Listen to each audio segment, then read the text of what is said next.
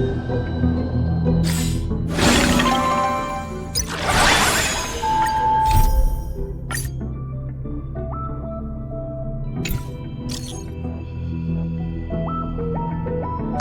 guest? Huh. Wonder who it could be.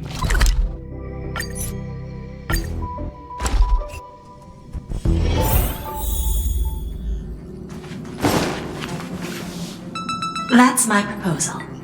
There's no harm in giving it some thought. I understand, but the Express's voyages are meant to extend the Silver Rail. That won't change. But the cosmic situation will.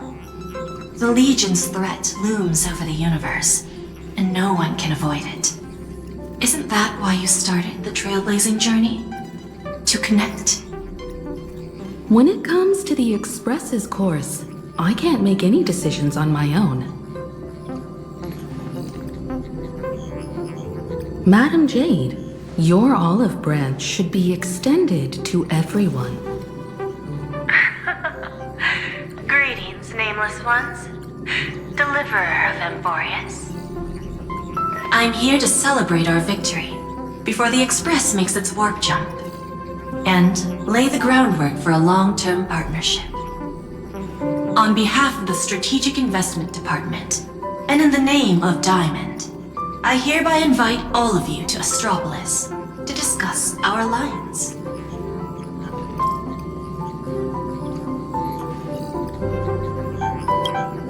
Defeating Iron Tomb is, of course, a feat worthy of being recorded in the history books.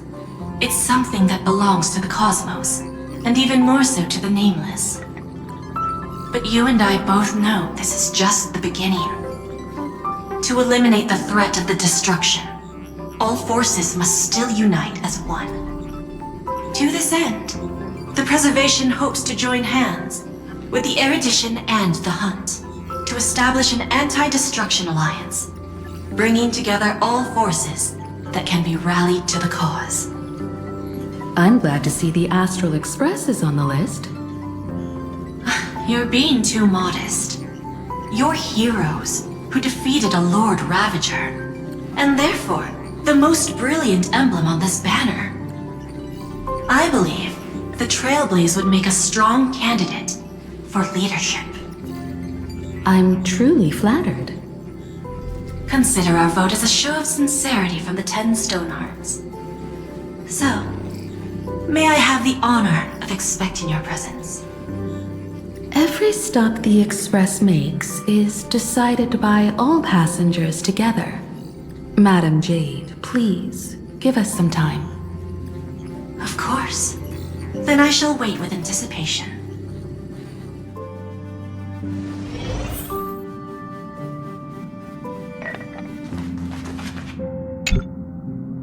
Getting to visit the Interastral Peace Entertainment headquarters and become the leaders of the Anti-Destruction Alliance?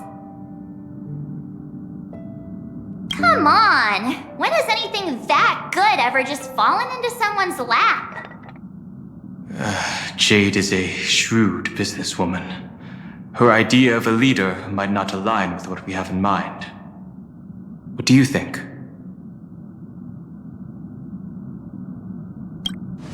Why?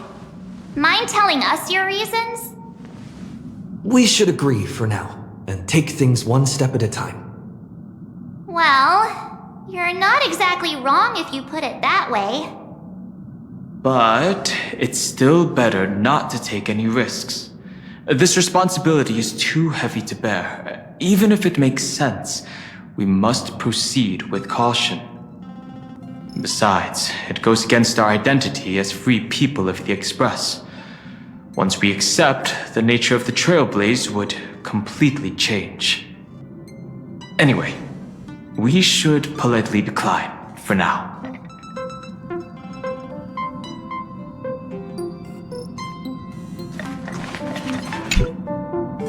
Sunday, what does your gut tell you?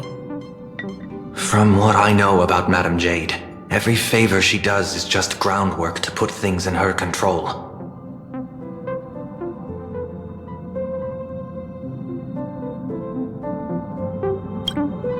According to her, the IPC sees the Trailblaze as something to rally behind.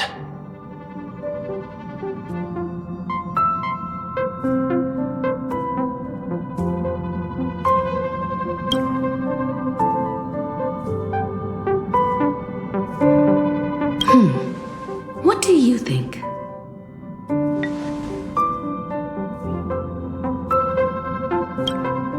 Your misgivings are valid. The Express has its own path to follow. It's not the right time to be getting involved in political games.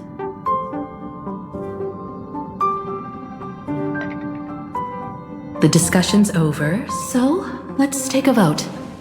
I reserve my judgment on this. I second that. Me too.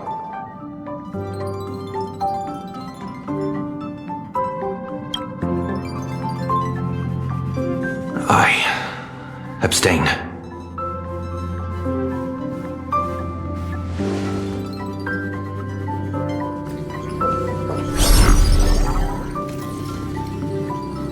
After careful consideration, we regret to inform you that we cannot accept your proposal for the moment. I don't suppose Mr. Sunday put in a good word for me, did he? As you can see, the Astral Express has made its choice. But somehow, you don't seem surprised. Change takes time. I understand. As Miss Himiko said, it's just for the moment. There's no need to give me an immediate answer. Patience is one of my strengths. After leaving Amphorius, the Express will seek out a developed world to restock our supplies. When that time comes, our allies from the Strategic Investment Department are welcome to visit us aboard the Express. In that case, I have another proposal. One that might be more familiar to Miss Himiko. I hear the moon of Plain Arcadia is full again. I bet Miss Himiko would love to go home and see it, wouldn't you?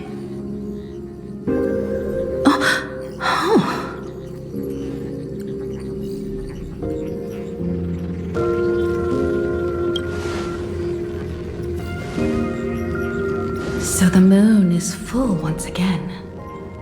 I wonder if all is well over there. Stable and prosperous as usual. Plain Arcadia has long since become one of the IPC's most valuable planetary assets. Although I cannot visit there in person, if the Express passes through Plain Arcadia, my colleagues will surely give you a grand welcoming ceremony. That's very thoughtful of you. We'll give it serious consideration. Sorry for taking up so much of your time. I should get going now. Remember, the gates of Astropolis will always be open to the Astral Express. May the winds be favorable on your trailblazing expedition.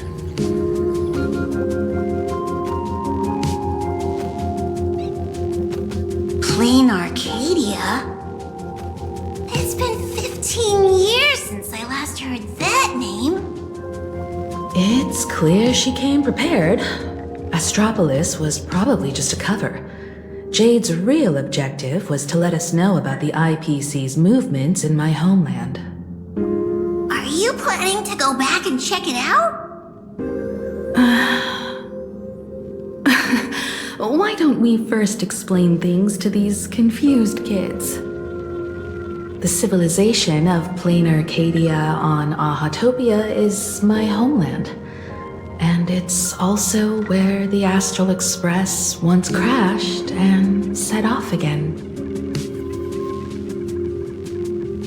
Well, I've been away for so long.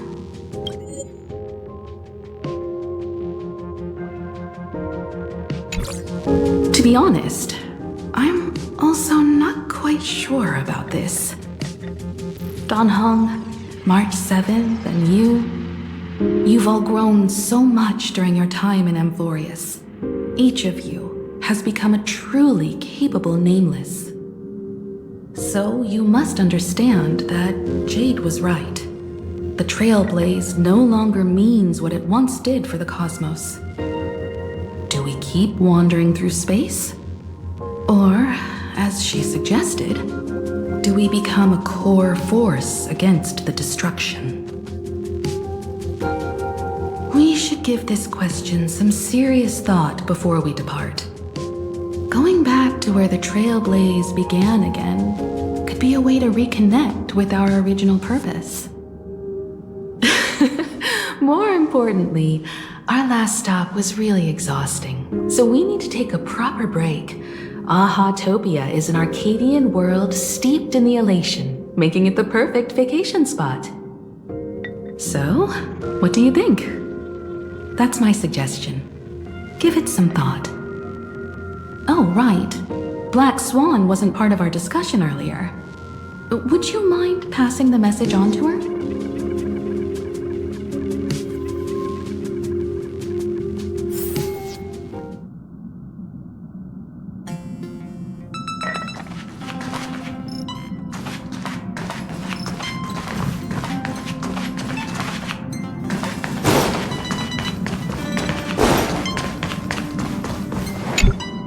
When discussing the Alliance, Madame Jade only mentioned the Strategic Investment Department. Perhaps the Anti-Destruction Alliance is just the 10 Stonehearts one-sided initiative. The IPC is full of competing camps. If I'm not mistaken, all the factions on that list are forces that Diamond is trying to win over. The Strategic Investment Department needs enough leverage to silence their opposition within the IPC. Some olive branch.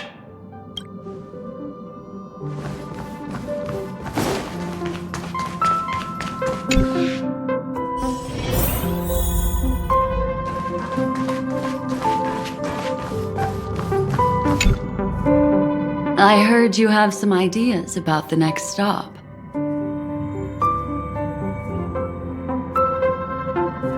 Sorry, but I'm afraid my journey with the Express has come to an end. The Memo Keepers have received summons from the Garden of Recollection, so I must return to report. But this journey through Amphorius has given me many unforgettable memories. Your trust, and my small act of rebellion against the Garden of Recollection. Covering up these traces won't be easy, so I need to leave quietly. Fortunately, a cremator has agreed to help me out, and she's waiting for me. Of course not.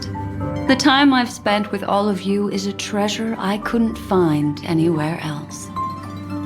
When you miss me, gently call out to me in your thoughts. If needed, the lady slumbering within March 7th knows how to find me. If I need help from the Nameless, I will reach out to all of you. Please convey my apologies to everyone for not being able to say goodbye in person. Farewell, sleepyhead.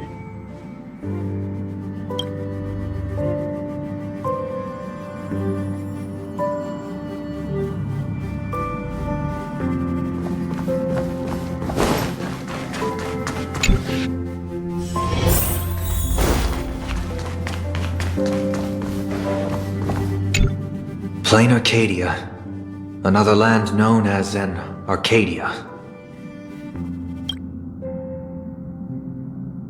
Clearly, the fall of Iron Tomb has sent shockwaves across the universe.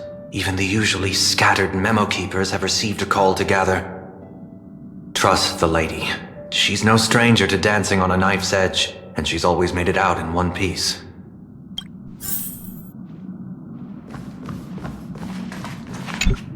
Still thinking about the next stop? Is that so? If she chose to leave on her own, she must have good reasons for doing so. I hope the Garden of Recollection has no way of knowing what happened inside Amphorius.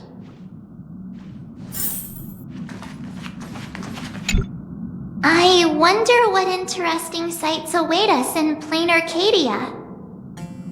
What? She just left like that? Without even saying goodbye? Oh, I was thinking of throwing her a proper farewell party. Black Swan went against the laws of the Garden of Recollection to help us. I wonder if the Memo Keepers will give her a hard time at this gathering.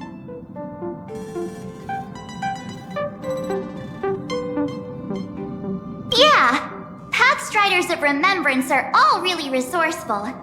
I hope her path...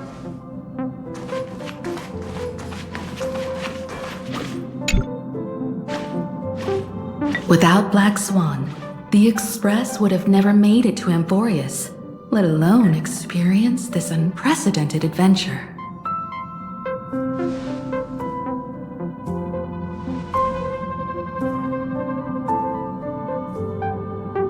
Let the conductor sound a whistle for her, and wish her smooth sailing ahead. So, what have you all decided? I'm on board. Let's head to plain Arcadia. After such a tough battle, we all deserve a good rest. I have no objections.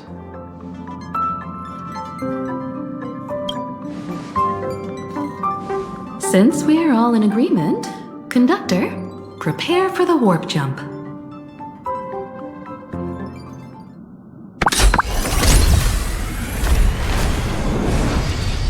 Attention passengers! The Express is about to make the jump. Please be seated and hold on. Destination, plain Arcadia. Let's go!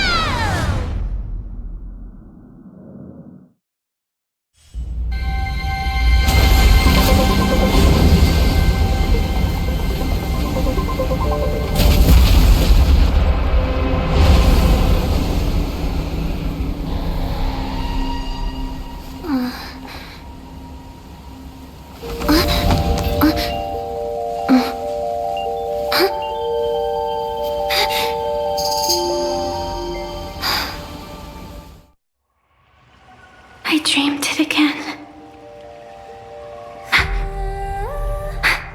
What a ridiculous dream. Even more over the top than what that guy promised. Looks like the Express has once again taken the wrong route. There's nothing we can do about it.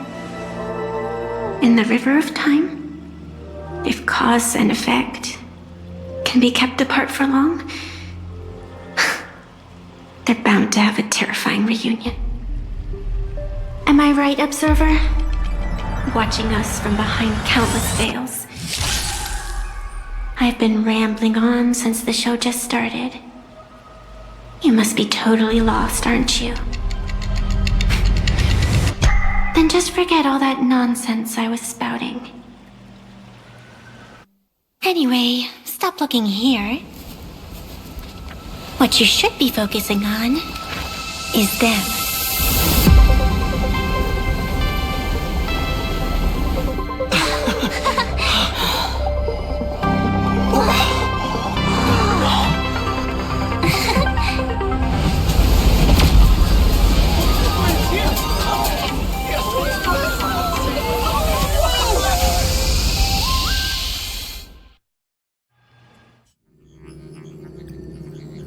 So we're not just stopping in low orbit this time, but making a direct landing? According to the comms, the officials have prepared a dedicated platform for the Astral Express to dock. A whole platform? Just for us? Is this some kind of VIP treatment for coming home? Oh, talk about rolling out the red carpet! The Express has arrived at the station, connecting to local communications.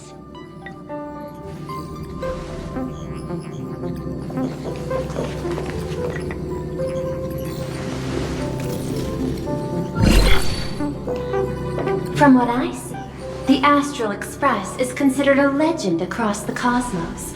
So, preparing a fitting gift would be more than appropriate. Allow me to introduce myself. I'm Pearl, from the IPC Strategic Investment Department. Now, in my capacity as the legal representative and CEO of this Arcadia, I welcome the Express Navigator, Miss Himiko, back home. Hello, Miss Pearl. This is news to me. I wasn't aware that the Strategic Investment Department had taken over administration of Plain Arcadia. As its governing official, I am still in the process of learning. If I can help this planet grow more prosperous, it would be a profound honor. We would be even more honored to have a face-to-face conversation with you. That's exactly what I wanted to say. While the Express is stationed here, the IPC will reasonably accommodate all your requests, including the one you just mentioned. Pardon my choice of words, but I sincerely hope that you enjoy your time in Plain Arcadia so much you never want to leave. In that case, I'd like to know about recent events in this world. I heard from Madame Jade that it's once again the time of the full moon. Indeed. I believe it's also welcoming the Express. After 15 years, now that the Phantasm Moon of Elation is full again, the Phantasm Moon Games will begin as scheduled. The more lively, the better. During these divine games, distinguished guests from across the cosmos will be stopping by. This time, along with the Express, a delegate from the Xianzhou Alliance has also arrived. Don't be surprised if you happen to run into them. A Xianzhou envoy? That's right. A big shot from the Yuchui.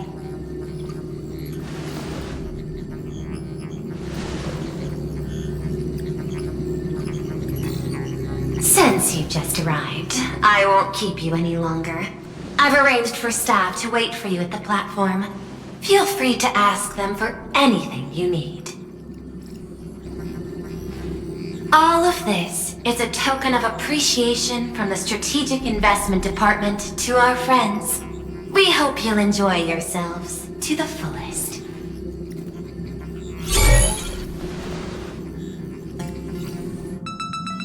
Madame Pearl's style is different from Aventurine's, but her methods are cut from the same cloth.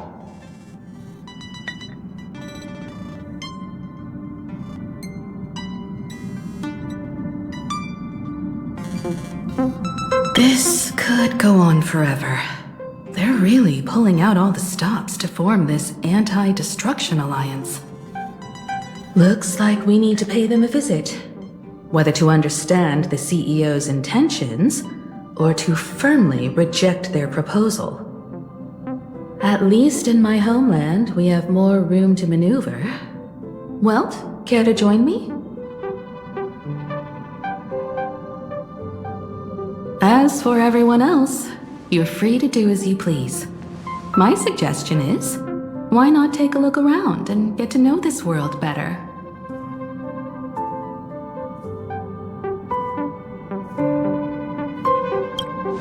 I appreciate your enthusiasm, really. But I have something else I'd like you to help me with. In that case, Sunday and I will go gather some intel about the Xianzhou envoy. Huh? Why you two? I asked Don Hung to bring me along. I can't appear in public given my identity, but I have a feeling that the Express might need to make some tough decisions in these complicated circumstances. Understanding the Xianzhou Alliance's stance might help us on our journey. Hey, you had the toughest time in Amphorius. Since we're splitting up, why not make your mission take a break with March? I'm saying this from the bottom of my heart. I'm counting on you. Same goes for you, March. Ah, now we'll look like two immature kids just loafing around.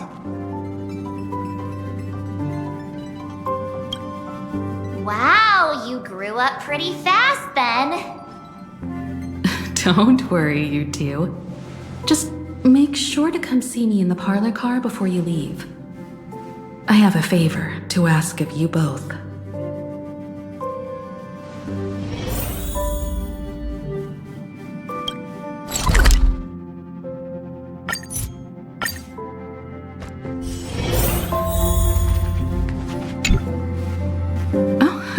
March, you're here. So, what kind of mission do you have for us? It's a long story, but what if I told you there was a game being played in a corner of the cosmos? And the winner might become a neon. Would that pique your interest?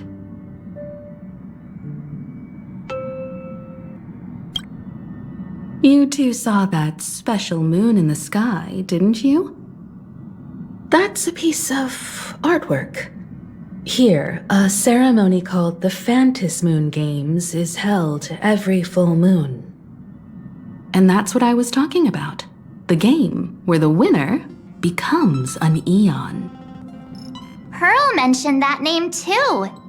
Just what kind of ceremony could be so mystical? Historically, the origin of the Phantom Moon Games is tied to a group of mourning actors. Legend has it that they offered heartfelt stories to the moon, hoping for a chance to have an audience with an eon.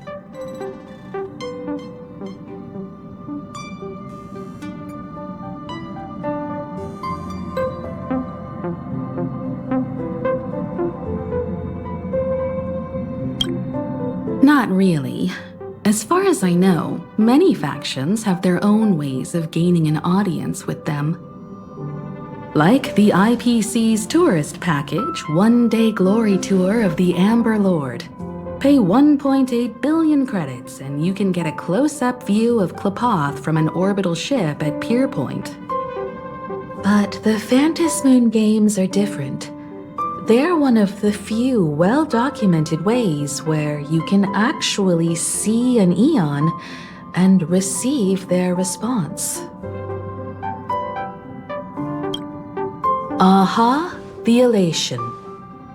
Legend has it that they personally started the Phantom Moon Games, though their motives remain a subject of much speculation.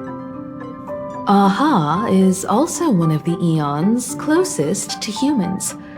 They have left behind countless pranks, with this miracle of Ahatopia being one of them.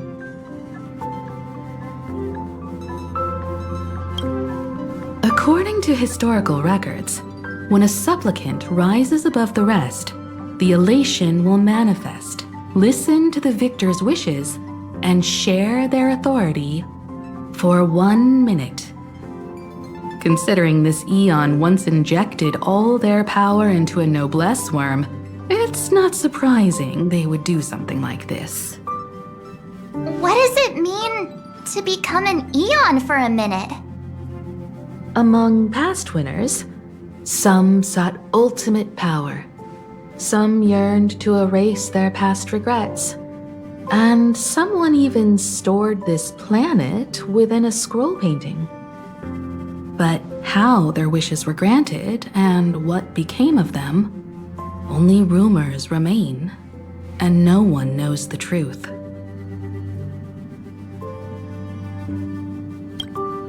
The first signs of the war among the eons are beginning to show. I believe this is why the IPC has been positioning itself here for years. When I saw the Phantom Moon at its fullest, I became even more certain.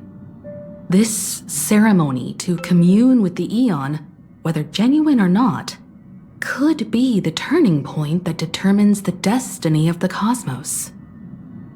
With all eyes on these games, the IPC won't be the only ones with ulterior motives. the road ahead will likely be fraught with hidden dangers. But what's important is that you make your own decisions, such as whether you'll take part in these grand games, and if so, how. I have only one mission for you both. Explore and understand this world in your own way, as the place where the Trailblaze began anew, and my homeland. You might hear completely different versions of what I just said from others. Trust what you see with your own eyes, and believe in what you choose to believe.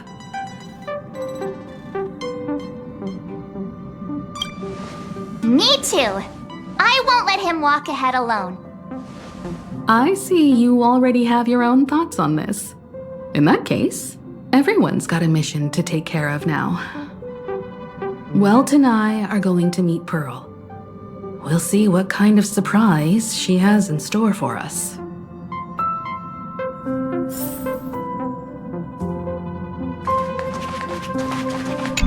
Ready to head out? Have fun out there.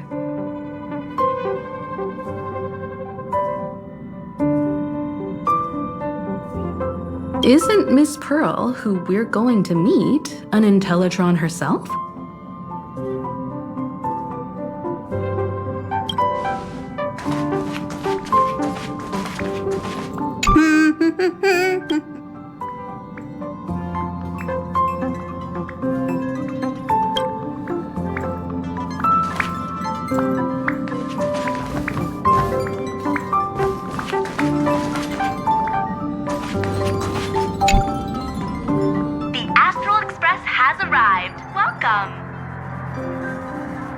Now this is what I call a grand welcome.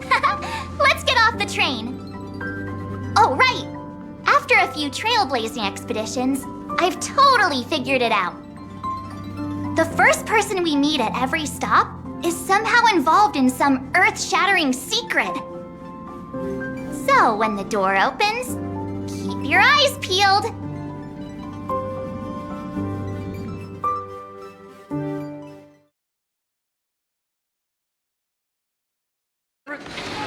Early manner.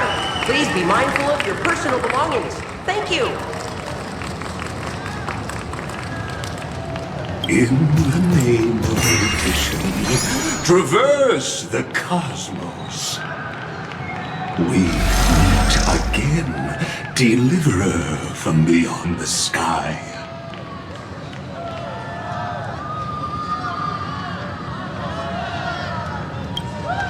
I am not the Theoros you know, but the masked fool, Xandar II Kuwabara. This time, I choose to walk the path of elation, and I shall defeat Noose with my sense of humor.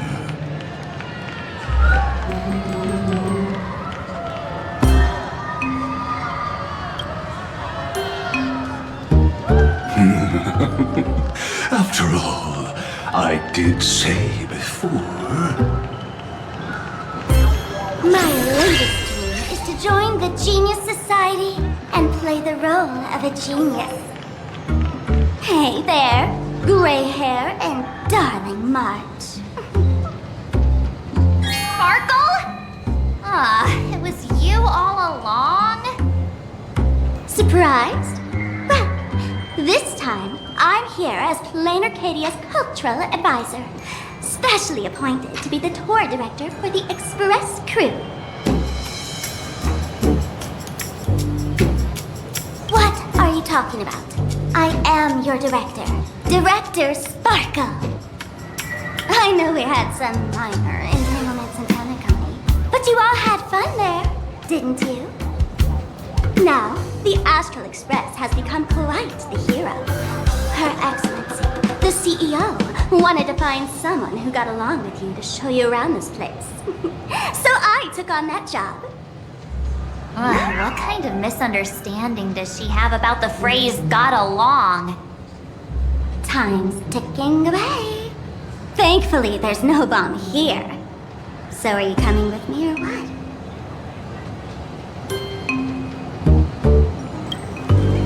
Fine. But from now on, no more pretending to be someone else. Lame. Anyway, shall we get going?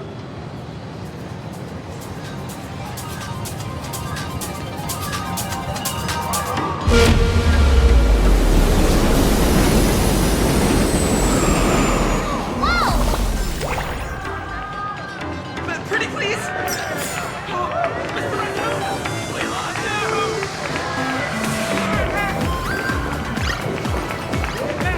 Please? Pretty please!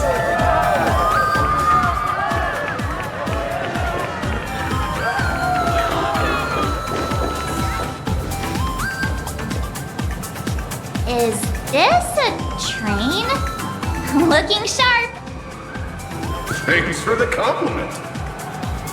Ugh! The train just spoke.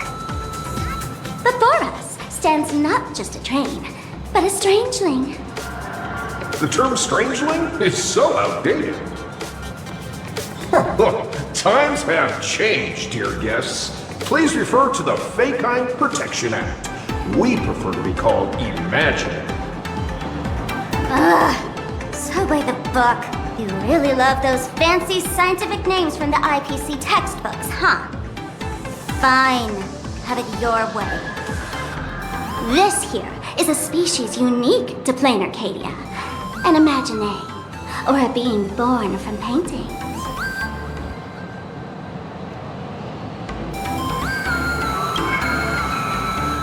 Once upon a time, the artists here discovered that by sketching creatures from their imagination and giving them names, they could bring their creations into reality. This belief in things yet to exist is called wish power, and it sustains the existence of Imaginary. If you ask me, this power must be a blessing from the laughter. Oops, got sidetracked. This here is the Bullet Worm Express, an Imaginary in charge of transportation.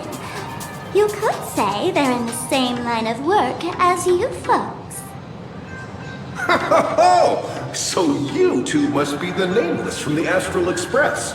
The passengers in my stomach are always gossiping about you. When you get a chance, hop aboard and give me a try. Let's see who's faster, me or the Astral Express. Thanks. We'll definitely do that when we get the chance. But, man, who would have thought that the Express here is actually a living being? An Imaginary. That's absolutely mind-blowing. Hello, everyone. Welcome to Duomension City. Holy smokes, there are cops at the station? Sparkle, don't tell me you're about to get arrested on the spot. Having heard about the Astral Express's visit, many citizens got up early just to catch a glimpse of the Nameless. If anyone acts out of line, please don't hesitate to call us. Oh, gray hair and darling March. You're real celebrities now. Next up, I'm gonna show you even more mind-blowing stuff, so try not to faint.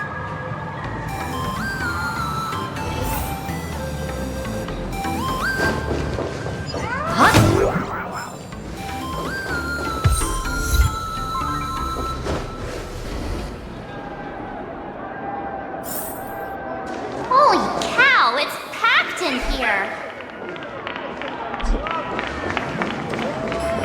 What do we have here? Don't worry, just some local specialties. In line. This train originates at Perdido Station. That pink-haired girl! She's got this adorable little bunny vibe going on. Is she the inspiration for March Bunny? Train and the platform and keep it And that guy with the gray hair next to her is so dashing! He must be the baseball raccoon. But he doesn't look anything like a raccoon.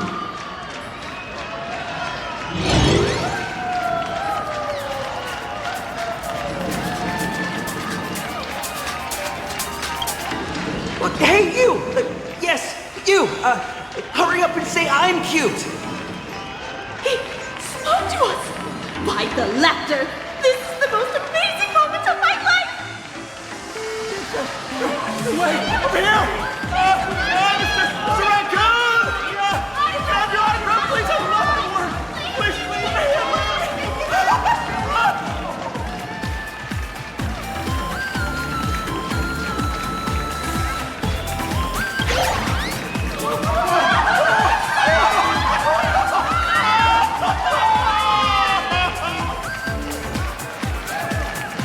Everyone, please maintain order!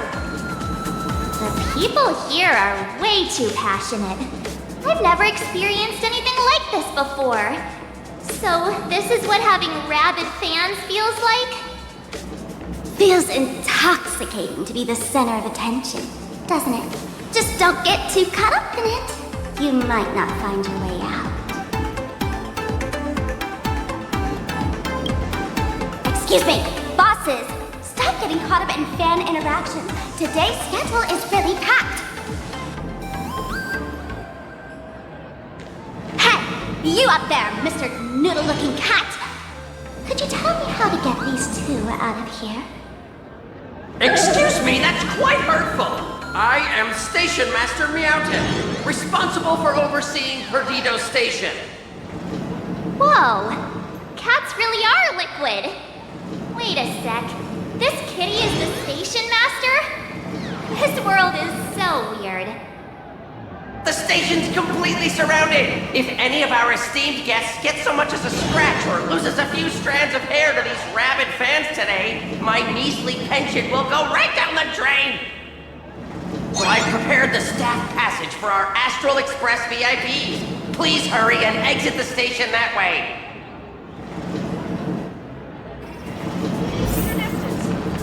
Please, stay calm!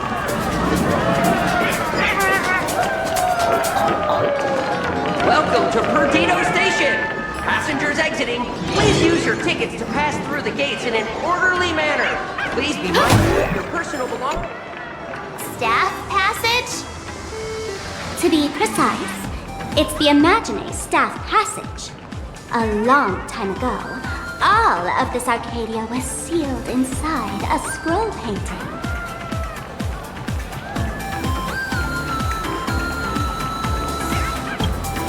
For people inside the painting, they just entered another dimension. It was completely safe.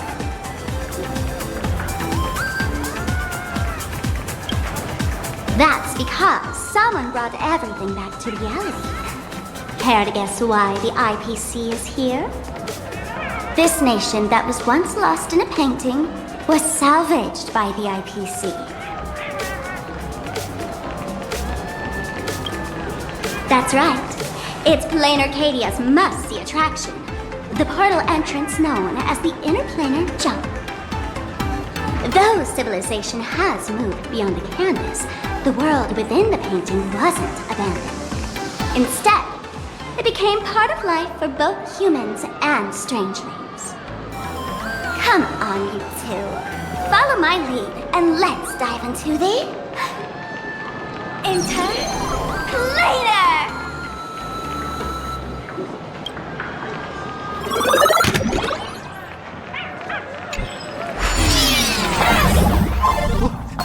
How did I turn into Pom Pom? Oh, wait. On closer inspection, you don't look exactly like Pom Pom. Maybe this is what the Trailblazer looks like to the people here.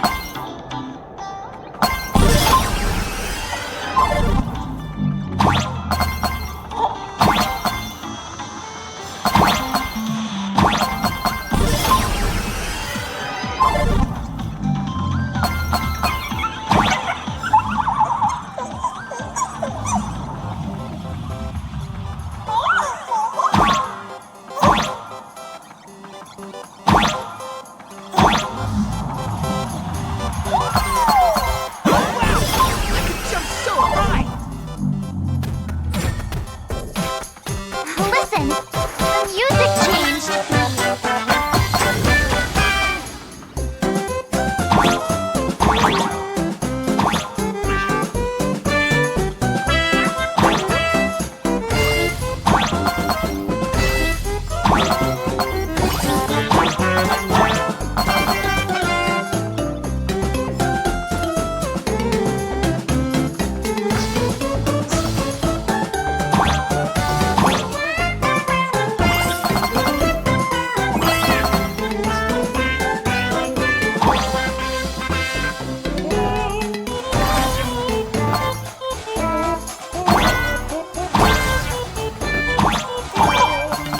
I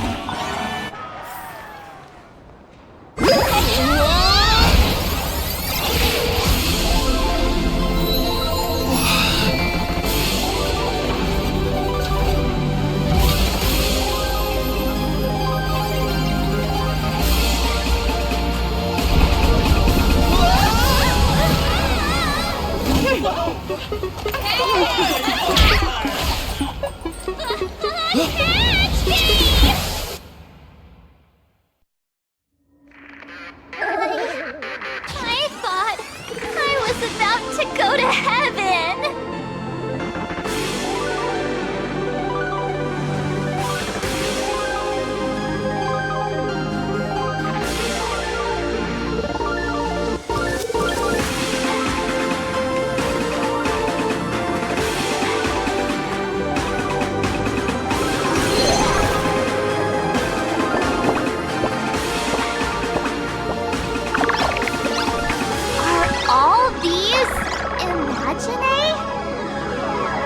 That's right. This is Plain Arcadia, a world where strangelings roam freely and a paradise woven from elation and wild imagination.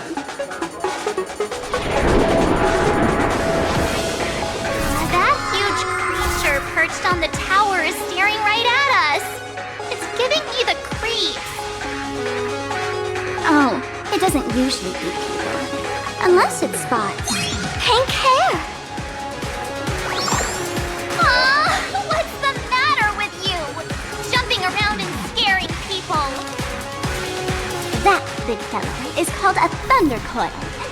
Don't worry, to him, we're just tiny ants on the ground. Not even enough to get stuck between his teeth. Thunder coil? With a name like that, shouldn't he be flying around making thunder and rain? Why is he just wrapped around that pillar without moving an inch? Times have changed. The IPC issued a decree requiring Imagine to integrate into civilized society. Legally, they have the same rights as humans, which means they have to work too.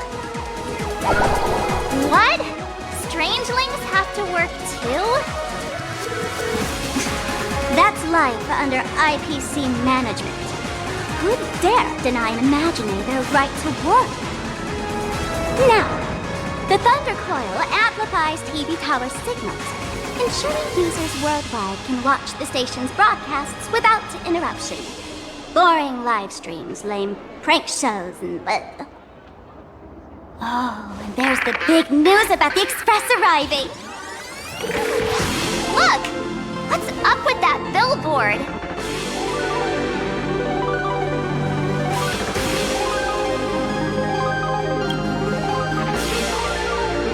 If it were me up there, I wouldn't be saying such negative stuff. Huh. The IPC is really pulling out all the stops to hype you guys up. Don't mind me saying this, but for every penny the IPC spends on you, they expect a return in the hundreds or thousands. You'd better watch your back. That's one of those giant robots Mr. Yang loves.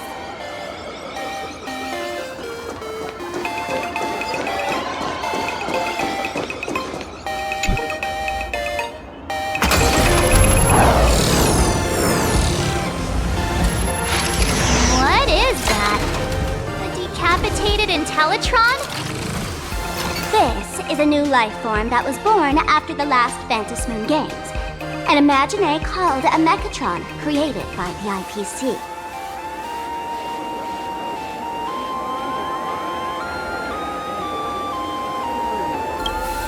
This thing is also an Imagine? Doesn't look that different from a mech to me. Young lady, I must correct your cognitive bias. We are absolutely not the same as Max. The Mechatron spoke! Our creation isn't as complicated as Max, and we're not as fragile as Intellitrons when we're born. That's because we don't need to install an Intellitron's logic center, nor do we require a Mech's power reactor. Pour materials into the mold channels, die-cast the parts, assemble them together. And just like that, we Mechatron are complete. We can fly, run, and jump, second to none among technological marvels. I get it. So you move with wish power, I suppose. Oh, seems someone knows their stuff.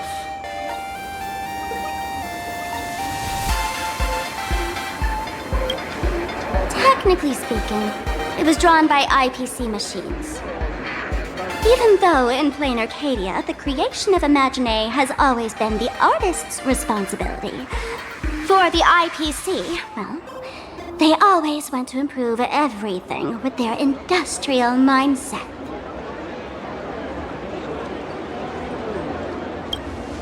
Yeah, that was 15 years ago. Wish power reaches its peak during the full moon, and so Imagine take this chance to multiply and thrive. Just like they say in documentaries, when spring arrives and nature awakens, it's mating season for the strangelings again. The novelty's probably worn off by now. Let's keep moving.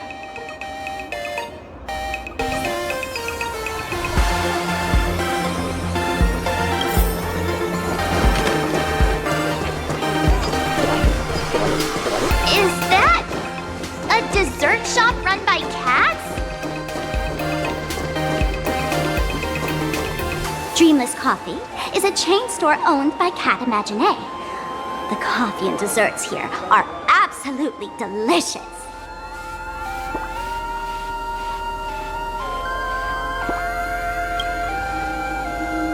Comparing it to Himiko's handcrafted liquid bombs would be a bit unfair to this place. Let me have a taste.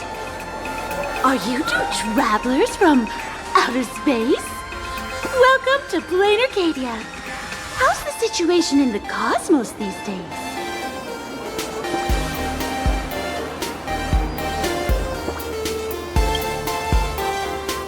Oh my! If it isn't the heroes of the Astral Express! What an honor to meet you both.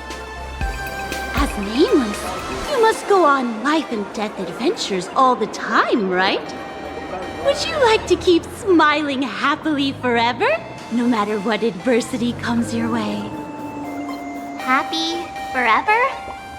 Is that even possible?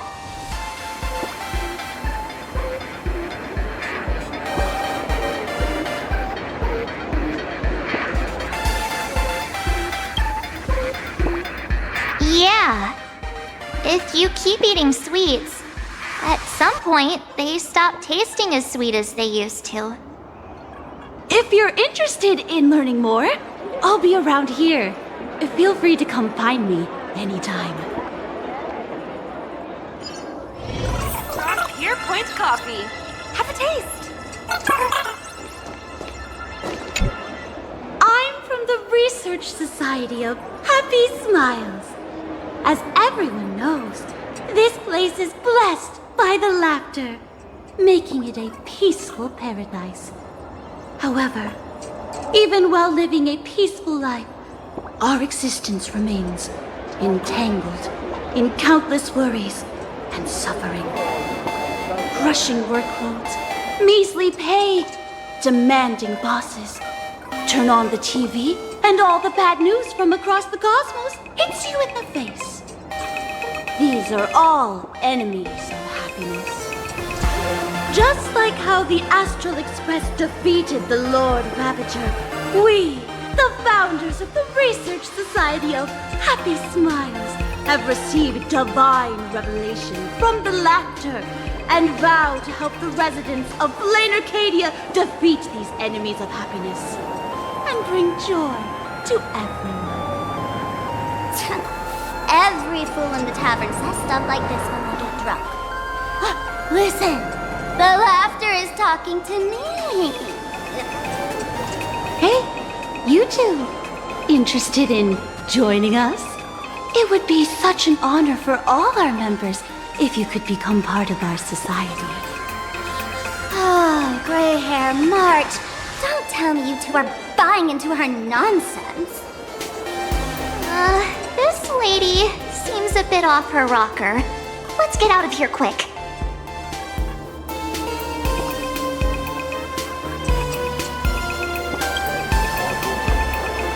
Really?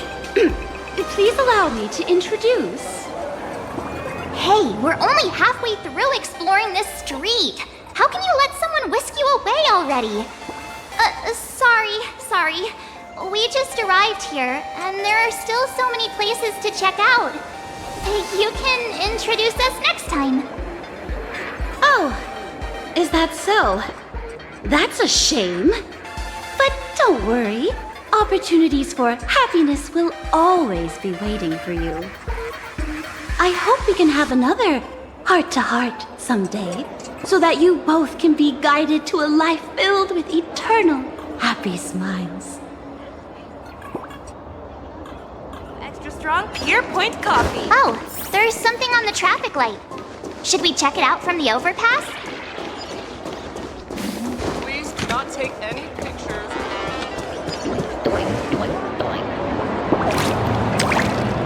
I've been wondering about this since we were at the station.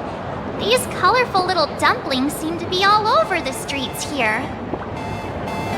Ah, you must be tourists? Don't panic. Those are just little things we call wispe. The tiny wishes that humans make every moment of the day can condense into wispe. Some say these little creatures are proto-imaginae. They just never had anyone to give them forms, so they appear in the world in the simplest, most natural state. They do look pretty adorable.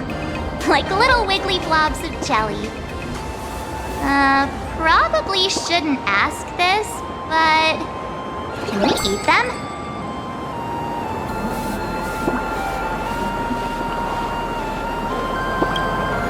They may be mischievous, but please don't hurt them. Ugh, eating random things off the street will give you an upset stomach.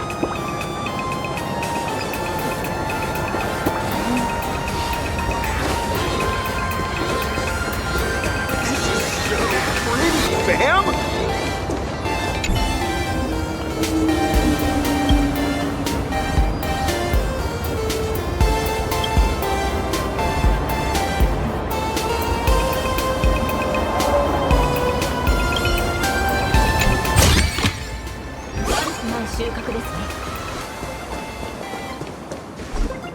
When the express passed through the skies, I saw it.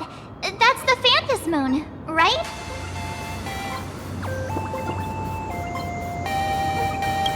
Legend has it the Laughter themselves painted it. But who knows what's true and what's not.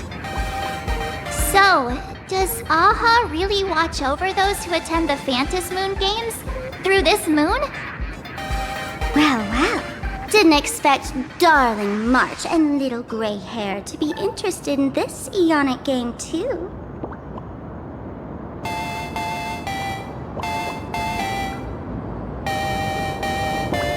I knew it!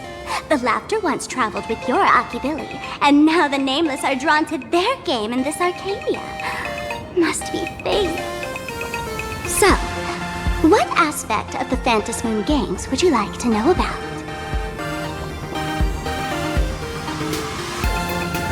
You must have heard the legend of the 8 morning actors who offered their stories to the moon in order to try to move Aha.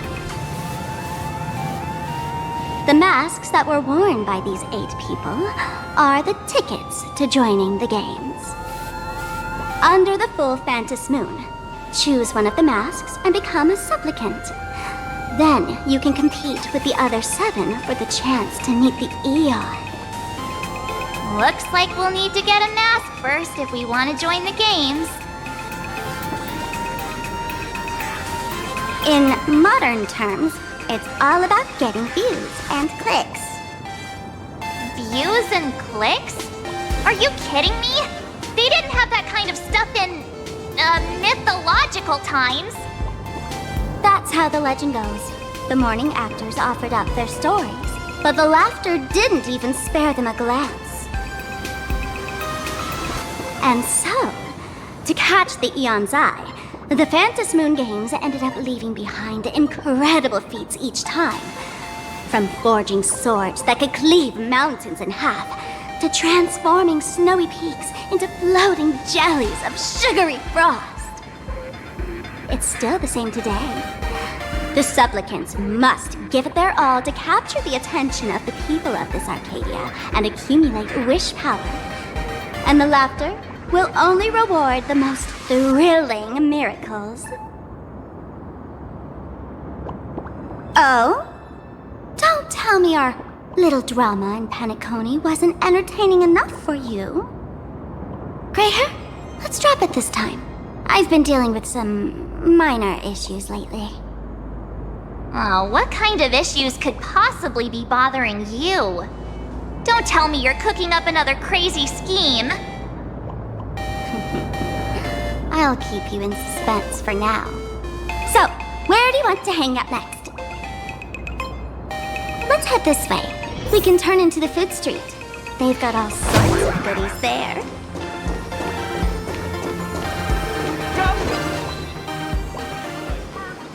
Whip flavor. Click, click. Huh?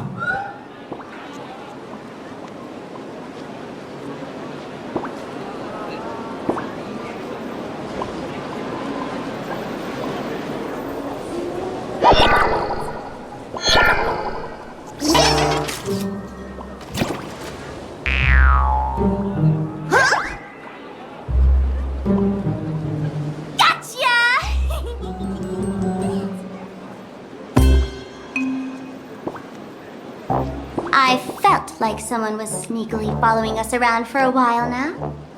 Looks like it wasn't my imagination. What's this little thing's deal, huh?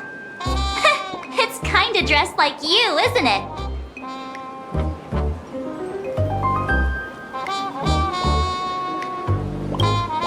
Not surprising at all.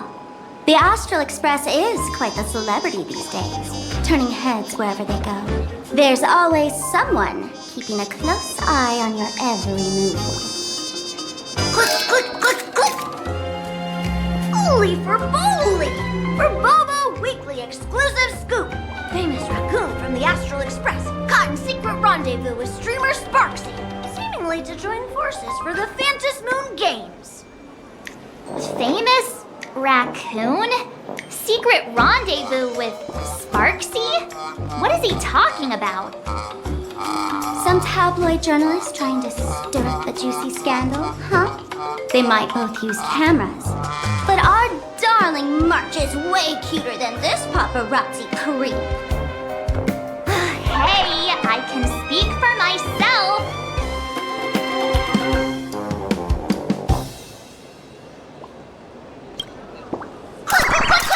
Holy for Bowly! Breaking news! Famous raccoon from the Astral Express openly violates press freedom! Suspected of attempted physical assault on the reporter! Hey, don't write nonsense in your report. Why are you just standing there? Hurry up and catch that thing! Can't catch me! Boom, boom, boom, boom, boom! I'm out of here! So, are we gonna kill the Furbo to silence it? We would never do something so violent.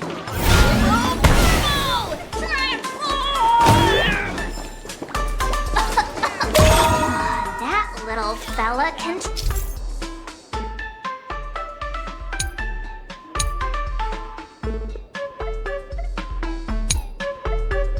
transform into different things. Let's look around. Welcome. Come on in and take a look. It's your turn to treat us today. No. So, Megatron's in the ticket too?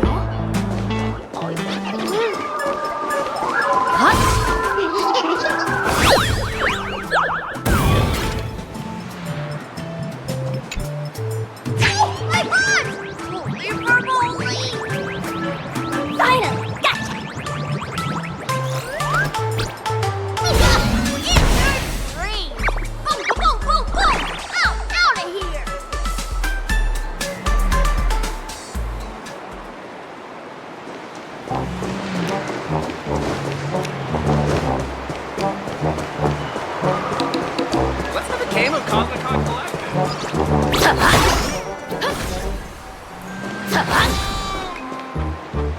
cornered this troublemaker.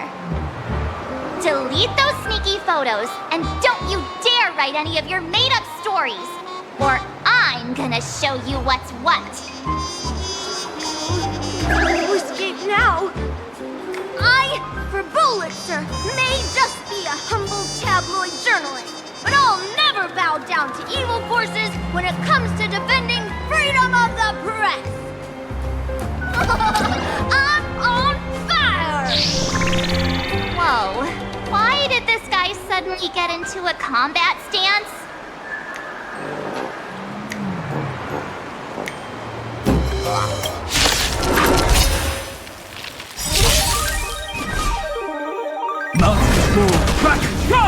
Unite our goals.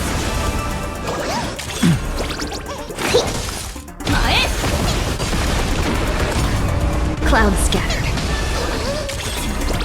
Earth shatters, heaven trembles! Soaring above the lands, this is permanence!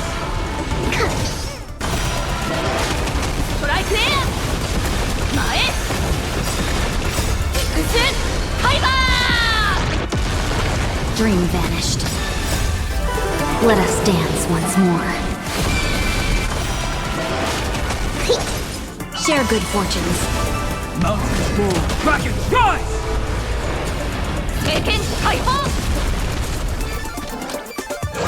Cold escape. Clouds scattered. Earth shatters, heaven trembles! Dream vanished.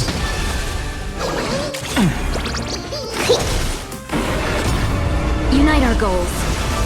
Mountains move, dragons rise! Soaring above the lands, this is permanence!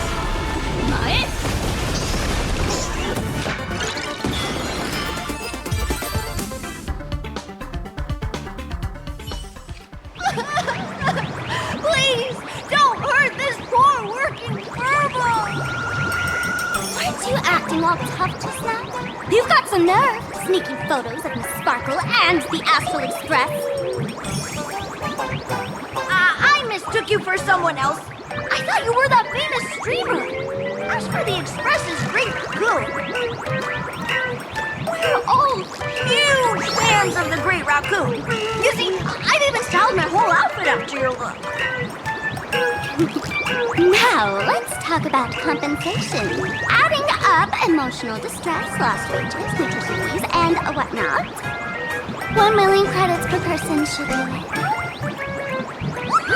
1 million? President Nihilux has already been behind on behind on everyone's wages for months. For the money, risk your neck being a tabloid journalist, taking photos of the bigwigs on the Astral Express.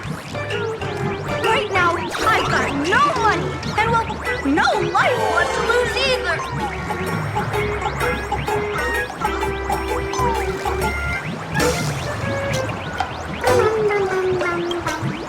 Is this Nihilux you mentioned the president of your magazine publisher? I have no idea.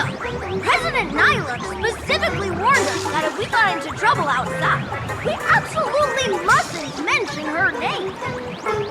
And here you are spilling all the beans on her. Since I offended the Great Raccoon of the Express, I suppose we could settle this with some compensation. Huh? Didn't you just say you had no money? What's with the sudden change of heart? This seems fishy.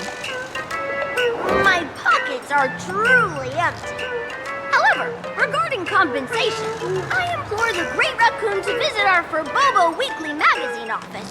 Here's my business card right here. It has the magazine's address and contact details. Rest assured, President Nihilux will definitely present compensation that'll satisfy the Great Raccoon. Please, please make sure to come claim your compensation. What's it at? Darn it! It got away again. Make sure to come claim your compensation? I wonder if I can trust that Furbo's words. Money can't buy entertainment this good. Since that scheming little Furbo's extended an invitation, might as well go check it out. Right now in plain Arcadia, there are eyes following you everywhere, just like that Furbo. So, Sparkle, what's your angle in keeping tabs on us? My darling March, you still doubt me. What about you, gray hair?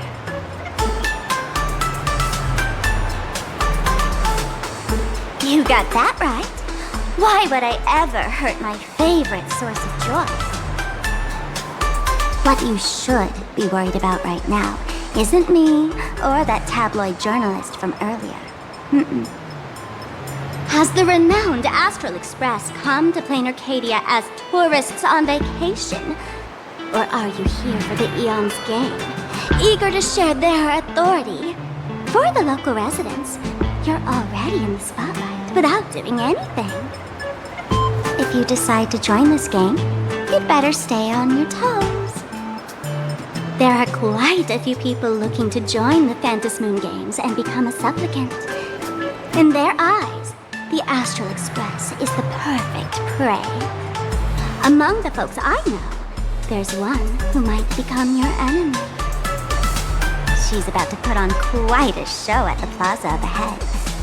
Wanna go check it out together?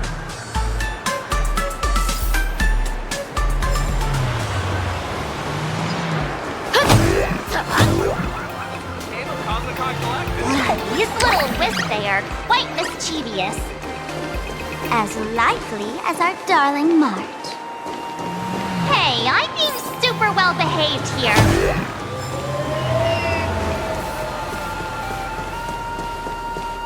Wow, so many gold coins! Just some unclaimed wish power fragments. Pick them up when you find them.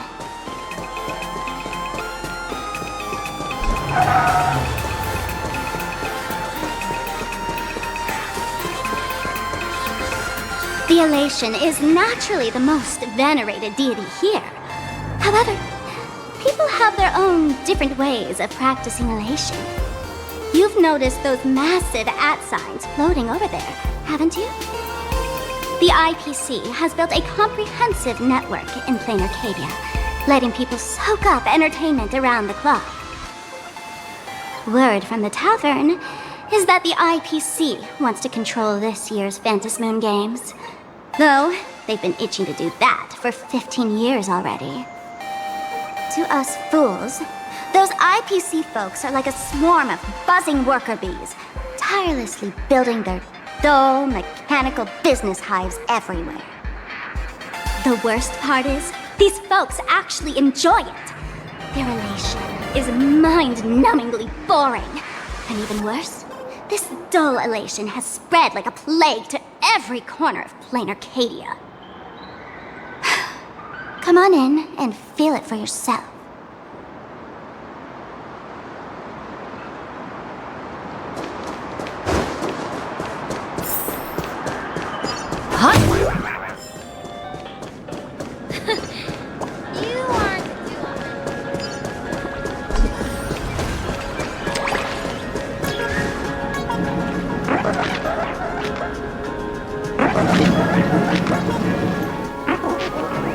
Plain Arcadia has enough entertainment to keep you busy until doomsday without repeating anything.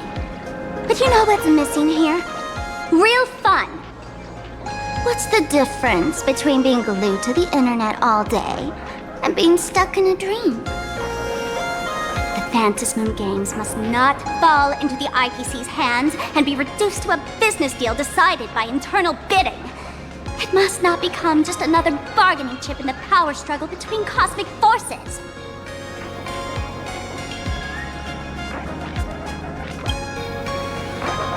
She'll be here soon. Have some patience, gray hair. I witnessed the potential of the Trailblazer in Penacony. The sparks that fly when paths collide. It's absolutely mesmerizing. In plain Arcadia, What surprises will you bring for the elation? And there's also the preservation, the hunt. Don't you think that on the eve of the Phantasmoon Games, Plain Arcadia looks just like a card game among eons? If that's the case.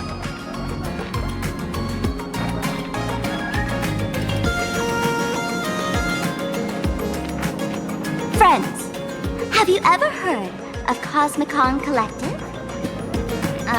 What's that? It's the hottest trading card game in the world right now. Tons of people are playing it at the tavern, too. The cards feature legendary figures from across the universe, along with their power levels. Just roll the dice and compare numbers to see who's stronger and who's weaker.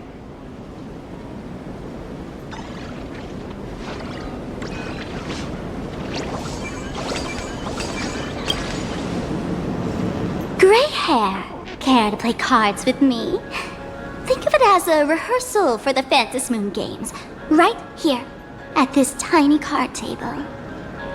If you beat me, I'll tell you the enemy's name. Maybe we can team up and take her on.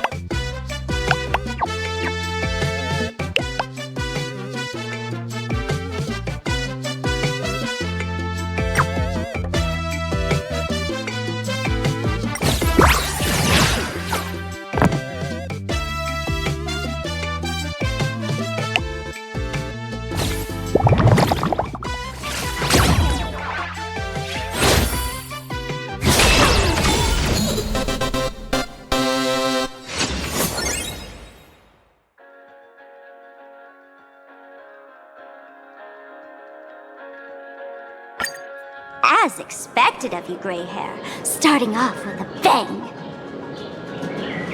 Since you won, this card is yours. If you want more cards, go chat with the card masters at the plaza.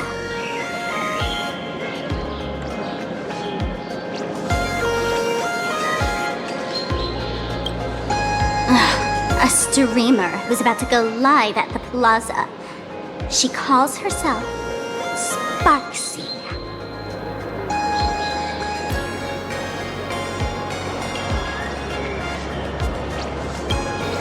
That's right. She's your enemy. This streamer, just like you, has been seeking a chance to join the Phantom Moon Games. It won't be long before she shows up at the plaza. That little trouble you've gotten yourself into. It's her, isn't it? Darling March, I just can't escape your sixth sense, huh? She's our common enemy. If you need my help... Oh, there she is! That woman who stuffed me in the trash can! Ah, she's right there! Get her! Everything we leave behind in life has a way of coming back to us in unexpected ways. Now that the IPC guide is here, the tavern guide will be on her way. So, you really weren't sent by the IPC to welcome us. Quality time together is always so short. Before I take my leave, allow me to give you a friendly hint. Remember this well. For all supplicants who join the Phantom Moon Games, whether they look up or down, the moon that humanity gazes upon in the sky is always the same Phantom Moon. Is this some kind of riddle? Remember this little riddle? You might need it when we meet again.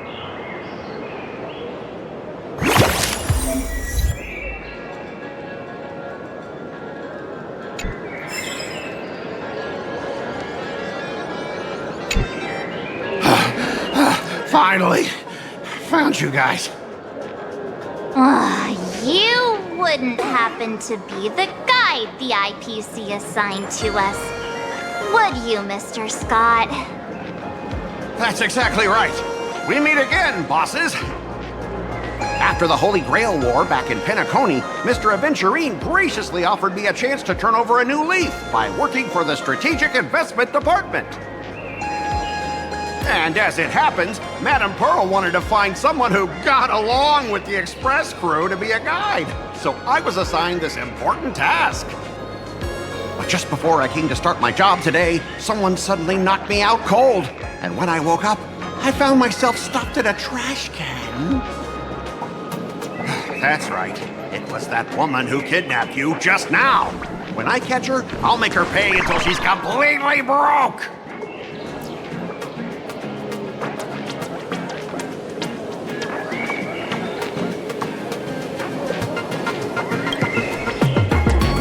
Sparkle is way more lovable than this one here.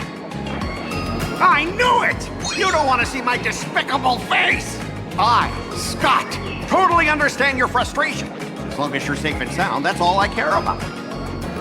So, dear bosses, would you like to grab a bite to eat, keep playing around here, or perhaps enjoy my latest animal impersonation act, huh? Mr. Scott's dedication to his work is so intense. It's almost painful to watch.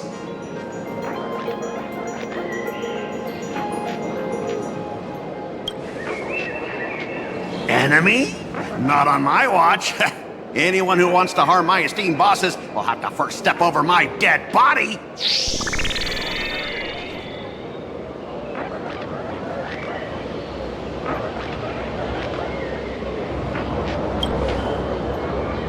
At your command, I, your humble servant, Lyndon Scott, shall fade into the background like a shadow, completely unnoticeable, until the end of time.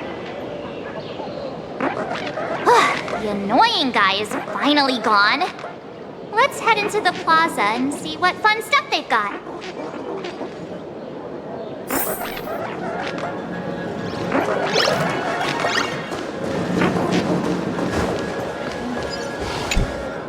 I watch Sparxicle's live streams every day. She truly loves me. Don't you get it?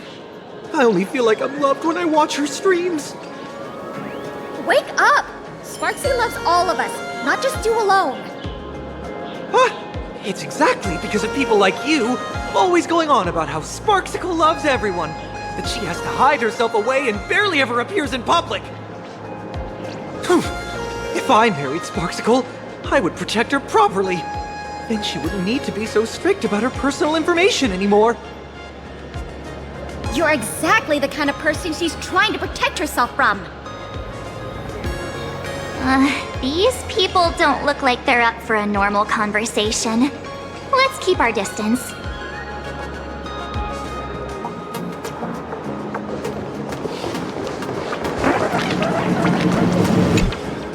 Hey there, buddy. You getting the hang of traversing the world in canvas yet? Need some practice? You can always try your luck with me.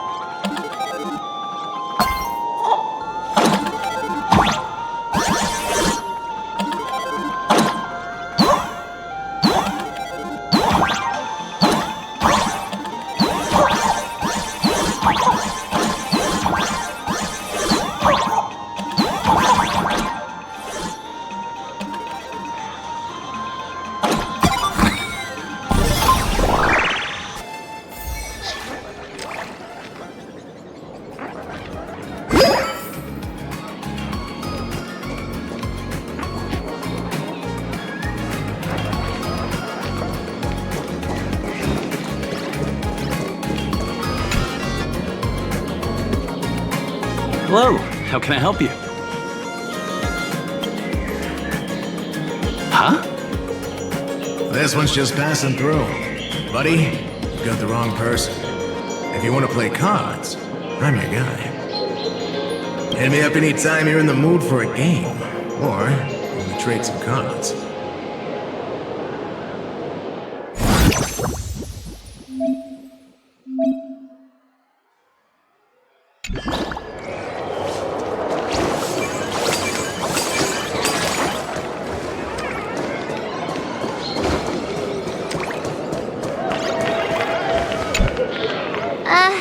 Excuse me. What's everyone waiting around here for? We're waiting for Miss Sparxie's live stream, of course. Don't tell me you guys don't know who Miss Sparxie is.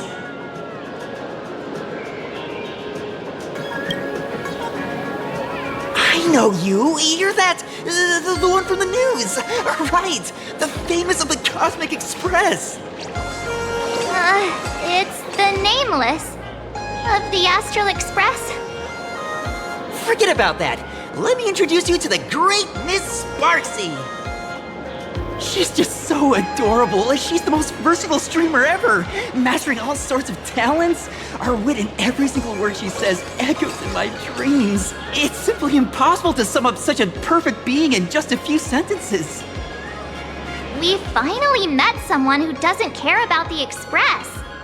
And for some reason, it actually makes me feel a bit more relaxed.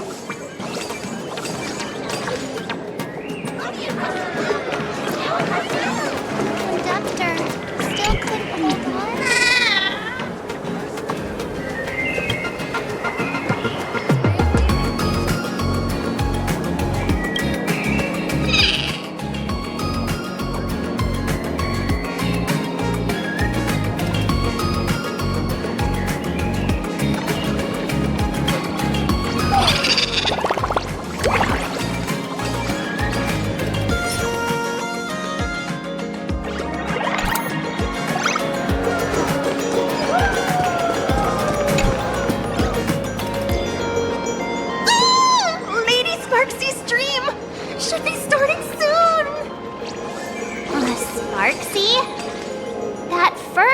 Someone just now mentioned that name too. What's her relationship with Sparkle? Oh! There's someone who doesn't know the great Lady Sparxie? I smell a new fan in the making! Would you mind introducing this Miss Sparxie to us? I am so glad I get to introduce Lady Sparxie to those who don't know her. She's the cutest live streamer in plain Arcadia and our savior. The first thing I do after work every day is wait for her live stream. She's about to start streaming right here in this plaza. Stay with us, and we can all enjoy her performance together.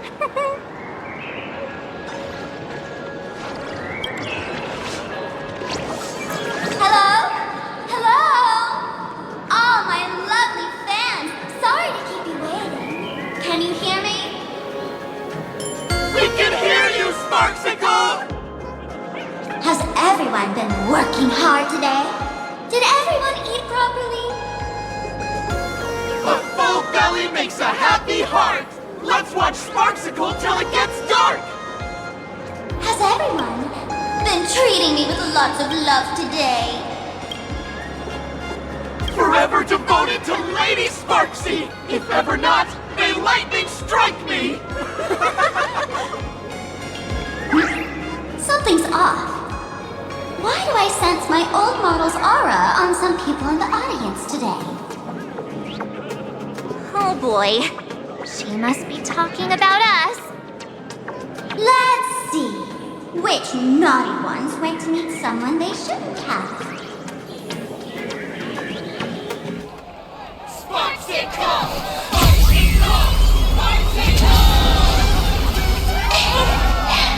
Isn't this the gray hair my old model always talks about?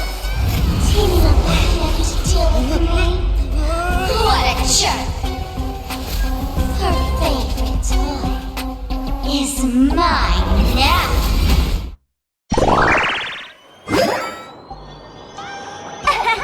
Let Sparxicle give you a proper makeover. My outfit changed.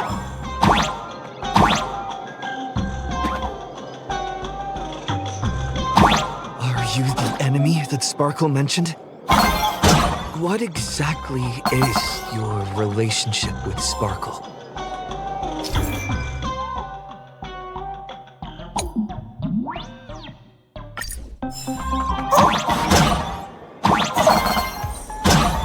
Did that useless old model send you to save her?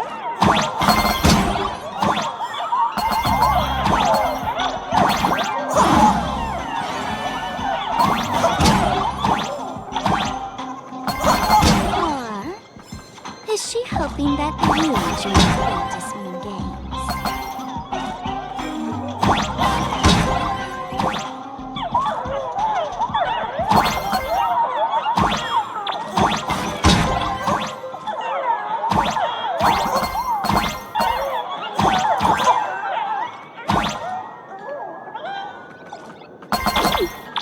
Not bad.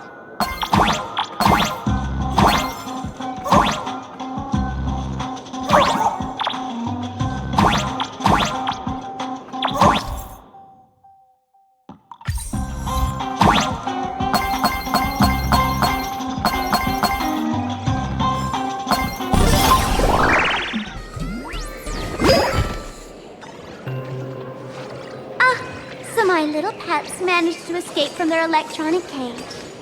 Looks like I'll have to use the power of love to catch you and bring you back. My dear, lovely fans, those two bullies want to hurt me. Please, everyone, protect your beloved Sparxicle, won't you? Get those baddies! Get those baddies! Get those baddies! Hey! We mean no harm!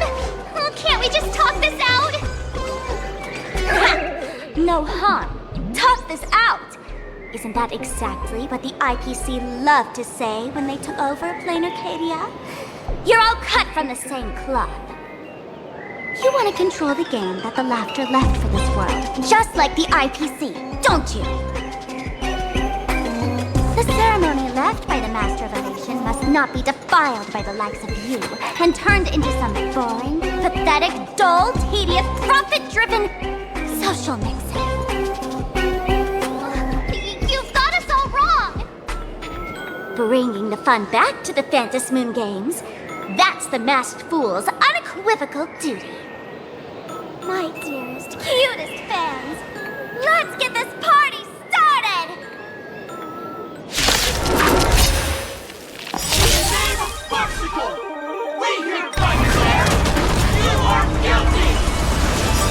Arrest them immediately! Arrest them immediately!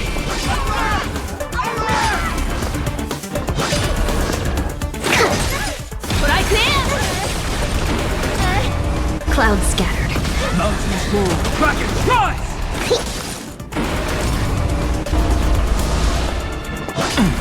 I'll endure. That's fine.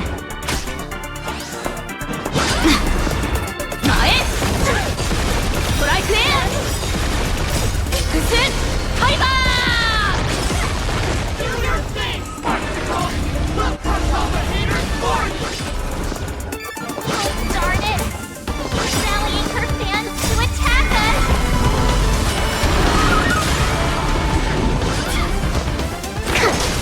Taken!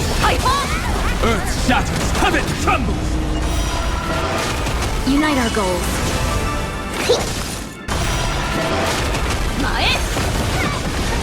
Clouds scattered. Let us dance once more.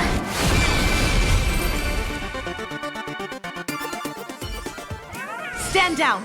Everyone, don't move a muscle. Imagine you're under arrest for breaking the law. Passengers of the Astral Express. I'm an officer from the Department of Aberration Defense. Don't worry, she won't be able to harm you as long as I'm here. You meddlesome fool!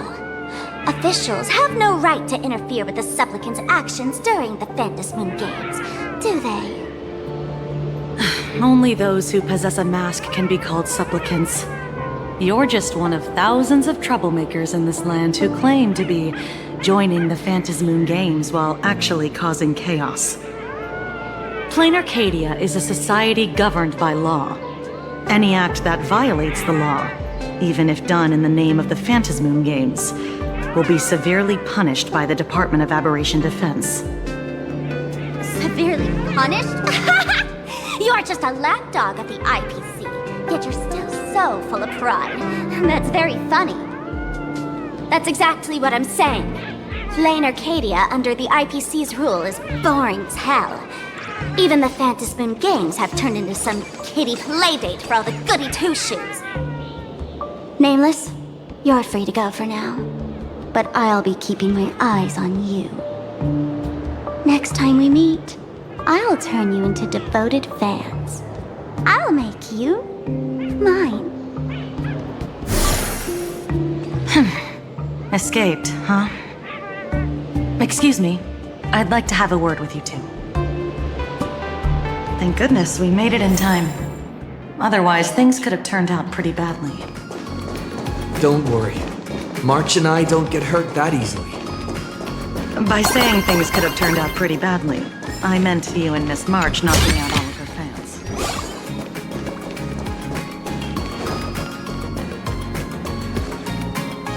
Let me introduce myself again. I'm Kuchiba, an officer from the Department of Aberration Defense.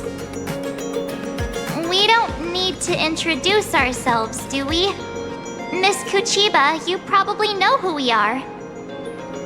Of course. The newspapers, TV channels, they've all been reporting on you nonstop.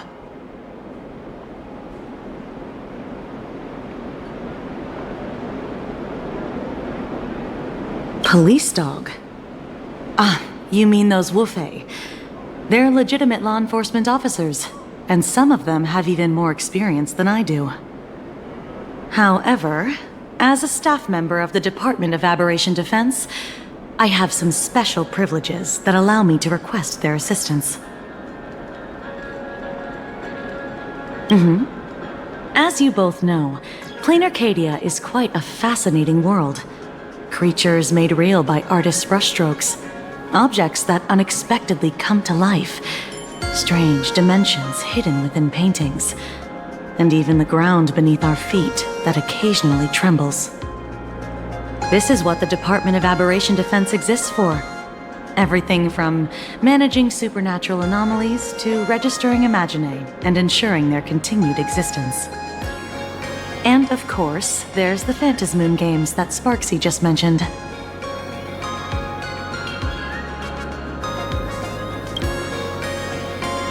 If I'm not mistaken, was it Mr. Scott who sent you here?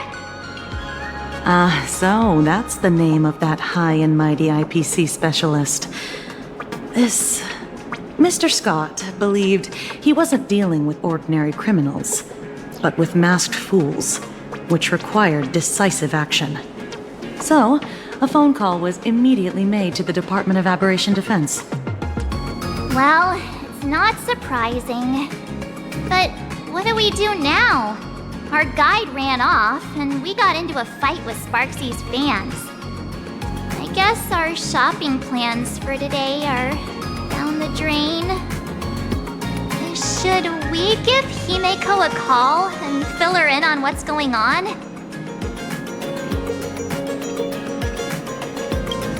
I guess you're right. No need to rush, you two. I bet you haven't tried the local delicacies yet, have you? How about this? I'll take you both to grab a bite nearby. That way you can kill some time while waiting for your friend. Oh, yay! My stomach's been growling like crazy!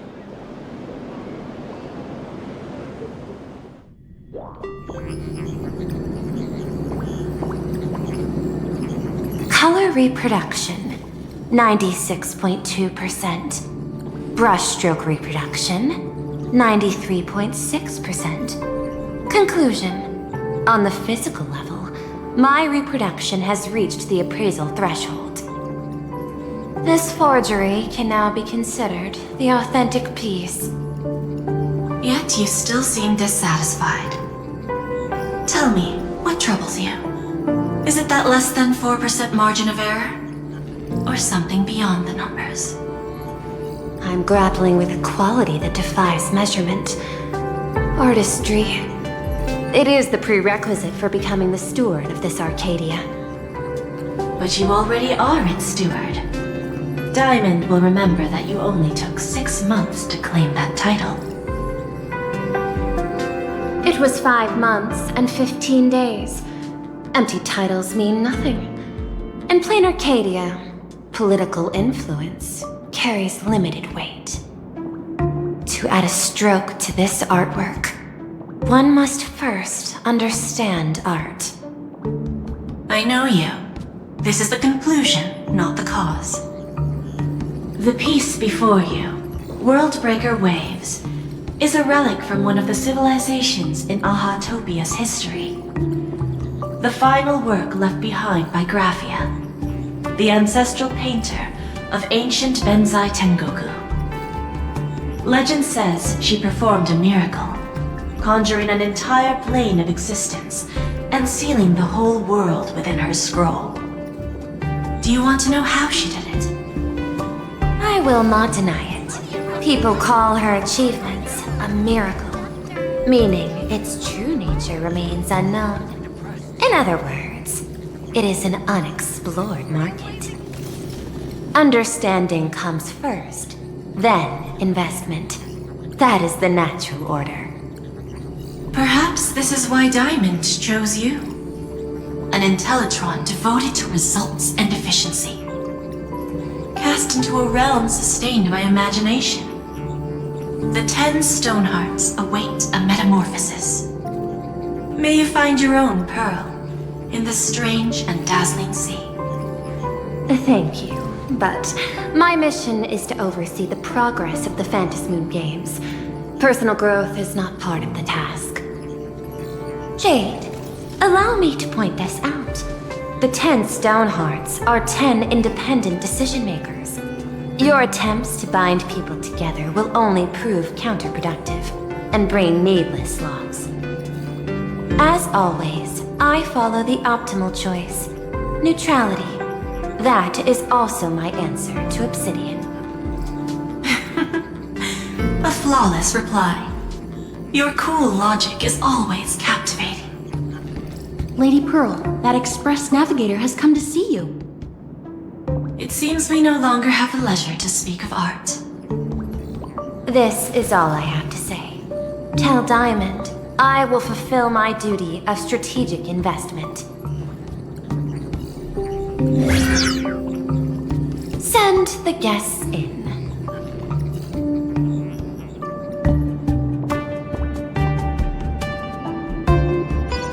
Both of you, please, come in. Forgive the sudden visit, and thank you for receiving us. It is not sudden. In my deductions, a visit from the Express crew was an optimal choice for achieving effective communication. I am glad. Everything is proceeding smoothly. To skip the formalities would be best. I imagine that, at your core, you're already well aware of our purposes. I know that you have come for the Anti-Destruction Alliance. The probability of refusing the proposal stands at 91.2%. Can you tell me why?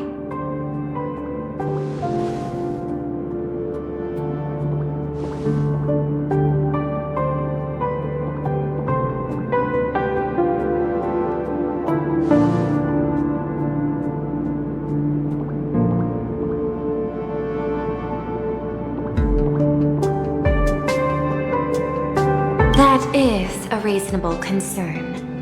Allow me to present data that is often overlooked. In the past 2 eras, 1,263 planets have joined the Pan-Cosmic Trade System, and 63% of them have preserved their native civilizations. This is the result of the Strategic Investment Department's work. Plain Arcadia is one such world. On this land, the preservation and the elation coexist in harmony. That remains open to debate. I recognize that throughout this war against the destruction, every participant may experience moments of doubt or retreat. But, based on extrapolations, we believe by following the route of the Trailblazer and building upon the framework of the preservation, we shall gather the manpower of the harmony, the computational strength of the erudition, and the military might of the hunt. The threat of the destruction will ultimately be eliminated. Hesitation breeds instability, and instability makes us vulnerable. And our enemies will exploit every crack to break us apart. Your point is valid, but allow me to note one error. That number, 91.2%, is inaccurate. Then, is the probability of rejection 100% in your eyes? No, it is 0%. Interestingly, the difference between 0 and 1 is also only a matter of perspective. We did not come to refuse the notion. On the contrary, the Astral Express seeks to work with you. This outcome exceeds my extrapolations. Tell me, was it a change in your emotion that led you both to shift your decision? No. Actually, your earlier perspective inspired me. The IPC deals with powers that command billions of lives in this cosmic game of cards. The Express had always been insignificant compared to them. We've simply been earnestly trailblazing and exploring all this time, trying to help worlds in crisis. Now it is this earnestness that has drawn many to journey with the Express, while the Nameless's simplicity assures our friends that they will not be consumed and lose their sense of self.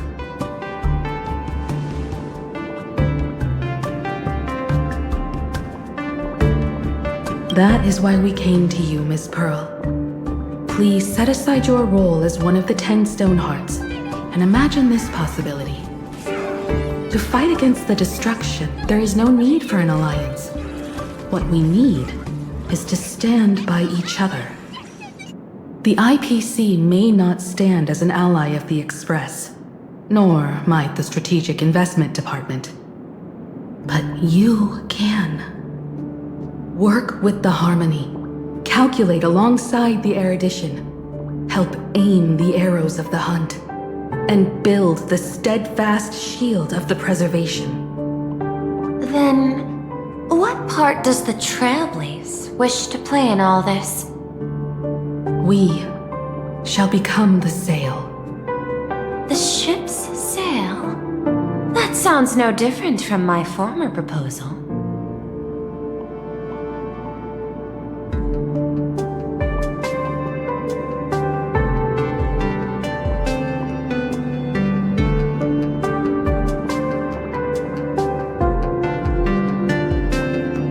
Interesting. Logic reminds me that those words you spoke are little more than rhetoric.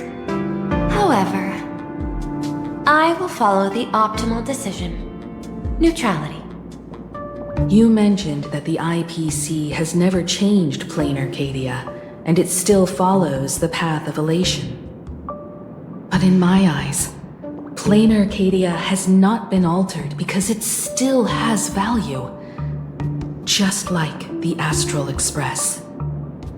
The IPC intends to use the Phantasmoon Games to reach out to an Eon and draw them in. Am I right? That involves classified information. I have no comments. However, since Miss Himiko is open to cooperation, I can share more within reasonable limits. This way. Yes.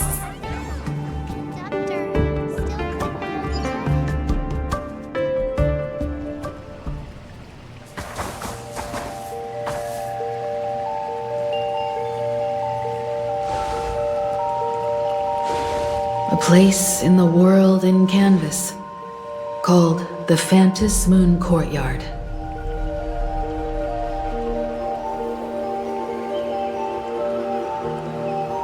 This ancient tree has stood for 1,000 years, blooming only on the eve of the games. According to ancient texts, this is the heart of the Phantasmoon Games ceremony. 8 masks, 8 supplicants. When people don the ancient masks in the near future, the altar will also reveal the masks' forms. Then, the games shall begin. I've been told, Miss Himiko, that Graphia's blood courses through your veins. The messenger of the hunt is here as well at this moment. This ceremony, to compete for the elation, is but a reflection of cosmic politics. In that case, why not use the result of the Phantasmoon Games to decide whether the Express will become a sail or a banner? We'll consider your proposal. However, to take part in the games, one must have a mask of elation. I assume the IPC has prepared for that. As of now, the number of masks I possess is 3. With more time, I could obtain even more. In all of history, no one has conceived of a unified command of all supplicants and masks, let alone accomplished that feat. But this time, the IPC intends to regulate the games with our resources and influence. It is not unusual for visitors from beyond the sky to join the Phantasmoon Games, but the IPC actually seeks to control the entire thing? The Eon of Elation is famed for unpredictability, Miss Pearl, you must take care. This is a word of caution. It is precisely because Aha is so mercurial that such an elated attempt has a chance to succeed. Pardon the interruption, Madam Pearl. The guide you dispatched has sent word. The masked fools have stirred up trouble, attacking him and the express guests. They were separated in the chaos. That is not surprising. Those masked fools have long kept the IPC in their sights. It seems the Phantasmoon Games have begun, regardless of the Express's choice. I'll get in touch with those two kids.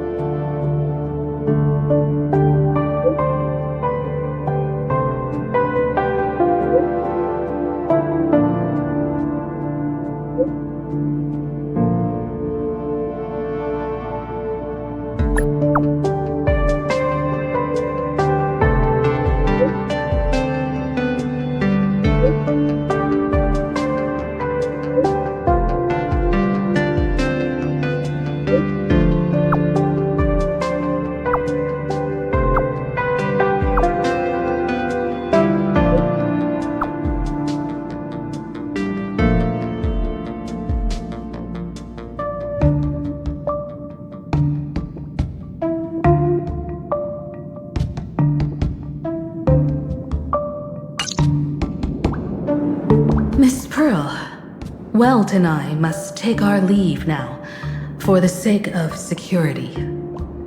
Are you both leaving already? I had another plan in mind. To speak with Miss Himiko about the art history of ancient Benzai Tengoku. Especially your ancestors' final work, Worldbreaker Waves, and her unparalleled mastery of imagenesis art.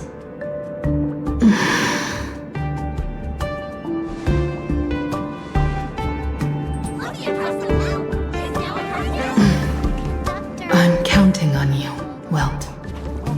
Mr. Yang, please accept this gift before you leave.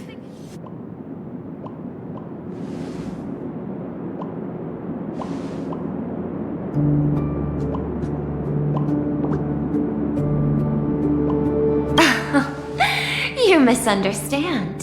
To offer the Nameless something so mundane would be far too discourteous. Please, open this case first, and see for yourself.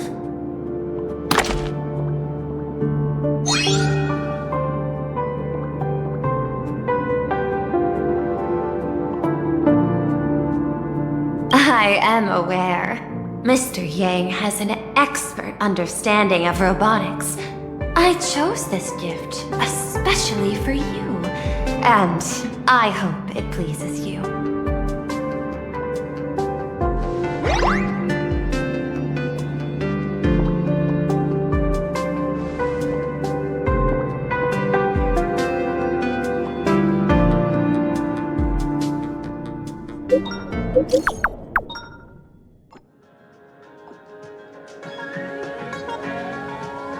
Graphia Academy?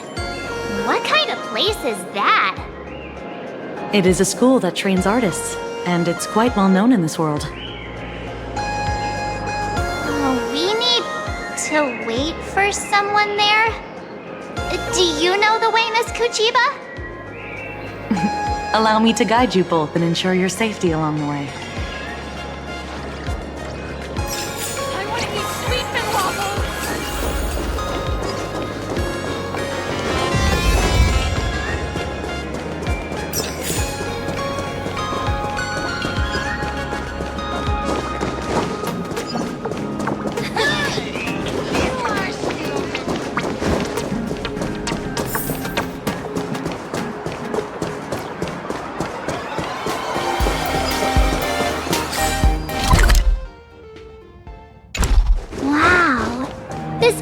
to school, lined with falling blossoms. It's such a youthful feeling. Definitely worth a photo. Yes, quite a few TV dramas have been filmed here. I imagine it is perfect for those classic series, where couples part ways, or lovers miss their chance, right? Exactly. Follow this road straight ahead for a while, and you will arrive at Graphia Academy.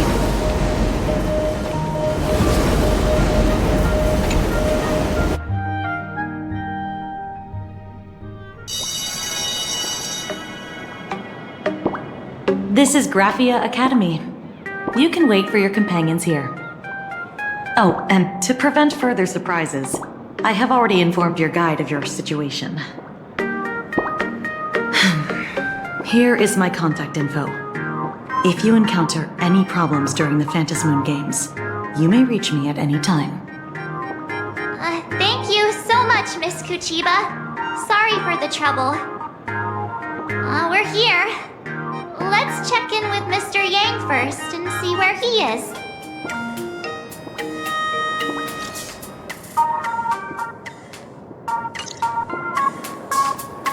Mr. Yang still hasn't replied?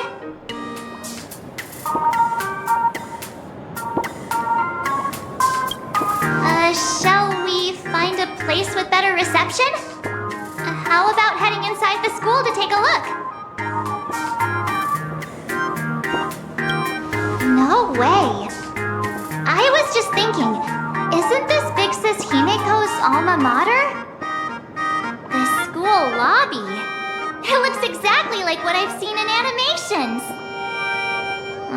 Too bad neither of us ever went to a real school. If only we could taste a bit of campus life here. Hey, how about we sneak in and pretend to be students?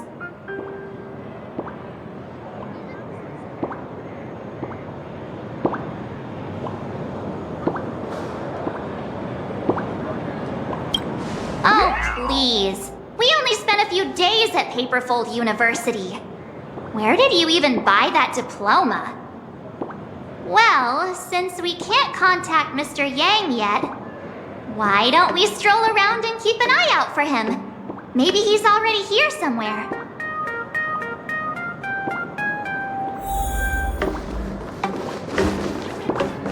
I heard Sparxie had big news to announce.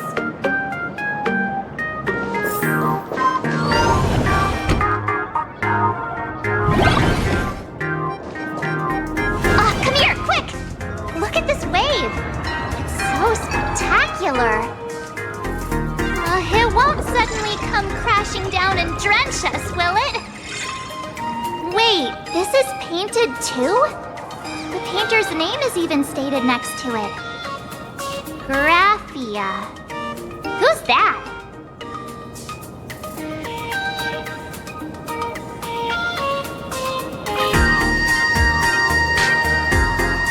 Mark 7 and Company. Your transfer procedures have been completed. Please proceed to the Dean's office immediately. Transfer procedures? What's going on here? Let's go take a look, shall we?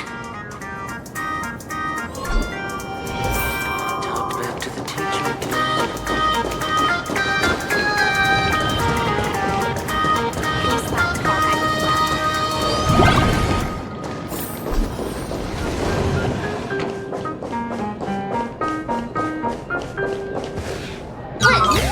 What the heck? Why is Scott here? What year are you two in? Senior, and not even bowing. How rude. Wait, you. Why do you two look so familiar? It feels like someone sent me here to find you. Now I know it's definitely the real Scott. Where did we get teleported to?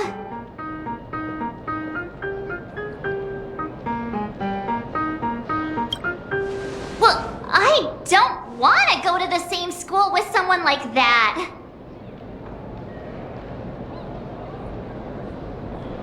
Mr. Yang, you're here!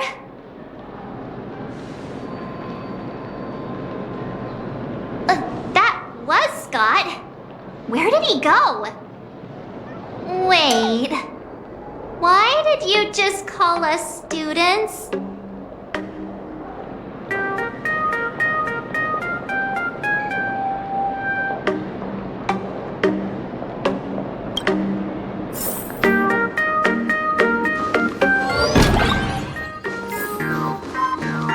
What's this transfer business all about? Well, starting from today, you two are officially transferring to this academy to begin your brand new school life. Sparxie? Yoo-hoo! My good classmates, we meet again. What are you doing here? What news on the net could possibly escape the all-knowing digital fairy Sparxicle?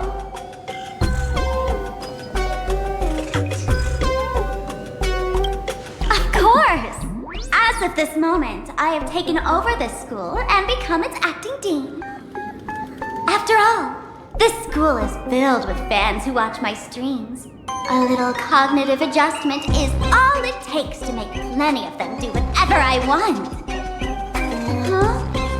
Why the hostile stares? Surely you're not thinking of roughing up the dean? All right, relax. How about forgetting the Fantasy Games for now? Instead, throw yourselves into a carefree, cozy, romantic, and enthusiastic school life. Oh no!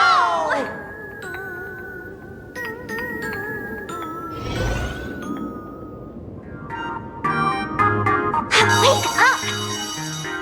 Wake up! The teacher's here!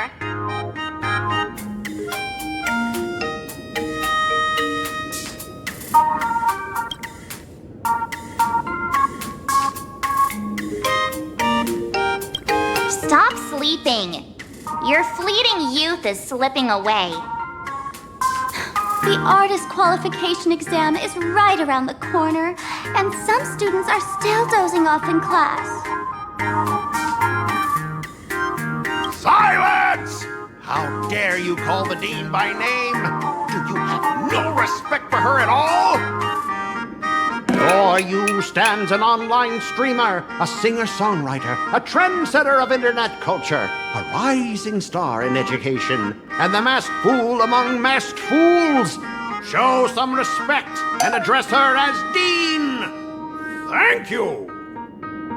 It's fine, Scott. Thank you for standing up for the teacher. Such strong willpower. No wonder that outdated model wanted you in the Phantasmoon Games. Too bad you crossed paths with me. Soon you will be just like these students. All of you will be turned into my little toys. Students, today is campus cleanup day, so help Dean Sparxie find that thing. Search places like the archive room from top to bottom. And teachers are all required to pitch in as well. If anyone spots that truant teacher, be sure to tell me. I will reward obedient students handsomely. Okay. If not for Miss Sparxie, I would have beaten you to a pulp right now.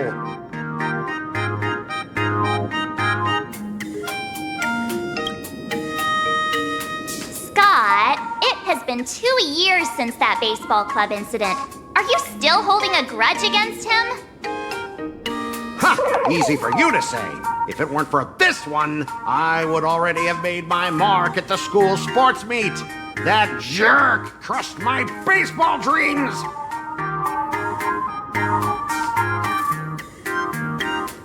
If apologies solved everything, why would we need cops? Oh, I know what you are. A devil with a twisted, antisocial heart. Just last week, when I was about to confess my feelings, you folded my love letter into a paper airplane and sent it flying into the toilet. And when I tried to fish it out, the girls in class completely misunderstood me! Listen up! I'm here to challenge you to a duel! After school today, I will be waiting on the rooftop. Do you dare to come?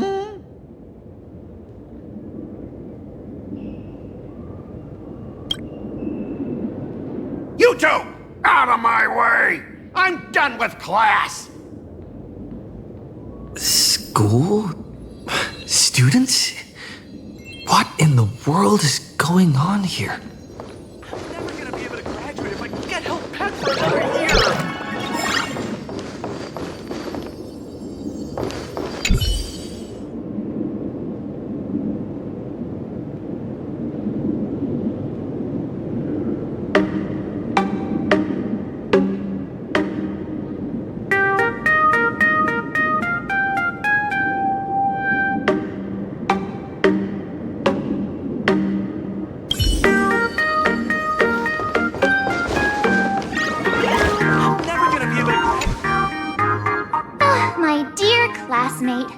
You're acting kinda strange today.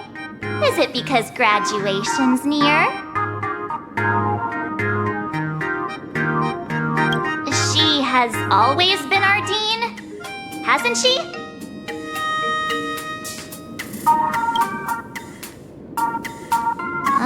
You stumped me there. At our age, what else could we be but students here? Don't tell me. Did the pressure of school make you lose your memory? You can't fall apart now. Actually, we just got our class photo developed. Let's use it to jog your memory. Look, this is our class photo. Does it bring anything back to you?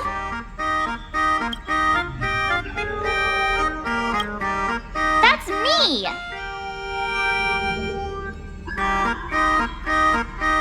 I mean the other one. That girl with pink hair and long ears? Who was that again? Is she really someone in our class? Or just some random outsider sneaking in? Anyway, let me introduce the people everyone knows. See this guy? That's Scott, the one who argued with you earlier. He's a spoiled brat who flaunts his family's money.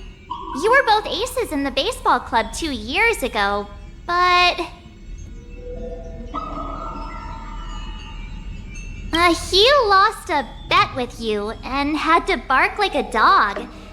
That drew the attention of some strays that chased him down, so he twisted his ankle while running and missed the school sports meet. Do you remember that?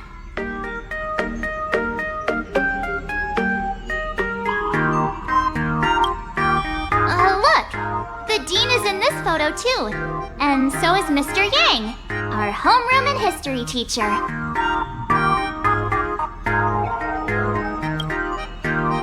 Yeah.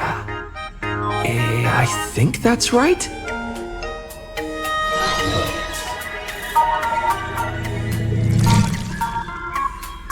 Remember that night we snuck into the archive room to retrieve the camera we left behind?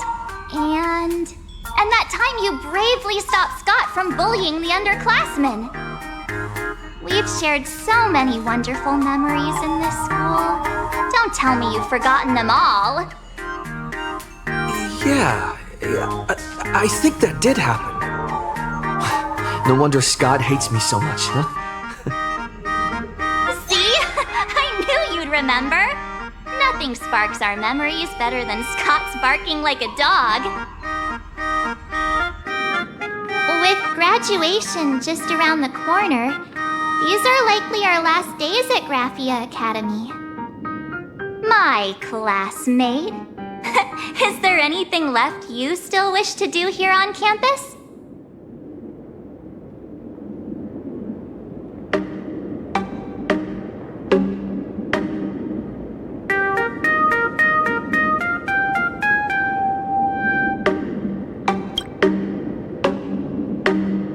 Better not!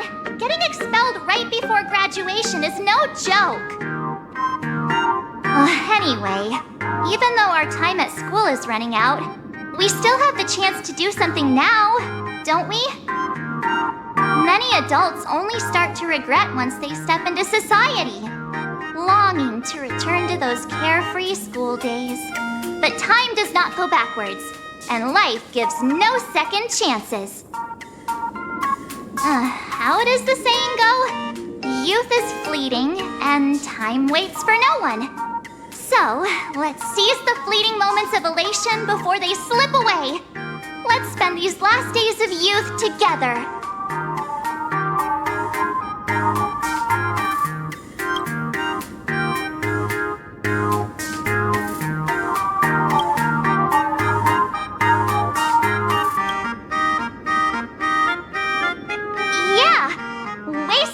With me. If we don't waste it now, it'll be too late. I have so many things I want to do. Where should I start? Should I head to class?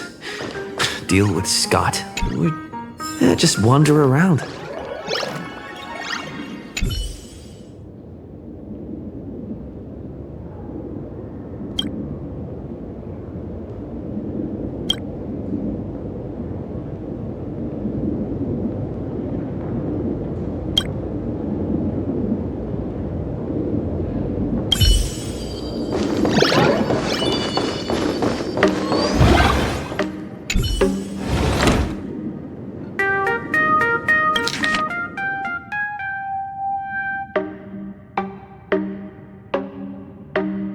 Next class is... history?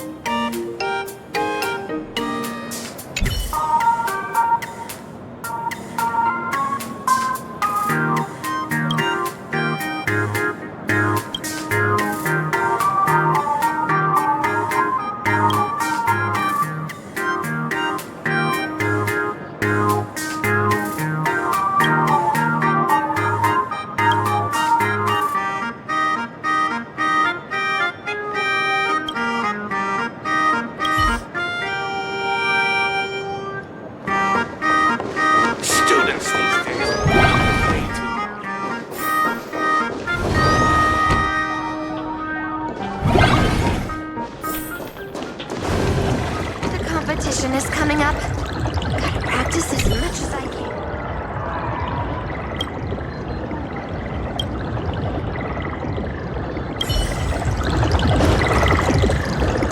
It's so unfair that strangelings can't create more strangelings.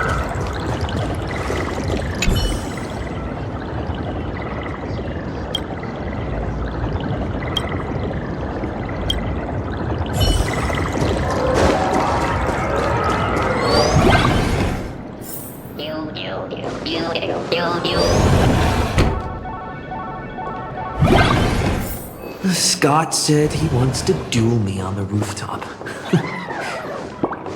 Why not take the side path up and see if there's an ambush?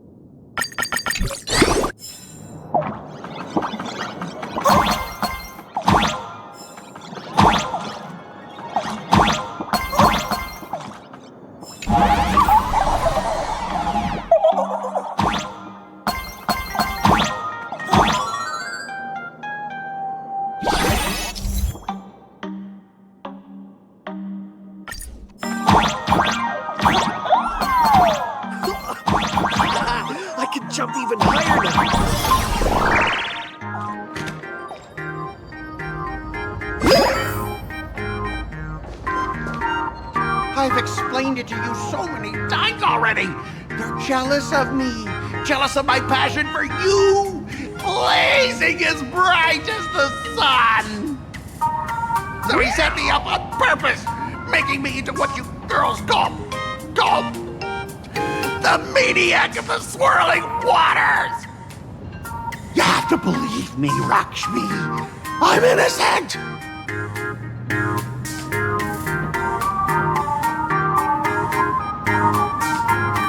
This can't be the same Lakshmi Mr. Tail said was into Scott. Did she put on a few pounds or something? Wait, who's Mr. Tail supposed to be?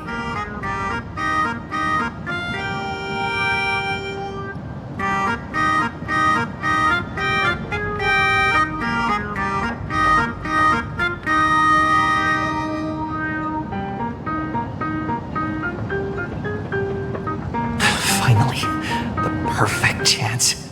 Come on, hurry and confess. Oh, Lakshmi, stop tormenting me like this.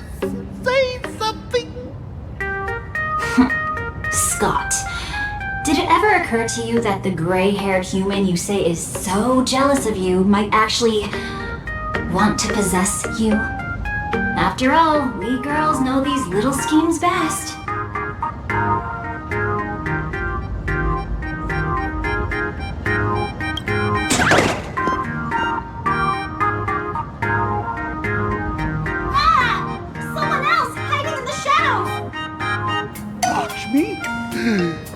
Why did you say someone else? And you, Ash Hair, every single time! Why do you have to completely ruin all the important moments of my life? Scott, weren't you the one who called me to the rooftop for a duel? Huh? Scott, did you deliberately get this gray-haired human to come here just to spite me?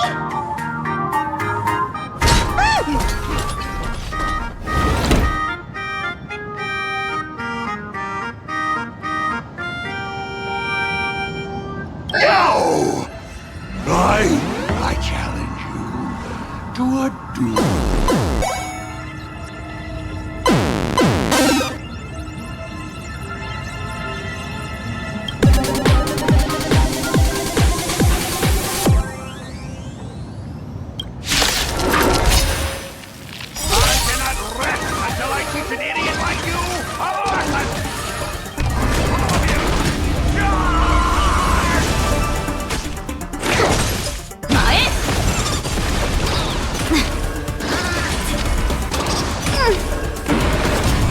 Dream vanished.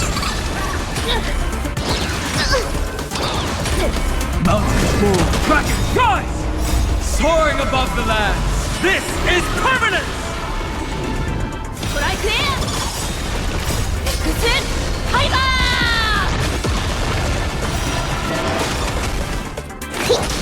Clouds scattered.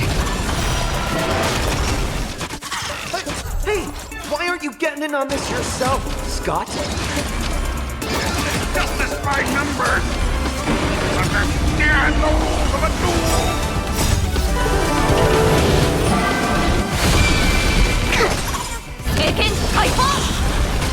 Earth shatters, heaven trembles!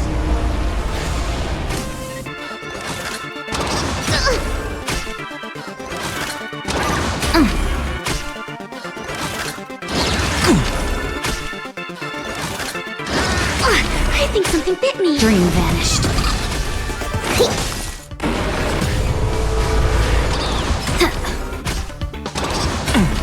I'll endure. Soaring above the lands, this is permanence!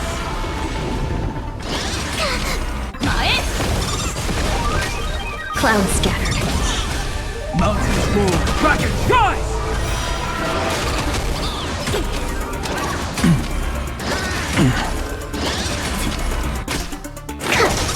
Unite our goals. It's fine. Alan Doom. But I can't! Earth shatters, heaven trembles! Dream vanished. Let us dance once more.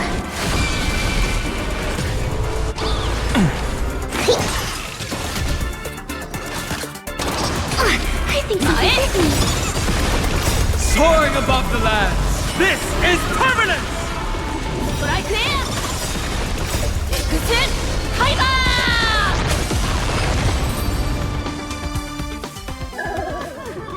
All right, enough! Please, I'm begging you, brah. It's over! My campus romance! In the game I built with my own hands! You ruined them all. Are you happy now? Quiet! I need to calm down. You stay away from me!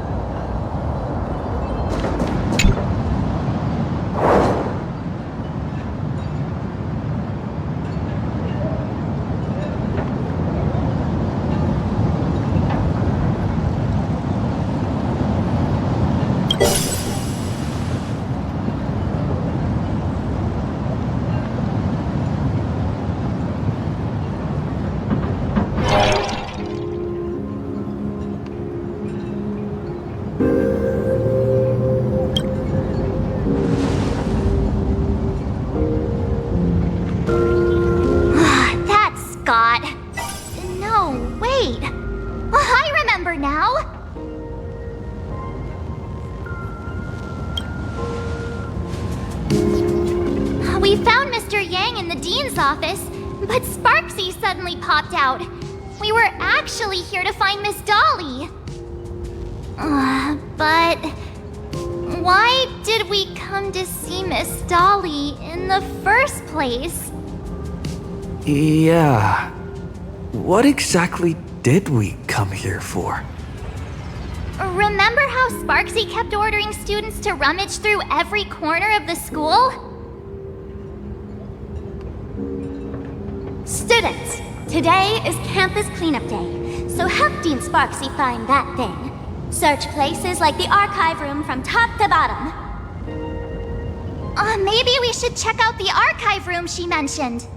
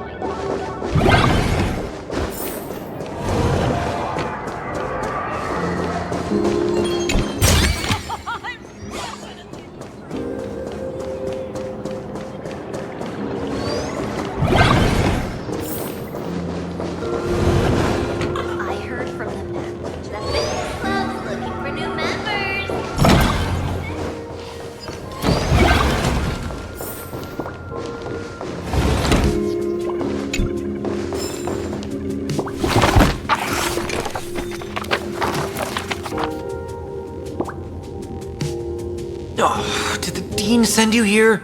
Seriously, leaving us here to do all the work is just too much.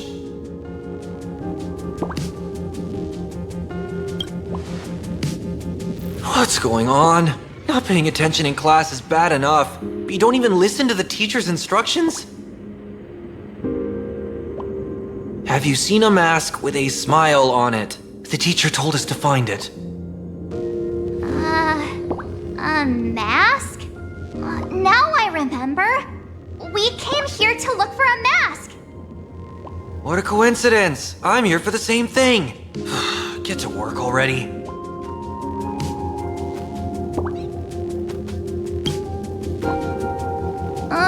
Do you know which teacher is Miss Dolly? How should I put this? She is such a unique woman. Super unique. Once you meet her, you will never forget what she looks like. Whoa. How beautiful is this Miss Dolly? Huh? Beauty and Miss Dolly have nothing to do with each other. If you have any group photos or faculty event pictures, I can point her out to you. But seriously, are you going to help me with this work or not? March, didn't you show me a group photo earlier? I have a class photo right here. But it only shows 2 teachers.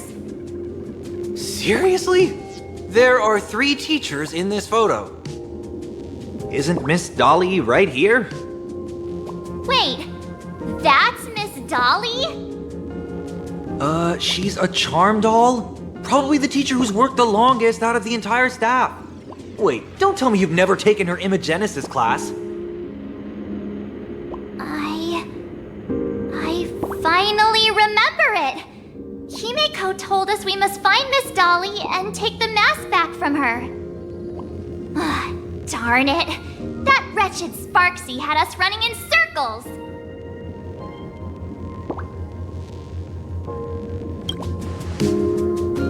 Two years? Wait, even those 2 years were fake! But all the pain of studying felt so real. That just makes Sparxie even more annoying. 2 years of studying were nothing but an illusion. At most, we've only been trapped here for 2 hours. It's not too late to act now. Now that we know what Miss Dolly looks like, it's time for me to step up.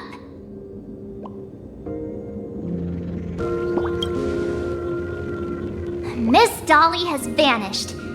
Either she's been captured, or she's actively hiding from Sparxie. All we need to do is find her.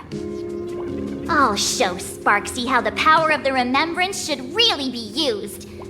It'll just cost us some film. Even though Miss Dolly is in hiding, we can still capture her lingering memories. Follow the trail of these memo sprites.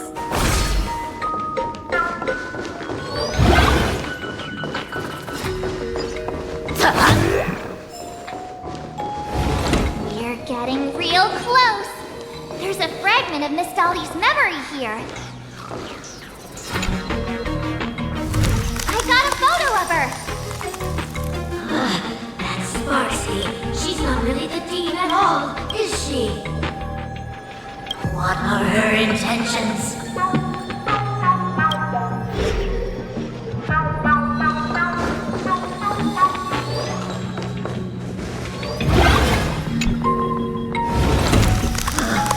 She is searching for me. I must stay hidden. Seal off the Imagenesis classroom and then find me. Found it. Let's go. We have to get the mask before Sparxie does. The door to this classroom, it's locked, just as I thought. Better look for another way.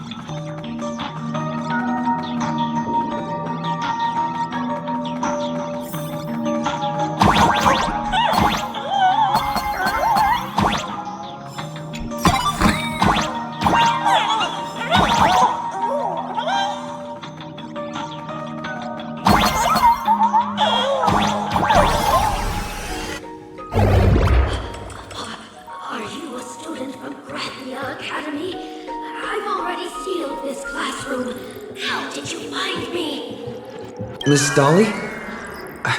Don't be afraid. Himiko sent me.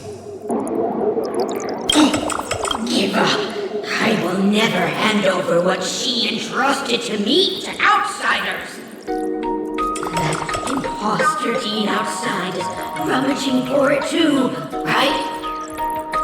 That's right. The masked fool Sparxie pulled off a takeover of the academy. It took me so much work to find you. I'm one of the Nameless on the Astral Express, and right now I'm the only one who can protect you. Please, you must trust me. The Astral Express? Indeed. I read about its arrival in Plain Arcadia in the papers, and saw it on TV recently. Since you claim to be Himiko's friend, answer a few questions about her. If your answers are correct, I will entrust you with the mask. I'm ready for this. Fire away. What kind of coffee is Himiko best at brewing? Oh, wait a second. How could you ask such a question? Don't you know her coffee is absolutely undrinkable? Looks like you've suffered from it yourself. Then here's the second question. What kind of people does Himiko hate the most? A real chatterbox with a silver tongue.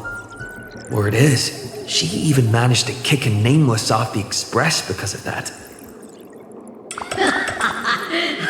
I may not know much about her time on the Express, but that does sound just like the bossy vibe she had back in school. Very well, I can almost trust you. The final question.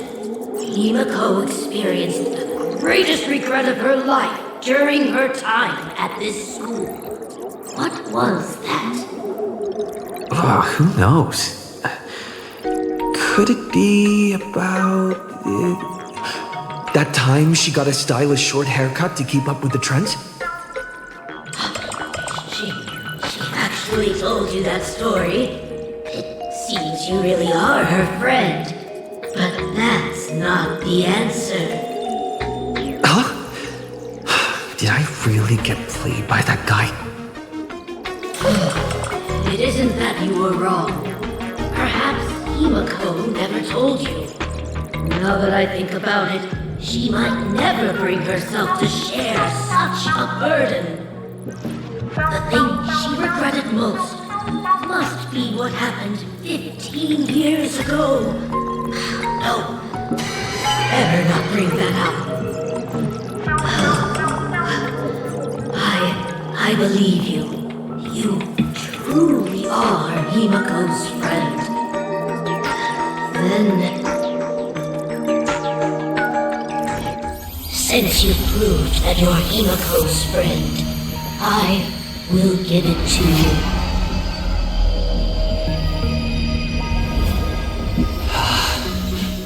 Wait, if you're right next to me, then who's this? Thank you, Ms. Dolly.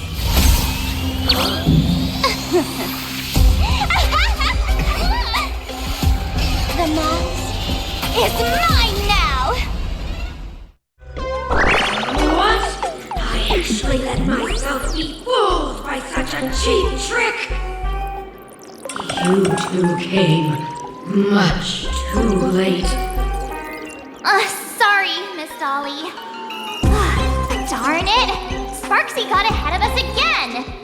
But how could she know so much about Himiko? That man with glasses seems to have no issues with becoming a teacher. Once I took your forms and chatted with him, I got everything I wanted to know. Sometimes trust among companions can be quite dangerous. Now you've done it! How dare you trick Mr. Yang!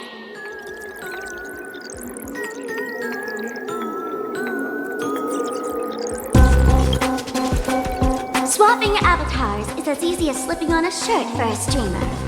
Most people only care about appearances anyways. Isn't that right, Nameless? You have really made me angry. She can't run away anyway. So, why don't we take the mask from her by force? Woohoo! Congratulations! You figured out my weakness. But the mask of elation that has been worn is like a clip movie ticket. It only belongs to the one who used it first during the Fantasy Moon Games. Seems you're completely unaware of such simple common sense. How sad. What? Astral Express out! The only one worthy of joining the games is the adorable Sparxie. Now then, it is time to treat my fans. You two will stay and witness my Sparxicon that I've carefully prepared, right? Oh my, how defiant. No wonder you are the toy favored by my old model. It's okay. I will erase the last residues of resistance and hostility in your hearts and turn you into my loyal fans!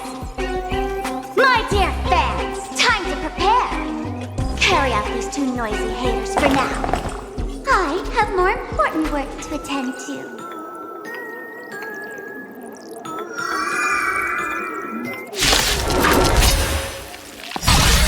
Dear fans, be charmed by me. Fight for me. Give me all of your sorrow and affection. Give me every last drop of it. Give me your power. Dream vanished. Could escape.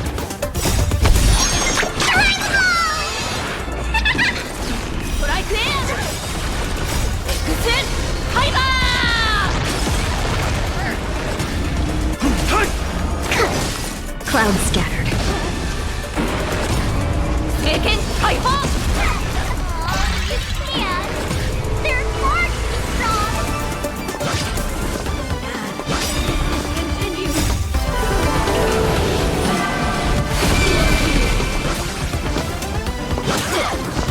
Here, try this! Earth shatters, heaven trembles! Soaring above the lands! This is permanent! Dream vanished. Cloud scattered.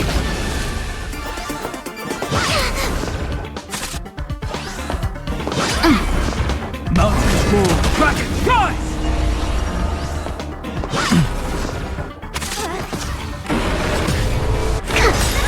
Share good fortunes. I think something bit me.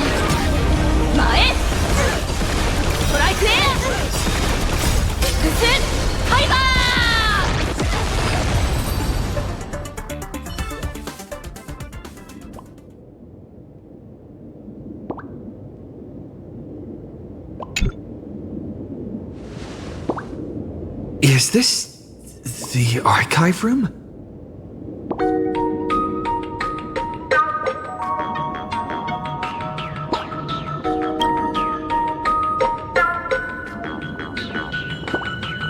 Hey there, my sweetest fans!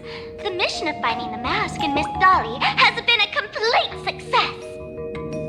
But just moments ago, a gray-haired, black-hearted hater slipped into the academy, plotting something dreadful against Sparxicle. I am so scared. You won't stand by and let the adorable Sparxicle be hurt, right? Where could he be hiding in the school? Please, let's root out this villain together. Everyone, let us drag that intruder out. They will not be able to hide for long.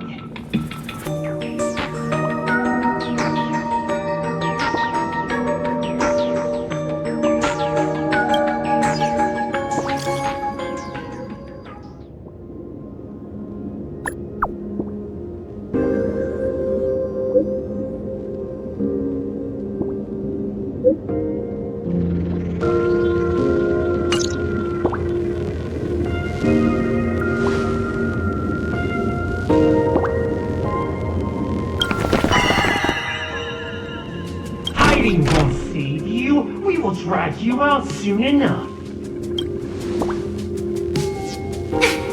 Have you reached the end of your rope?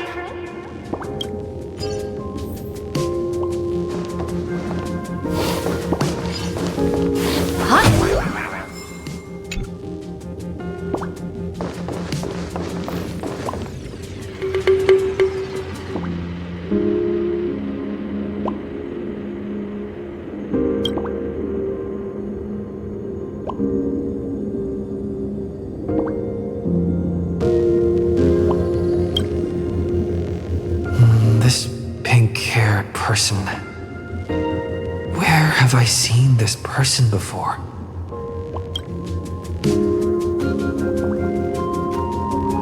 I remember now! She's the fox girl in the class photo. So you actually managed to remember. Seems like this is what they call in comics a fateful encounter. You stumble into a bit of trouble and I will happen to show up here. Hey, come a little closer, will you?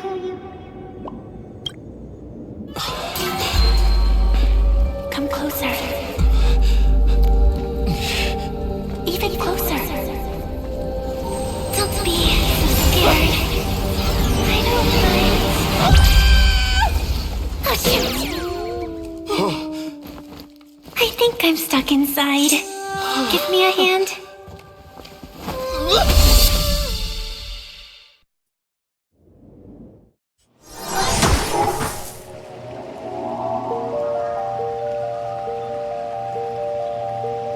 What is this place? Two nameless came through here a few hours ago and asked the exact same question.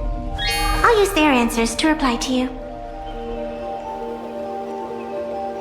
This is a place in the world in Canvas, known as the Phantasmoon Courtyard. According to ancient texts, this is the heart of the Phantasmoon Games ceremony. Oh, and one of those nameless is playing the part of a teacher at the school. Oh dear, was that a spoiler? That's not good. Greetings, protagonist.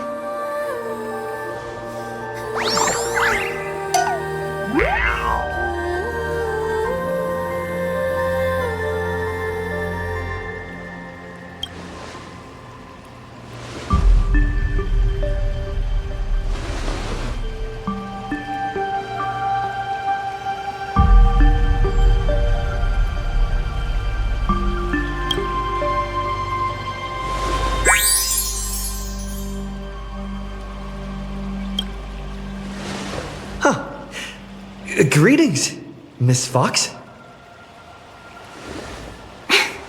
Technically, everyone is the protagonist of their own story.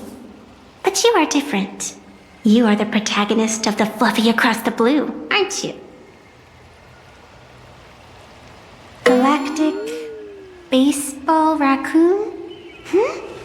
You do not really look like a raccoon. I forgot to introduce myself. You can call me Evanessia. Great seeing you.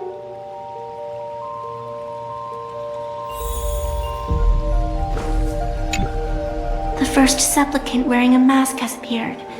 The Phantasmoon Games will soon begin.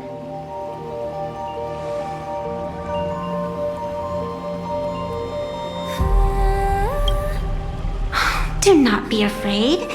Just think of me as part of the audience. Like a reader following comics and cartoons.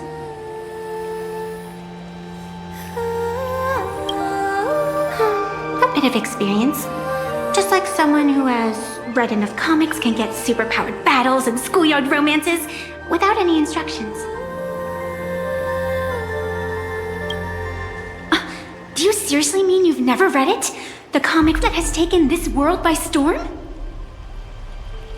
It is inspired by the adventures of the Astral Express, telling the tale of cute little animals riding a train across the cosmos, fluffy across the blue.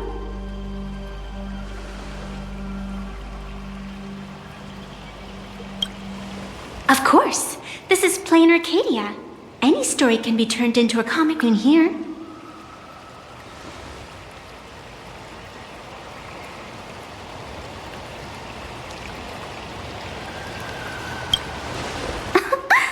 You are such a curious one. You were fleeing for your life a moment ago, yet now you can talk so casually about such nonsense. Is that really what matters right now? Still, that sense of ease, it is entertaining. Since you managed to amuse me for a moment, I will grant you a little aid. So, what would you like?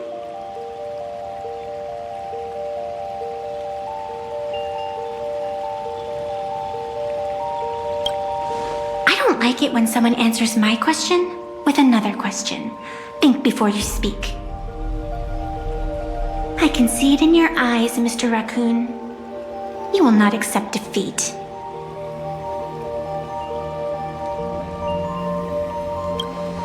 That resolve is interesting. There will always be foolhardy supplicants donning the mask in these ancient Phantasmoon games, laying before the Phantasmoon their madness, fancies, and humor. They would weave schemes to slay monsters descending upon this planet from beyond the sky, steal the laughter of the gods to forge blades that could split mountains, or descend into depths of the world in canvas to swindle the souls of the departed. Such entertaining individuals have not appeared for ages. Perhaps you have a chance to become one of them? After all, you are the protagonist. I can lend you a little power, but an equal price is required. Otherwise, it would violate the rules. You must defeat the enemy who pursued you here within the next day and night. If you fail, your soul will be enslaved by her for all eternity. Do you accept?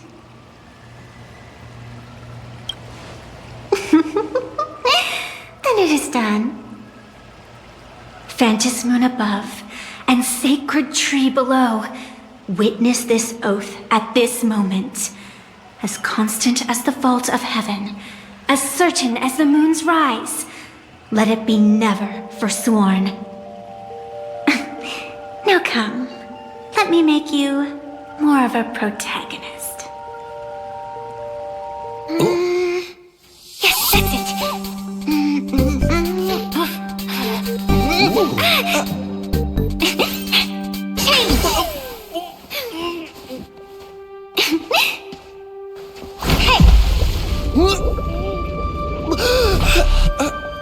Where's this?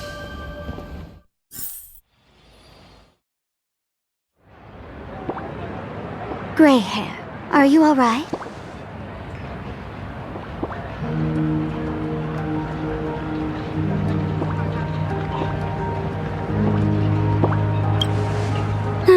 Can't say I am surprised. It sounds exactly like something I would dream of, and something she would carry out the moment she awoke. Still, it ain't too bad compared to the horrors that unfolded in previous Phantasmoon games.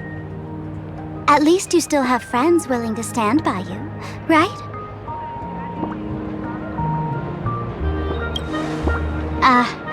And now and then I do odd jobs here. Live streaming is one of them. Sparxie is the name I use to stream online. An avatar that I personally sketched line by line. To keep the streams running, even when I was absent, I breathed a trace of power into that avatar. Who would have figured that everything changed after the Phantasmoon turned full?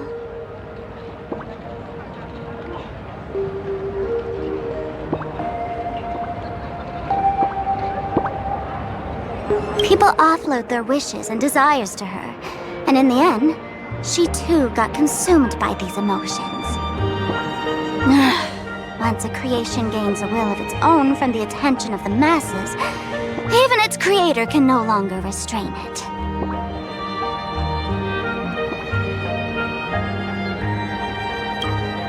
I've been watching you from the start, waiting for the right moment to step in and help. Sadly, you were either with the IPC's people, or with the Department of Aberration Defense. Then you and Darling March wandered right into that school of bad omens.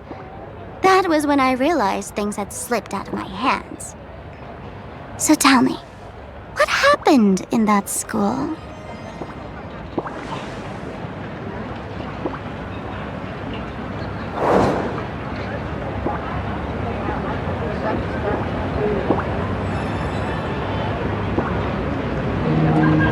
Is this the Mask of Elation that grants entry into the Phantasmoon Games?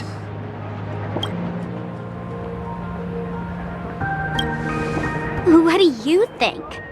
Call your companions on the Express ASAP. Or, since this is a civilized society, you could try phoning the Security Bureau. But these matters are obviously far beyond what they can do. They say that no one could restrain the supplicant's actions in the past. Ah, those were the good old days of freedom.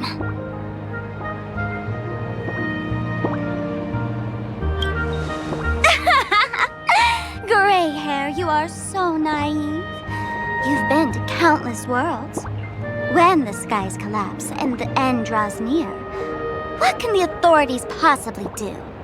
Don't make their jobs too hard.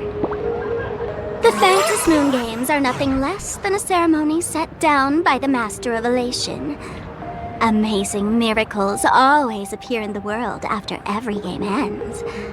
Like the birth of a new imagination, unthinkable phenomena, or a future brimming with hope. Perhaps you have heard this question. If the world's science and technology could leap forward by 100 years at the cost of a single kitten's life, would you kill the kitten?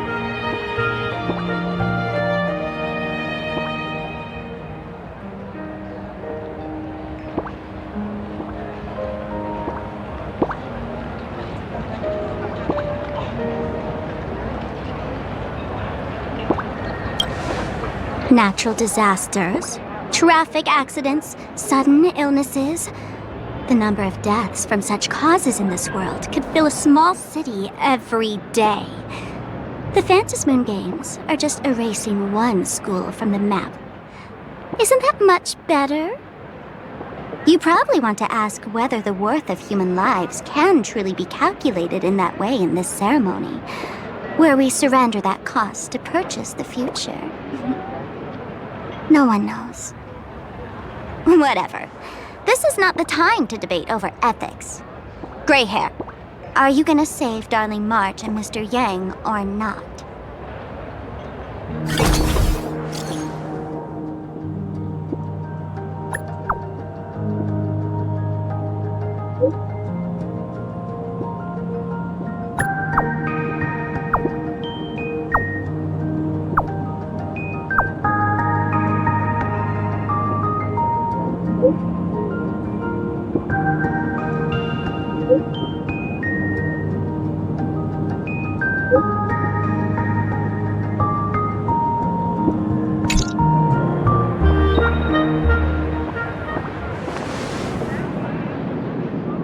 The hour grows late, Miss Pearl.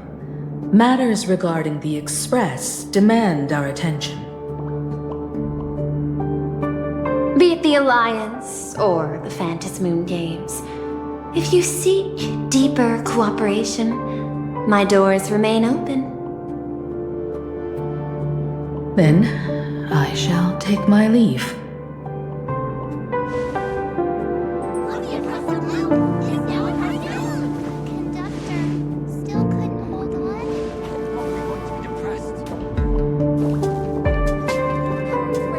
intricate human social interaction models are, my extrapolations still cannot account for the full strategy tree of the Astral Express. Master, General Yao Guang of the Xianzhou Yu Chui is here to see you. Shall we have her wait? No. The Xianzhou will also become a key ally. Only through enough contact and emulation can we hope to comprehend their methods and strategies. Conclusion. I don't think I'll be able to keep copying the painting for the rest of today. Let General Yao Guang in.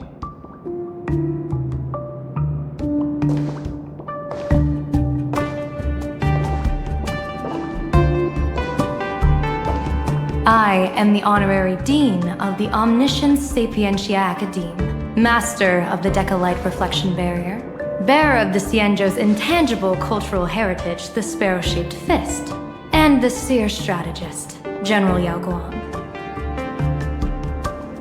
Thank you for seeing me despite your busy schedule, Madame Pearl.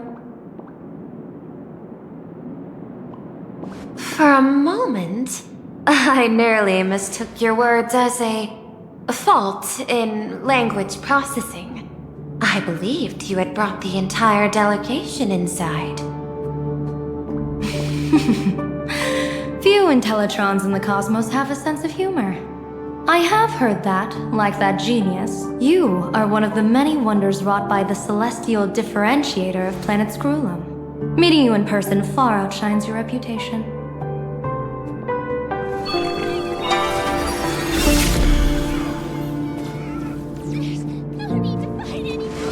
Madame Pearl, seeing how you have a calculating look, and with your heart pristine and your outer form so dazzling, I could not help but cast a divination for you.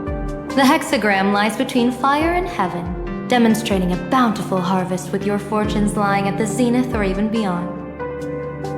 I have no training in divination. General, may I ask you to interpret it? Then let me speak in terms even an Intellitron can follow. I extrapolated your fortune using the Xianzhou's predictive algorithms. The result is 101111, a sign of great blessing. If you treat others with sincerity, abundance will follow. I have long heard of the Arbiter General's legends. The strategy of General Jing Yuan. The courage of General Fei Xiao. The ingenuity of General Hua Yan. Often, I have wondered, what kind of figures are the Xianzhou generals who remain away from the public eye? Meeting General Yao Guang today, I cannot help but think that, with such beauty, you should step into the light more often. Looks like you've studied the words of the Xianzhou well. You've even learned the art of provocation. You praise the others for their individual and unique talents, yet when it comes to me, the only thing you had to say was beauty. Do not misunderstand me, General. To me, beauty is the rarest of treasures, and the most fragile to preserve. Besides, intel on you is truly scarce. It is quite difficult for me to find ways to compliment you. But what I do know is, the Yu Chui is the think tank of the Xianzhou ships, and its general is the master of all diviners. Speaking purely of deciding the course of affairs, no one is better suited than you to cast the Xianzhou Alliance's vote on whether to join the Anti-Destruction Alliance. So, General, what is your decision in this? This topic is far too great for me to decide on a whim. But as a gift and to complement the respective gaps in our knowledge, allow me first to offer you a piece of vital intelligence. And with it, I ask the IPC to show sincerity beyond empty words. I do not follow your logic. With the threat of the destruction looming, what need is there for further reasons to cooperate? Set a mighty foe as a common goal, convince former enemies to turn allies, then devour them in turn. Such feats are hardly rare in the IPC's annals of glory. I understand. The Xianzhou questions the IPC's sincerity. It would be better to say we ask the IPC to demonstrate its sincerity. Courtesy demands reciprocity, and the intel I now offer you is both urgent and weighty. Question. What could be more important at this moment than forming the Anti-Destruction Alliance? Nanook won't erase the universe in the next few days, but someone else might destroy plain Arcadia within that time. You have heard of Blade, the Stellaron hunter, right? The IPC has long placed a great bounty on his head, though I have never laid eyes on him. The Yuchue recently intercepted a report.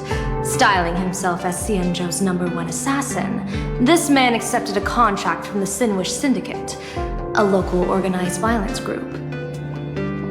I do not know his exact aim here, but he is a major criminal of the Xianzhou. He is guilty of the 10 unpardonable sins and is a formidable fighter, with few able to match him. As general of the Yuchue, I will take it upon myself to bring him in before he can cause disaster here. This planet, Ahatopia, is part of the pan-cosmic trade system, and Blade is a wanted criminal of the IPC. Since he has set foot here, he falls under its law. General Yao Guang, is the sincerity you seek for us to capture this man and deliver him into the hands of the Xianzhou? I hear the Phantom Moon Games are about to begin, with the entire nation awaiting it with bated breath. I imagine you will also find it hard to extract yourself from the festivities. If this cursed man were to quietly depart on his own at this time, would that not be a perfect outcome for all? This is my understanding. You wish for the right to act freely within plain Arcadia.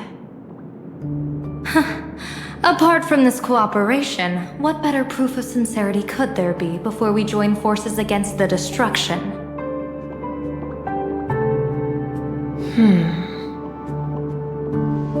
Deal. What I do not doubt, the might of an Arbiter General.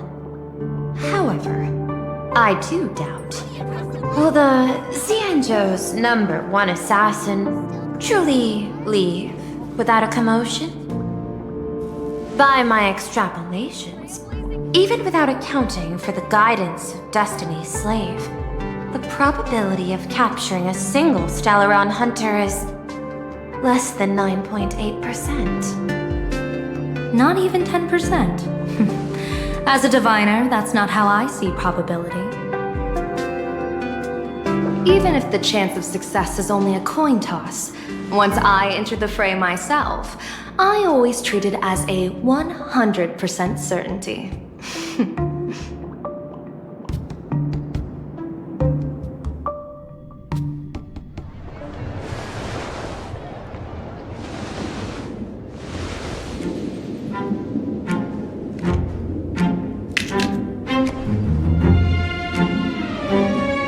Is that even a question?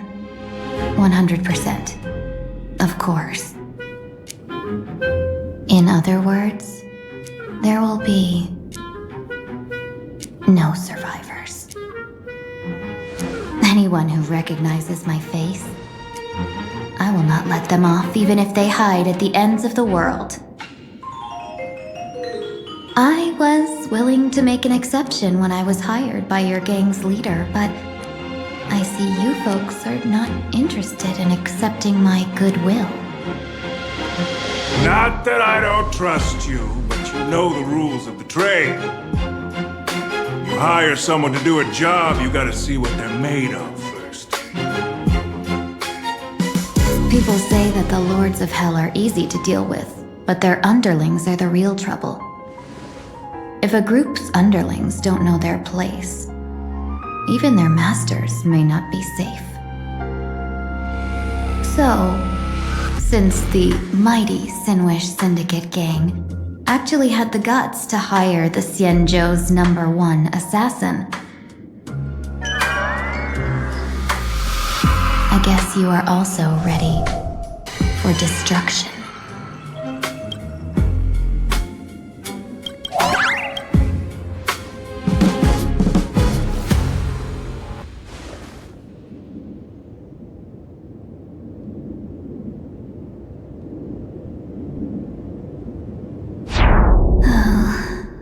Years of wandering have given me nothing but exhaustion, and I have finally come to know how harsh the road of life truly is.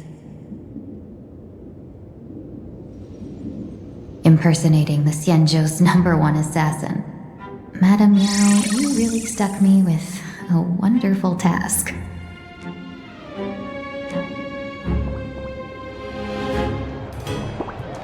Please take great care during this mission, Miss Tingyun. If any misfortune should befall you, I would have no way to answer to your Helm Master Yukong. You worry too much, Madame Yao. When I pledged my resolve to Madame Yukong and departed for the Yuchui, I had already steeled myself for the worst. But, may I ask, does this task of misfortune really have to fall upon me? I cast a divination today. This task lacks the fire element. Without the Whistling Flames Ambassador's knack for diplomacy, this task cannot succeed. The place you're heading to is crawling with gang members. If they pick a fight, you can try to drop the name Xianzhou's #1 assassin, and they might step aside. Do not worry, General. I have journeyed far and wide with the merchant guilds for years and faced no shortage of danger. A handful of gangsters is hardly difficult to deal with. If you're not afraid of danger, then why have you not set out yet? Shall I read your fortune and give you a little peace of mind? What I fear is that fortune-telling of yours. No, what I really fear is you, Madame Yao. Afraid of me? Am I so notorious on the Xianzhou Lafu? I've heard many tales about you. After the Battle of the Fanghu, you willingly surrendered your command token and became a general in name only, with neither troops nor soldiers.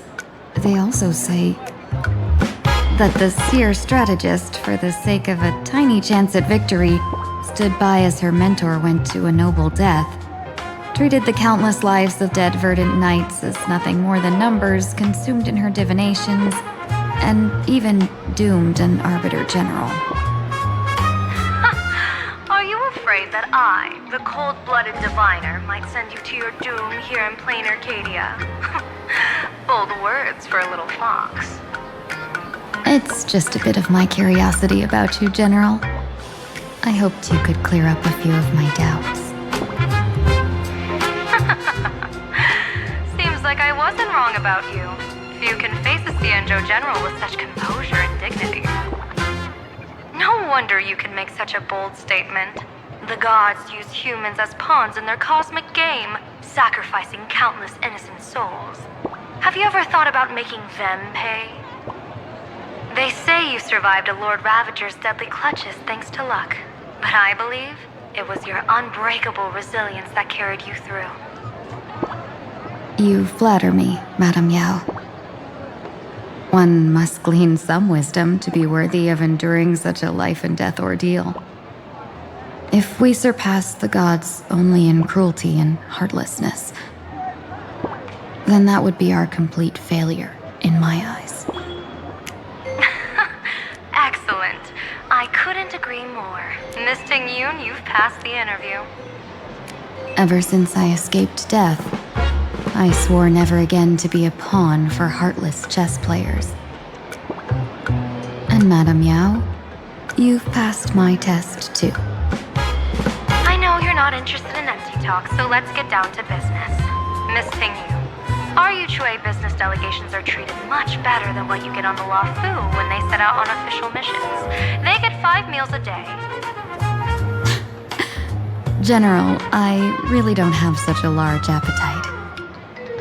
For the duration of the delegation's mission, you'll receive 6 times the usual allowance, and all expenses will be fully reimbursed. Such a generous offer. To be honest, that makes me even more nervous. Head to Dovebrook District, locate the Sinwish Syndicate contact, use the passphrase you gave me to establish contact, and do not reveal my true name. If there's nothing more to it, is this task really worth 6 times the pay? You're the kind of talent worthy of such a reward. After all, we diviners are no different from you merchants. Even when we hit a dead end, we still have to bargain and carve out the faintest chance. Merchants strive for profitable opportunities, while diviners reach for a sliver of luck. Looks like my mission bears significant weight in Madame Yao's reading of fate. In that case, I shall depart. When in doubt, open the 3 strategy pouches I entrusted to you. Inside are tactics I divined, certain to break any deadlock and aid your journey. Go, Xianzhou's #1 assassin. Time to get down to business. Where could the Sinwish Syndicate be hiding? The contact from the Syndicate should stand out. Please, tell the boss I want to return to the Sinwish Syndicate. Ma'am, maybe it's time to rest in peace. Don't you remember dying during that mission a few weeks ago? The you right now is just a lingering obsession left behind after death. According to the provisions of the Fey Kind Protection Act, ghosts are not considered the same as they were while alive. In other words, you are a new Imagine, barely 3 months old. Are you a lawyer or a gangster? I gave my life for the Sinwish Syndicate, and now you mean to shut me out? These two are members of the Sinwish Syndicate? Don't you get it? The old you's dead, and even your criminal record got wiped clean. The leader's trying to say that now you've got a chance to keep to the straight and narrow. You shouldn't come back to the gang. How am I supposed to convince you? Hey, Fox Girl, you eavesdropping over there? I'm just a Xianzhou person here to talk business. Could you tell me which way to the Sinwish Syndicate? I come from the Xianzhou to discuss a deal that wears me down, yet tears my enemies apart. Business? From the Xianzhou? The Sinwish Syndicate office is just across the river. Have a safe journey. He doesn't seem to have understood the passphrase. But the news that the Xianzhou...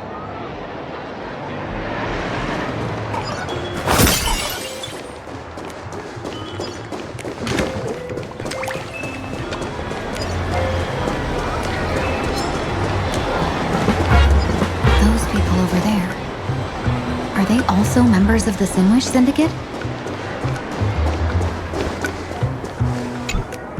Bro, how much longer do we have to wait? What, are your legs giving out? Idiot. The boss told us to wait here as a show of respect. Now behave yourselves! Could that big guy be the contact from the Sinwish Syndicate? Hey, you fox over there. You've been staring at us long enough. Got something to say? May I ask, is this the Sinwish Syndicate's turf up ahead? Yeah. So what? I should act tough and say less than what I want to say. Since this is the Sinwish Syndicate's turf ahead, not only am I going in, you will invite me in with respect. What did you say? You're here to stir up trouble, aren't you? I come from the Xianzhou to discuss a deal. A deal that wears me down, yet tears my enemies apart. You're the guest our boss invited? Hold on. I nearly fell for that. Looking all delicate. How could you possibly be the Xianzhou's #1 assassin? Spill it! How did you know the passphrase? Why don't you take off your sunglasses and let me see if you still have your eyes? The Xianzhou's #1 assassin is nothing more than a nickname coined by the common folk. I have always considered myself a merchant. A merchant? Isn't a hired killer the oldest trade in the world? By the way, Mr. Imagine, do you know why they call me #1? You never miss a shot? Not quite. I kill in bulk. The way to keep business going is to offer a little extra. If they pay for one person to be silenced, I throw in 2 more. With that hot temper of yours, always picking fights, you've probably given your boss plenty of headaches. I doubt the boss would mind if I took you as a bonus kill. You punk! How dare you disrespect the underboss! Shut up, all of you! The boss's orders come first. My name is Kostine. Sorry about my underling's rudeness earlier. I'll cut a finger off later to make amends. There's no need for that. I only collect heads, not fingers. No worries. It won't be my finger anyway. These brutes should be easy to handle. They've never seen the face of the Xianzhou's #1 assassin, so this'll be much simpler. What should I call you? Yelling assassin, assassin every time just won't cut it. Just call me the Tarrying Fugue. The Terror in Fog. That name oozes menace. Completely overwhelming. Now then, can you lead the way?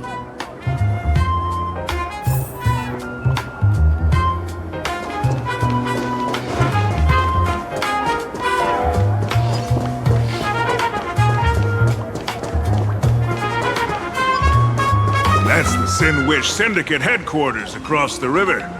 Quite impressive, don't you think? Please, follow me. Is this the passage in the painting? Of course. The Sinwish Syndicate has it under our command for now.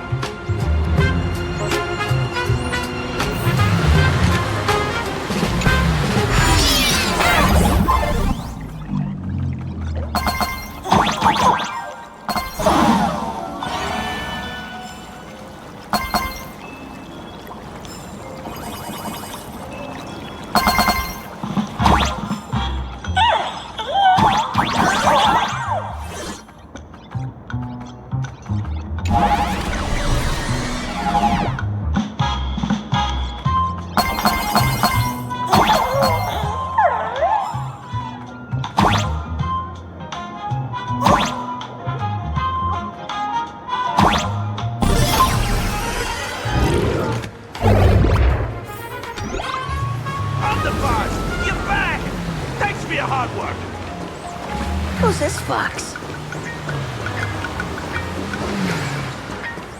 Welcome home, underboss! Is this the one the boss brought in?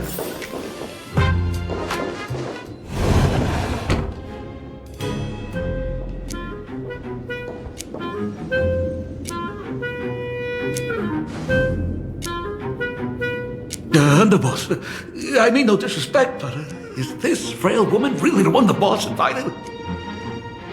That's right. Her name is the Terror in Fog. Spread the word that the Sinwish Syndicate has secured the Xianzhou's #1 assassin. Underboss, beat me if you want, but I gotta say, are you serious? Are we really counting on this delicate woman for the Phantasmoon Games? The Phantasmoon Games. Is that why they hired a Stellaron hunter to do their bidding? These Phantasmoon Games are a once-in-a-lifetime chance for the Sinwish Syndicate to rise. This woman doesn't look like she has what it takes, and we're trusting her. If she blows it, how are we supposed to save face? Underboss, we haven't been duped, have we? If word gets out, the other gangs will laugh us out of town. All of you, shut up! Useless. Lady Terran Fog would wipe the floor with you even if you all came at once. Since you doubt her, why not let Lady Terran Fog show you a few moves? Lady Terran Fog, what do you say? I can find you a few sparring partners. No need to hold back. I thought you were naive, but looks like you're just playing good cop, bad cop to test me. I'm neither good nor bad. Just opportunistic. Still playing dumb, huh? Boss of the Sinwish Syndicate. Your people wouldn't be doing this on their own. I know you can hear me. I came for business. Making friends would be a fine bonus. But if not, that's fine with me. If you still want this deal, cut the tricks. A real expert is something else. You speak with such overwhelming presence, though we barely understand a word. Come on, show us a move. We fight and bleed every day, and that's the only way we'll be convinced. Oh no. These brutes are not interested in a win-win situation at all. When in doubt, open the 3 strategy pouches I entrusted to you. Inside are tactics I divined, certain to break any deadlock and aid your journey.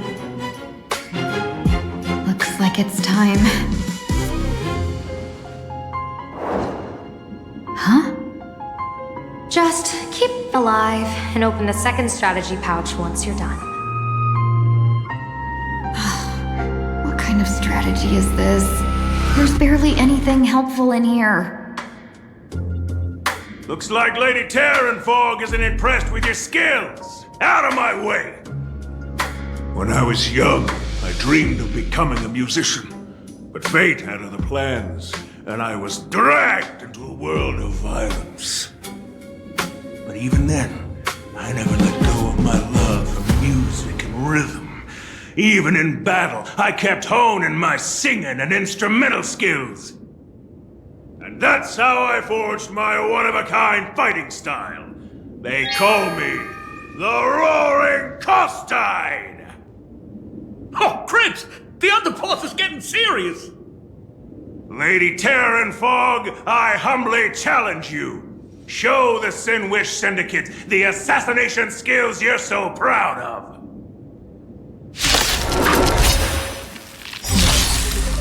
Looks like I'll have to pull back against these reckless brutes.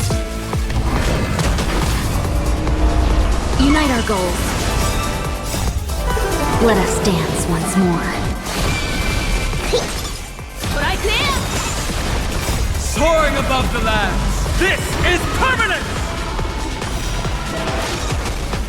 Dream vanished.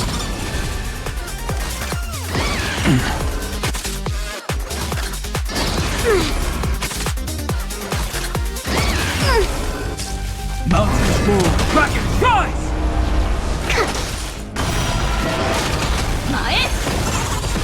But I can't!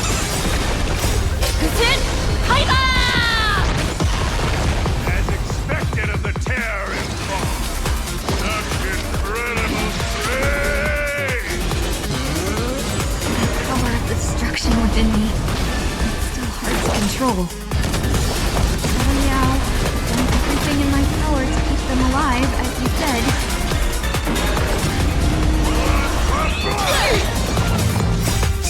above the lands.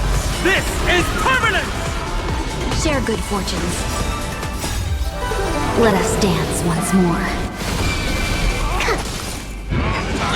Don't care. It's very good for us.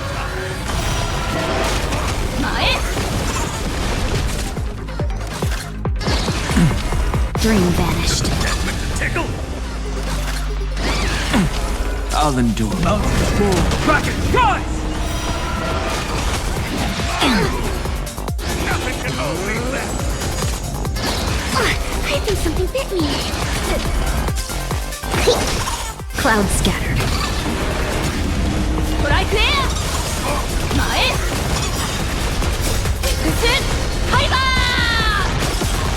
Earth shatters, heaven trembles! Soaring above the lands, this is permanent! Unite our goals.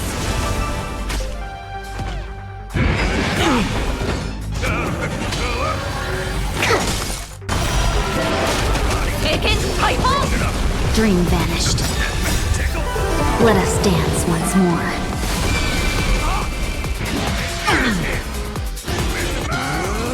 Mountains move. Rocket, rise!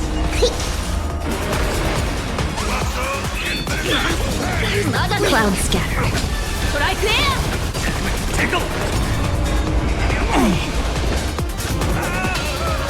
Earth shatters, heaven trembles! Soaring above the lands, this is permanent! Share good fortunes. I can't hold myself left.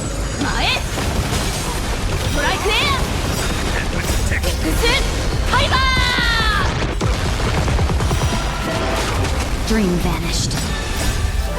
Let us dance once more. Mountains move. Rocket, rise! Clouds scattered. Tickle. Don't care. It's very good for us. I don't want to take your life. Back down, or you still can. A true warrior of the Sinwish Syndicate fears no death. Don't underestimate my resolve. Underboss, bad news. 2 more weird dudes just showed up. Cut your bull. I can see for myself. Never thought visiting an ally would mean crashing into a local gang's hall. This will take some explaining. What a twist of fate. But for us to reunite with an old friend here? So be it. You two, stand down. Listen well. This will be an honorable duel. A duel. You dare duel a Xianzhou. Xianzhou's #1 assassin? And you still dare to act so brazen? Huh? Wait, What do you mean, Xianzhou's #1 assassin? Who exactly are you? Even a cunning hare keeps 3 burrows. Who ever told you there was only one Xianzhou's #1 assassin? So, there are 3 of you? No, it's 300. Times have changed. The title Xianzhou's #1 assassin is already a brand.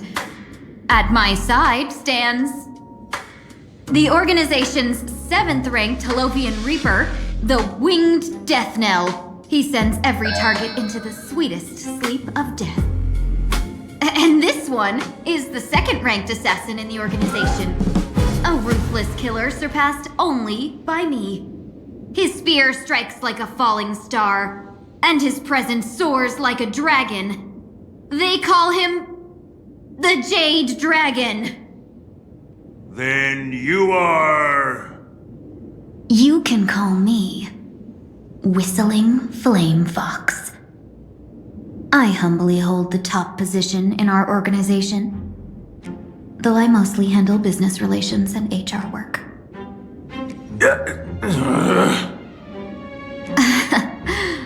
Hard to believe, isn't it? Come on, madam. It's pointless to say anything now. If you want this gentleman to know you speak the truth, let our brother show off a bit of his spear work. That will convince them.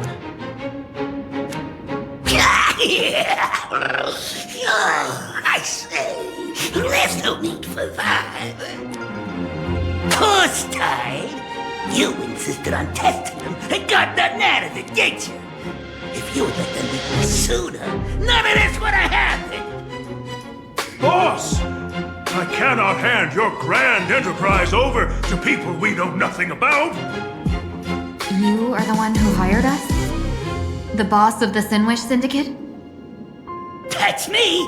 I am Polewave, current leader of the Sinwish Syndicate. My apologies. Our gang is full of roughnecks. I will make sure they are disciplined. As for that business, we'll discuss it upstairs. Everyone else, clear out!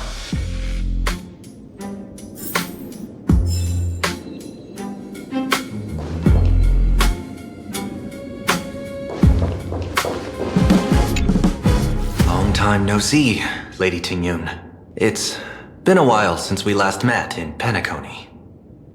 I am truly grateful for your quick thinking. To avoid revealing too much, I made up false names and titles for you two just now.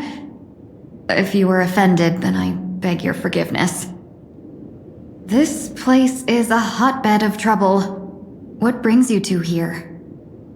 When Sunday and I contacted the Shenzhou delegation, they asked for our help.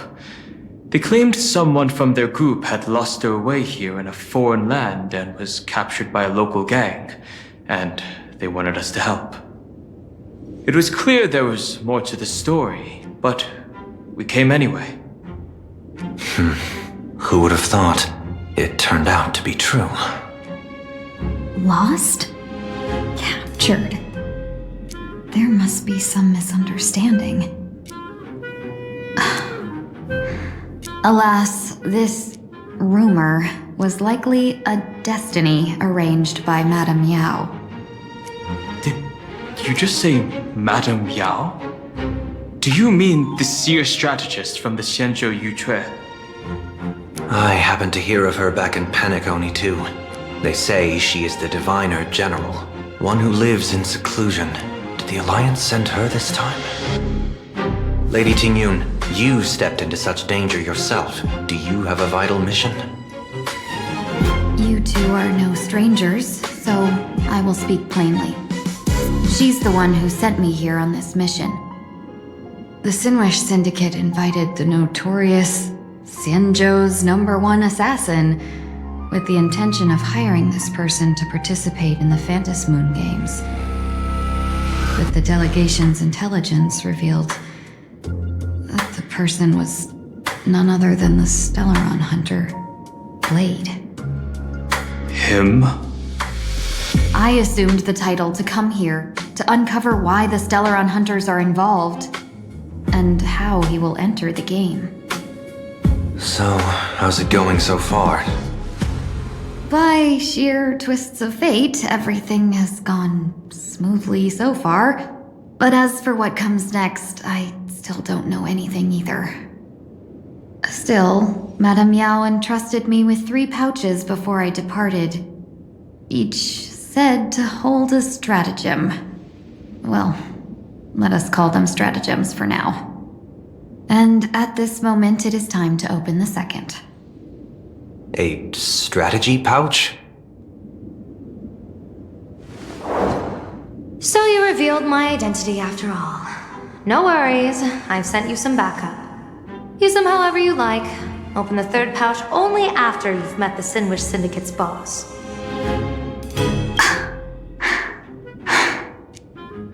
No wonder they also call Madame Yao the Crosstalk General. The what, General?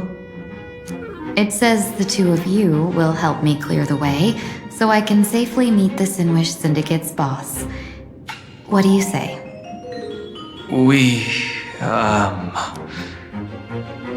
This place is perilous.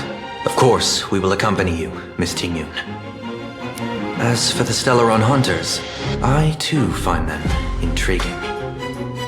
Dan Heng, will you help me gather a bit more information? Of course. Thank you, Sunday.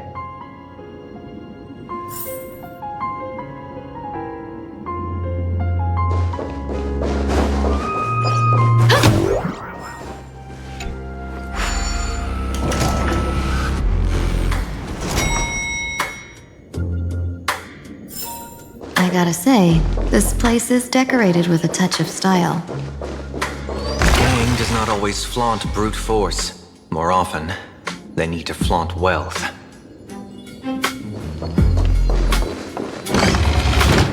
Before I even realized, the scenery of Dovebrook became unrecognizable.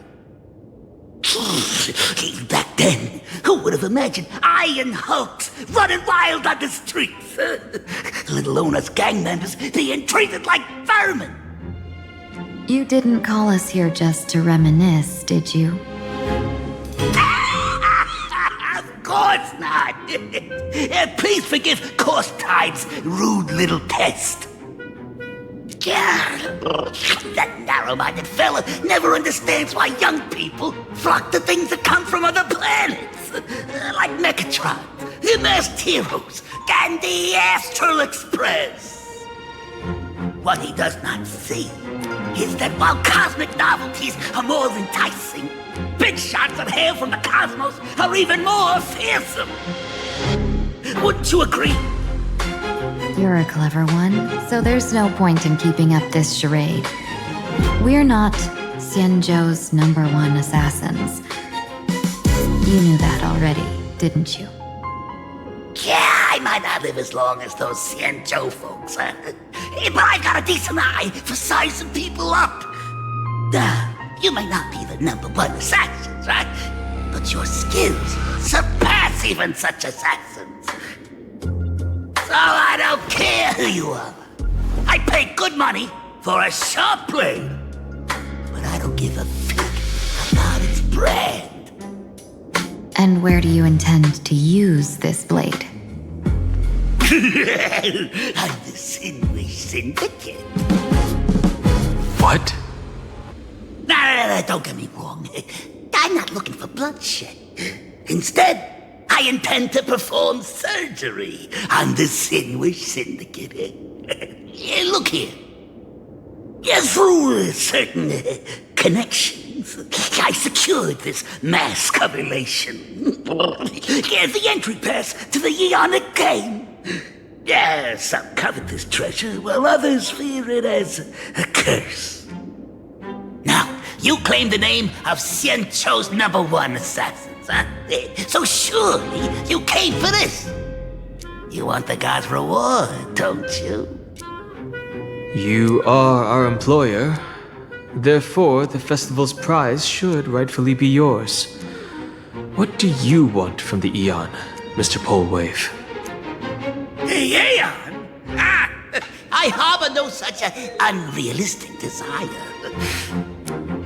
I'll leave this prize for you to claim as your reward. I'm happy enough to share in a bit of your glory. Whether you win or lose, all I ask is that when the press comes a-knocking, you say this. You were sponsored by the Sandwich Syndicate of Dovebrook. That is enough for me. So this is a sponsorship deal? The Sinwish Syndicate only wants fame?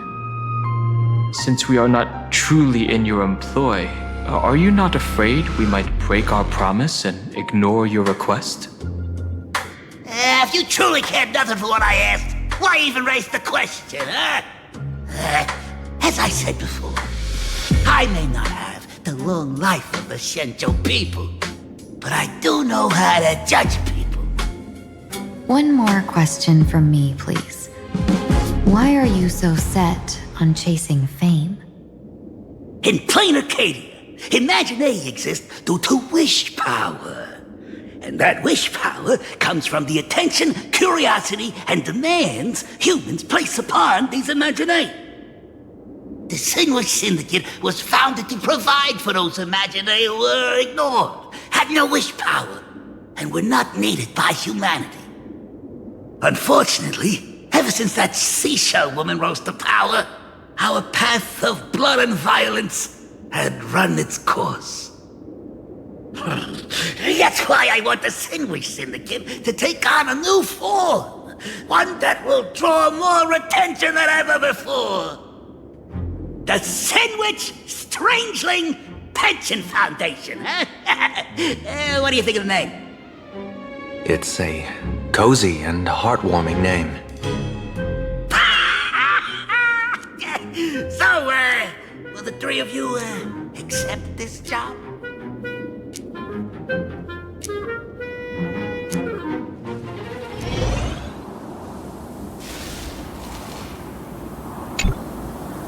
Mr. Polewave's goal is surprisingly grounded. A gang leader won't survive this long by relying on bodyguards. It's about having a sharp instinct for survival. He wants to launder his gang clean, but that will not be easy. In my view, the underboss may not see eye to eye with his boss. My thanks to you both. With your protection, I managed to leave without harm. Yet, we carried off the mask meant for the so-called Xianzhou's #1 assassin. When I think of it that way, this mask feels thorny in my hands.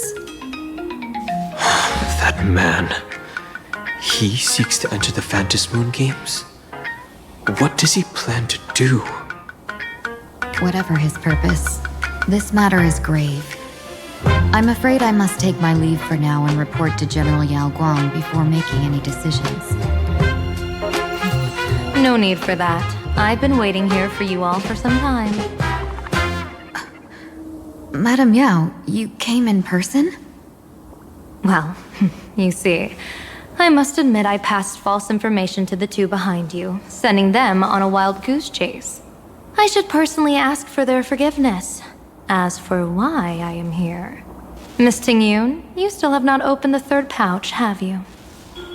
That's true. Whatever they give you, just take it all and bring them to me. What kind of after-the-fact strategy is this? General, had you spoken plainly, Sunday and I would never have refused you. Why did you lie to us and claim that someone was lost and captured? I didn't lie. If not for the appearance of the former Vidyadhara High Elder and the runaway Master of Penacony, Miss Tingyun would still be trapped in those brutes' endless probing. Her being lost and captured was exactly the future I divined. I also foresaw bloodshed awaiting the Sinwish Syndicate. Had it come true, it would have been because Miss Tingyun failed to restrain her strength during the clash. Yet, with you two here, the gangsters' lives were spared. You even foresaw the anomaly with my body. Sometimes even when fate is foreseen, it cannot be changed. Fortunately, things did not come to the worst. As for Mr. Sunday, I've heard so much about you. With my 1,000 feathered eyes, I had the privilege of watching the broadcast of your entire god-ascending feat in Penacony from far away. Truly magnificent. Let's not speak of that misstep anymore, General. Rather, we have brought back the mask, as you asked. How do you intend to use it? Surely not just to hold it and block the Stellaron Hunter's entry. That was the plan, but from one cause sprang 100 outcomes. Now that the mask is in my hands, there are many possibilities. What do you say about using it to lure Blade here and strike him down together? Or perhaps I could wear the mask myself and personally compete in the Phantasmoon Games. That'd be interesting, right? Each mask used is gone for good. the Stellaron hunters will be left with a real headache. That'd be truly killing two birds with one stone. Madam Yao, this is deadly business.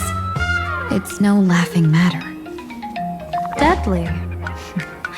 Miss Tingyun, that is exactly why I am here. Not to put blade in his grave, that is. His ties to the Xianzhou have long since frayed. There was no need for me to snatch someone else's assignment and come here only for his sake. Snatch someone else's assignment?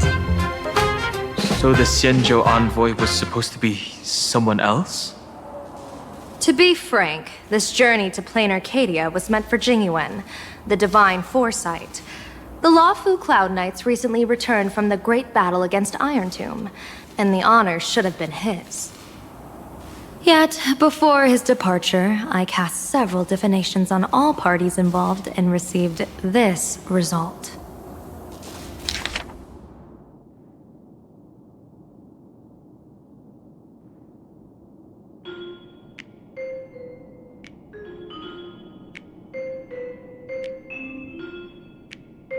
Incineration, death, abandonment.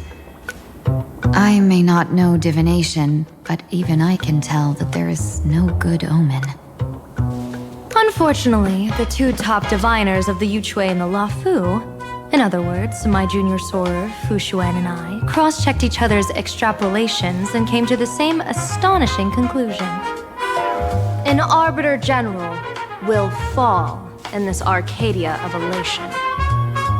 Even so, you're still taking the mission meant for Jingyuan? Yes, I contacted the Marshal and took over the task. I've simply never seen such a bizarre fate and wanted to witness it. Even if it means your death? It's only death. If I can die in these Phantom Moon games to achieve a moment of godhood, then my death won't have sullied the Xianzhou's honor. Miss Tingyun, hand me the mask.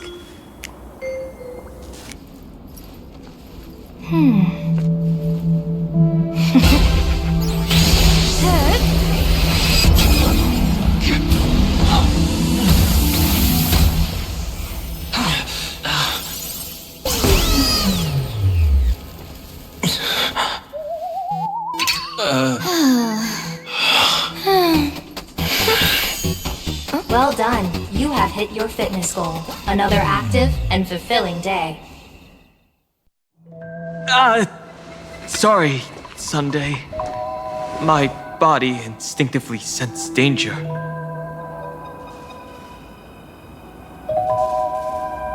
Once the mask for joining the Phantom Moon games is worn, it binds tightly to the supplicant and manifests the shape of the wearer's soul. I read something like this in the Views of the Universe from a Star Skiff. It's confirmed now. This mask is indeed genuine. Congratulations, Mr. Sunday. You're now a supplicant in the Aeonic game. What exactly are you trying to do, Seer Strategist? Twice now you've acted without warning. Do you mean to make an enemy out of the Astral Express? Dan Hong, let me take care of this. Sunday, are you planning to fight? Don't worry, I'm no match for this general.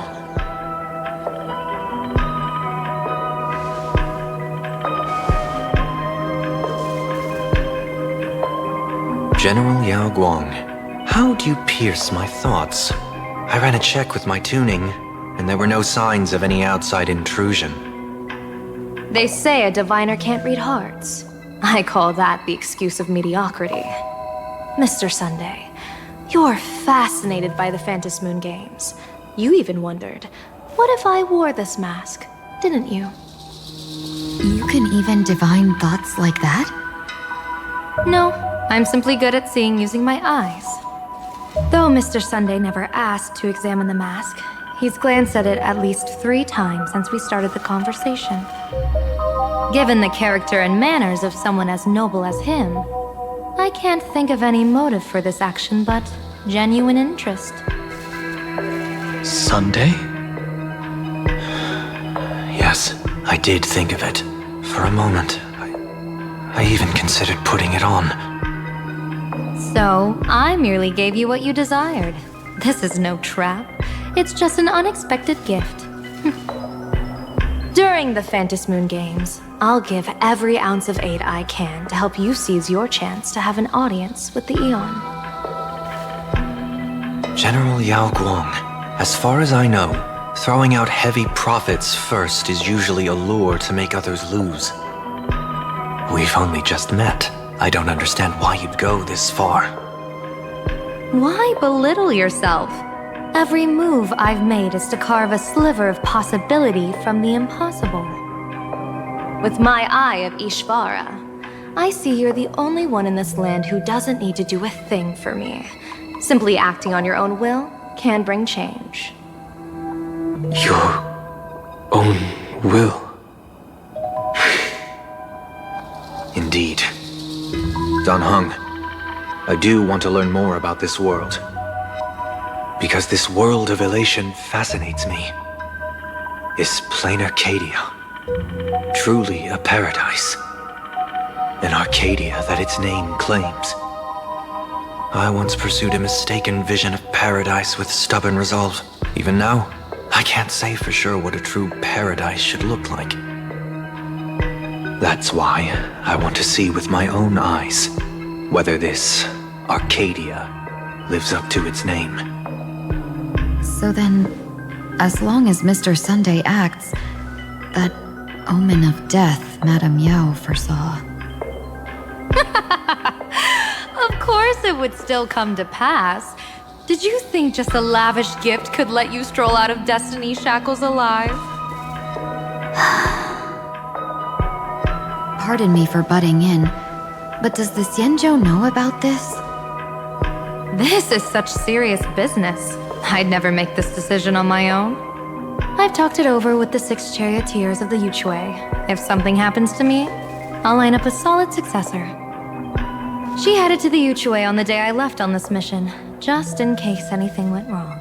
There, with the other potential successors picked by the 6 charioteers, she'll train at the Omniscience Sapientia Academe in divination arts, war strategies, and civil governance. You mean Lady Fushuan? She'd take over the Yuchue after you? Fushuan? What Fushuan? If I don't make it back from this trip, maybe Qingchui from the Law Fu Divination Commission could take the seer strategist position and command the Yuchue. Qingchui and Yuchue. Ooh, what a perfectly rhymed match. As for the details, shall we discuss this somewhere else, you three?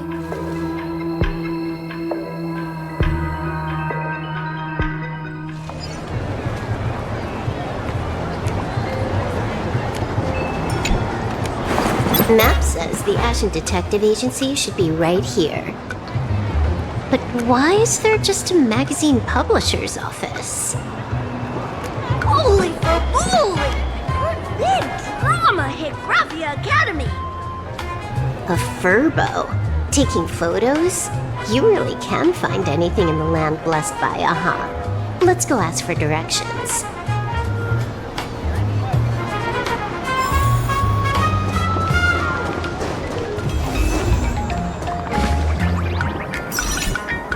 Hey, little furbo. Know if there's an Ashen Detective Agency nearby? Beats me! But if I find 10,000 credits on the ground, I might recall the spot.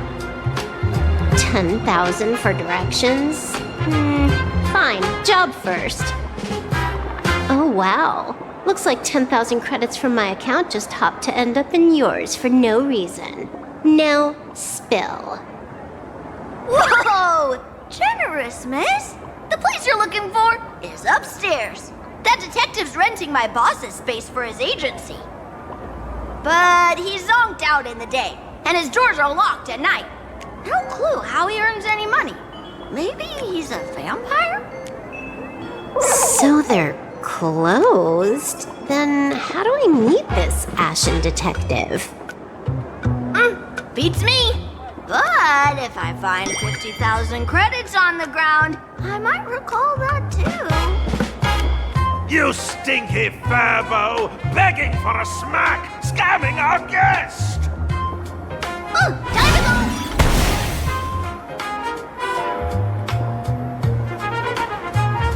Hi, I'm Narrator, receptionist at the Ashen Detective Agency. I'm the assistant of that Mr. Detective. Narrator? What sane person gives their pet that name? That would be the dude upstairs. By the way, that mangy furbo didn't fleece you, right? It did. A full 10,000. Do you want me to catch that sneaky furbo for you and get your money back? Nah, save your breath. Got it fixed. Money's back in my account, plus the last 26.5 credits from that guy's account balance. Oh, not bad, Punklordian hacker. You seem pretty knowledgeable. So, would you mind showing me the way? This way, please, Ms. Hacker. Sorry, but you will have to take a side path. The landlord of this magazine is led to dodge his debts, and creditors have been storming in one after another. In the end, Mr. Detective sealed the front door entirely.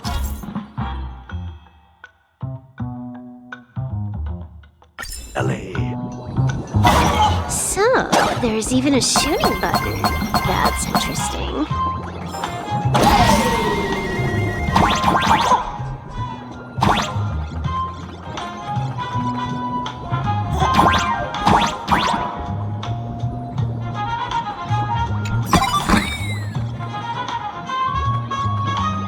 Why are there so many furbos? They're all employees of this magazine company.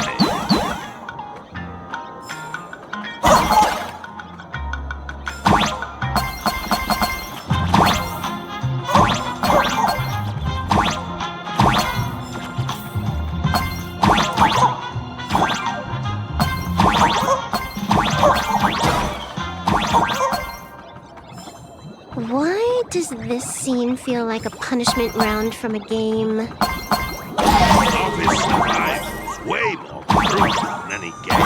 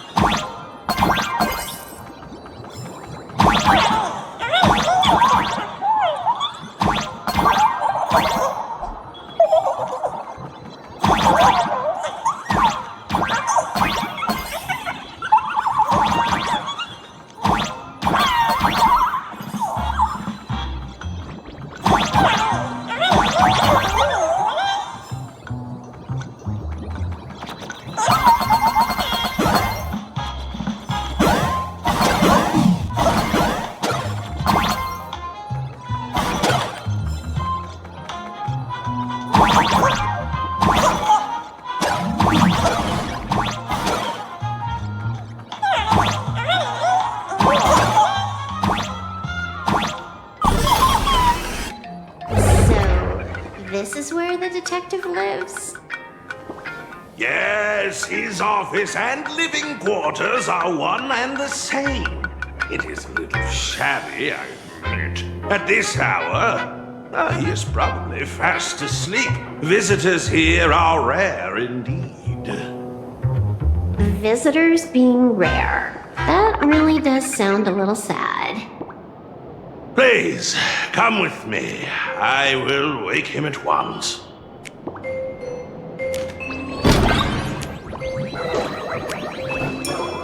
Time to get up, Mr. Ashvale.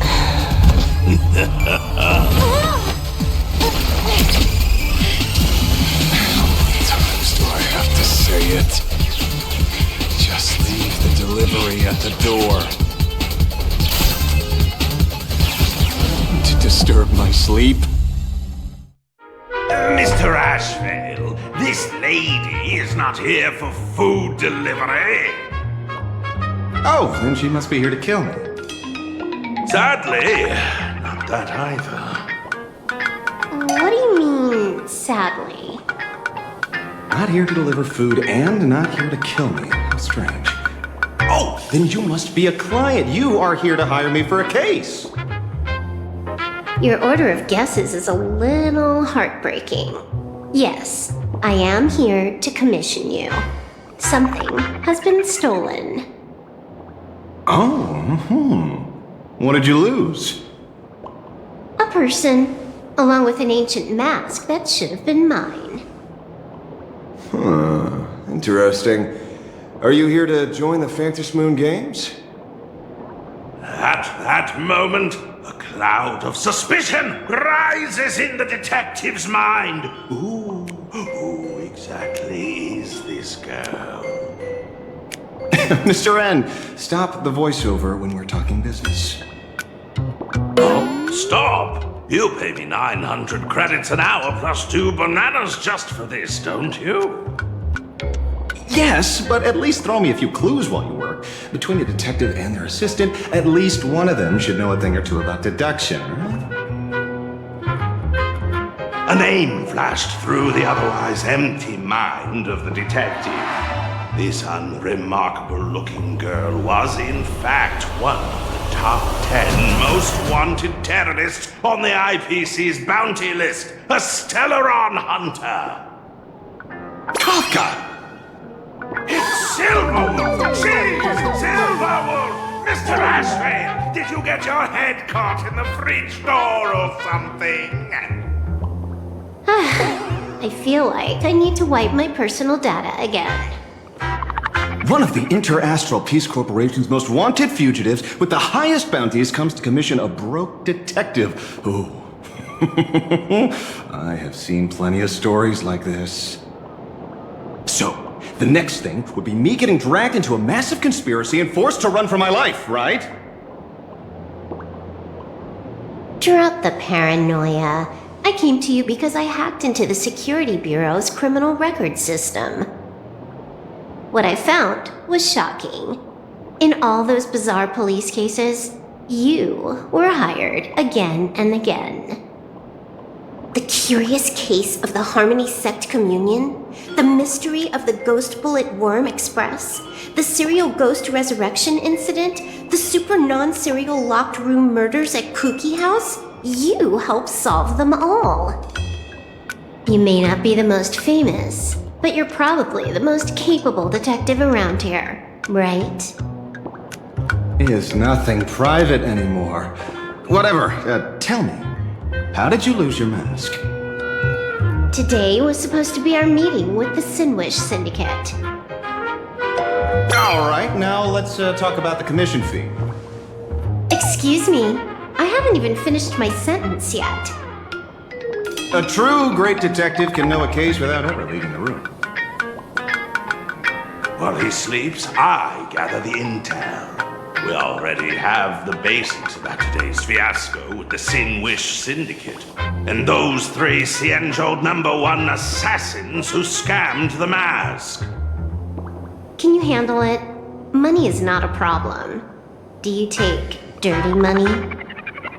Sorry, no dirty money. And please do not withdraw your payment plus the account balance after paying. Oh, then how about this?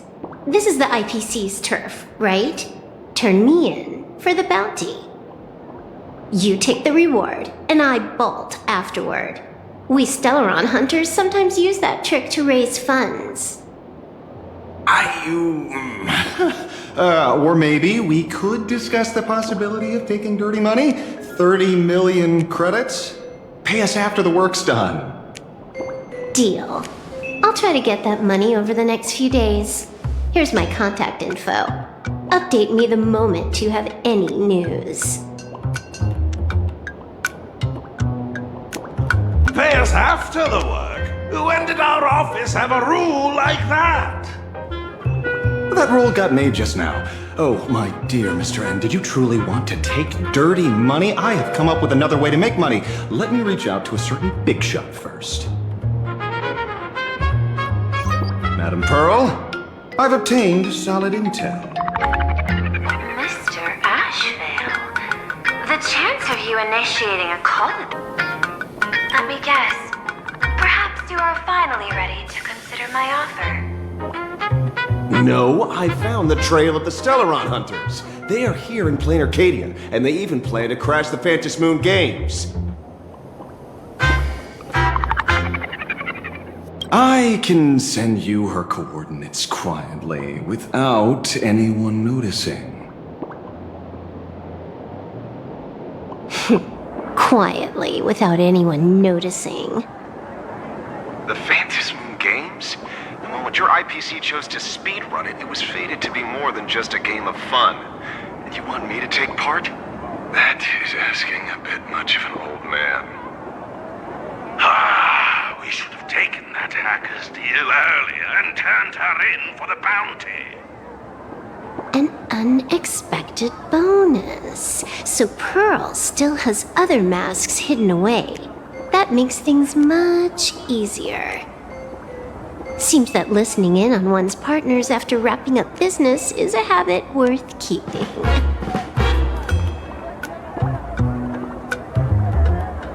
Hey, lady, where are you? Did you find the mask? Not yet, but I've got a new lead. We might have lost one mask, so I just need to find another. Fine. Promise me this. Next time, don't take contracts on the dark web using names like Xianzhou's #1 assassin. Okay. By the way, can you tell me what script Elio gave you this time? A completely blank page.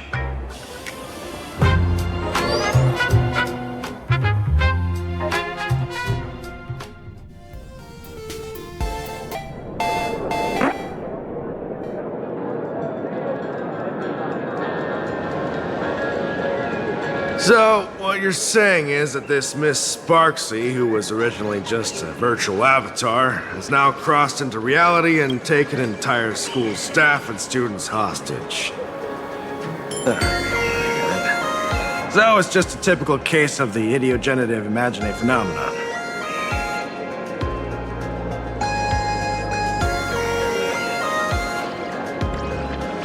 Yeah, you could say that according to the old superstition.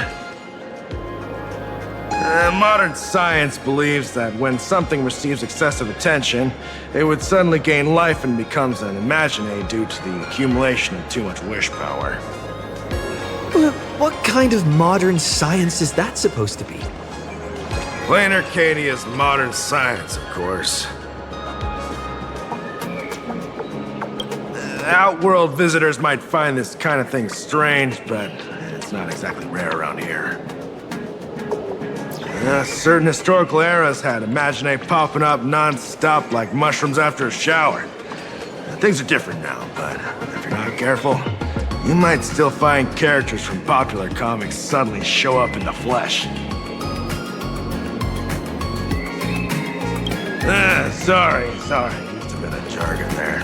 Idiogenerative here means something born of chance and circumstance. These imagine arise from incidental events. That's quite different from progenitive imagine, which reproduce by having artists draw their offspring. Heading out? Where to? Oh, you mean going to Graphia Academy to arrest this illegal imagine? We can't. I just received notice from the Department of Aberration Defense. The first supplicant of these Phantom Moon Games has revealed herself. And she's none other than Miss Sparxie, the one you mentioned. Although you're honored guests of the Astral Express, you seem completely unfamiliar with the laws and customs of this world. During the Phantom Moon Games, we do not traditionally interfere with supplicants' actions. That's their privilege. In other words, since she's a supplicant, we security officers can't do anything unless she causes actual harm. He's saying she took a school hostage, but the intel I have says otherwise. Oh, right. The news broadcast is about to start. Here to watch? Hello, everyone! Welcome to Full Wish TV's special news segment, Arcadian Morning Report. I'm your host, Poofy. Hi, everyone! I'm your host, Snowy! We've entered year 1999 of the Arcadian calendar. What an exciting time! Just one more year until the new millennium. Over 500 years ago, a famous prophet made a prediction. In year 1999, a terrifying devil will descend from the sky. Will this prophecy come true? Can Plain Arcadia safely make it through this crucial year? You idiot! Are you cursing our viewers? They didn't tune in to hear your fear-mongering nonsense. Just read the news and stick to it. Yes! Incredibly, after just 15 years, the Phantasm Moon is full again, and the time for the Phantasm Moon Games is upon us once more. Surely a blessing from the Master Relation upon us, Arcadia! Which supplicants will appear in these Phantasm Moon Games? And what mind-blowing miracles will they bring to everyone? With permission from the Department of Aberration Defense, we'll be following and reporting on the Phantasm Moon Games from start to finish. Just now, the first masked supplicant has appeared. How intriguing! Who are they, and where did they come from? Let's take a look. Wow! Internet famous streamer Miss Sparxie announced 2 hours ago that she's donning a mask to become a supplicant! The Department of Aberration Defense has confirmed the news is authentic! As an ideogenitive imagine, Miss Sparxie's birth wasn't approved by the Department of Aberration Defense. But that hardly matters at this point. What sort of miracle does this live streamer plan to produce during the Phantasm Moon Games? Let's switch over to her stream and see.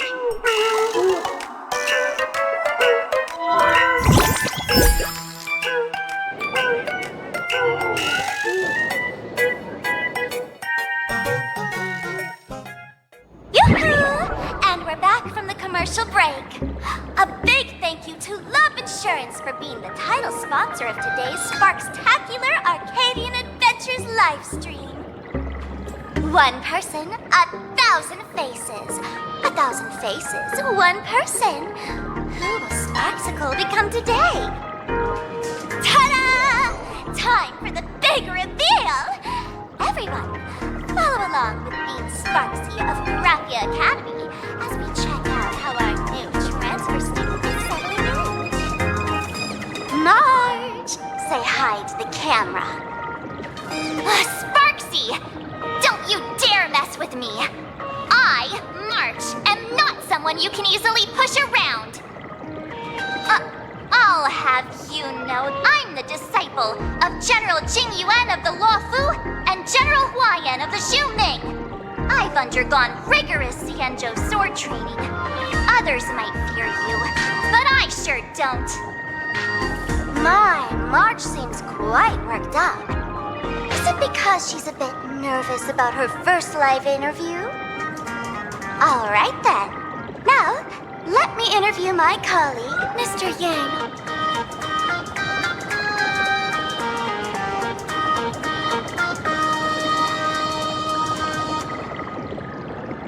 All right, that wraps up our interview for now. Let me give you all a sneak peek at what's coming up in our next live stream. Thank you all for your wholehearted support. Sparksicle will work hard to repay your kindness. In 3 hours, I'll be hosting a special live stream performance, Sparxicon, alongside our special guests, the legendary Nameless from the Astral Express, who have carved countless legends across the cosmos. Tell your friends, your family, even your enemies. Let's set aside all grudges and meet in the stream to witness the most dazzling sparks light up Plain Arcadia!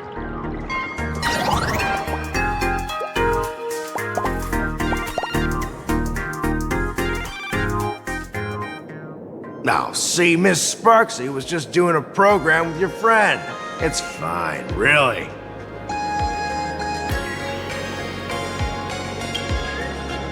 have you seen shows like that before? You know, where celebrities go somewhere to do everyday jobs, like those reality shows where they trade places with regular people.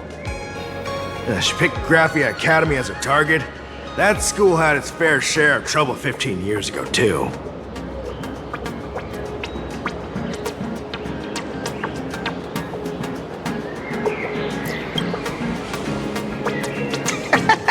So these are the nameless of the Astral Express? That's hilarious! I heard they're supposed to be great heroes who saved other worlds. Look at them now! Switching to comedy in a heartbeat.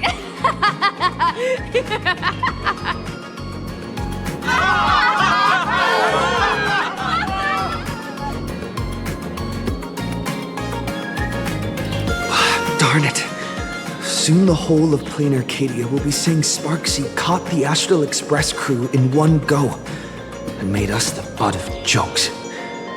Our reputation would also turn into her trophy. Oh, right. Please keep this Phantom Moon Games emergency response guide safe. Some sections in it might come in handy.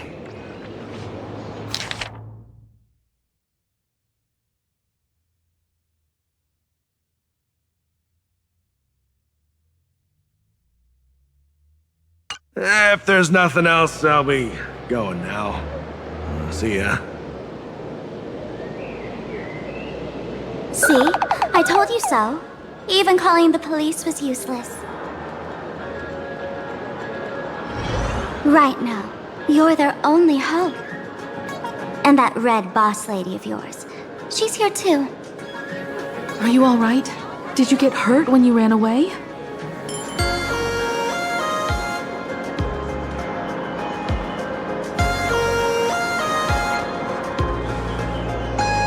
So, March and Welt are both trapped in Graphia Academy now? And that girl called Sparxie took the mask, too. No, it's not your fault. I underestimated the complexity of the situation behind these games. Coming back to my homeland was meant to be a relaxing vacation for everyone. And I also wanted you and March to experience the atmosphere of elation in this world. Throughout the history of the Phantom Moon Games, there have been many instances of cooperation between supplicants. But this time, forces from across the cosmos have turned this into their own high-stakes poker table. Rather than honoring the elation, these players are far more eager to savor victory for themselves, itching to knock everyone else out of the game. Sparxie is one such troublemaker.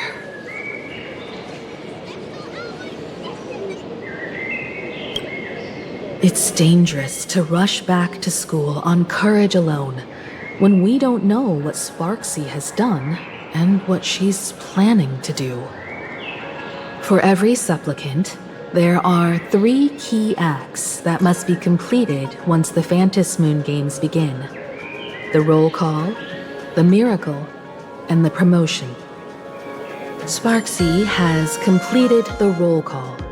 She took the mask and declared her entry into the games, drawing everyone's attention to the news that the first supplicant has appeared.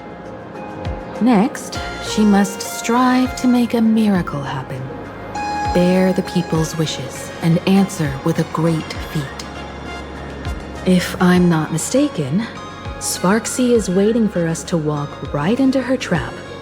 For her, there couldn't be a better opponent than the Astral Express for this first battle between supplicants. What could be more earth-shattering than defeating a renowned cosmic hero on a battlefield of her own meticulous design? So here's the question, Sparkle. Based on what you know about this imposter, what's her real agenda for joining the games? Simply toying with and defeating the Express crew alone won't be enough. What kind of world-shaking miracle is she after? Sure, she's a fake. but she's still a fake of Miss Sparkle. Guessing won't get us far. If you ask me, we should check out the tavern. Might find some leads there. The Masked Fool's headquarters.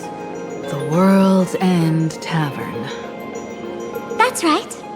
How could we pull off something this insane without Miss Sparkle's prized collection I've been hoarding all these years?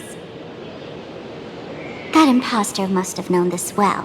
Before this operation, she definitely went to the tavern, using my name. Most fools can't tell the difference between me and that imposter. Or maybe they just don't care. But if we can find out who I talked to and which treasures I stole from my collection of items, we'll naturally figure out what that imposter is up to. That's a good plan, but I can't let you act alone. Can you take both of us into the tavern? Take this business card. The address of the tavern is printed on it. However, you'll have to find your own way to the tavern. That's been the rule since it was established, and there's nothing I can do about it. Since there's still time, I'll head out first. You two can come over when you're ready.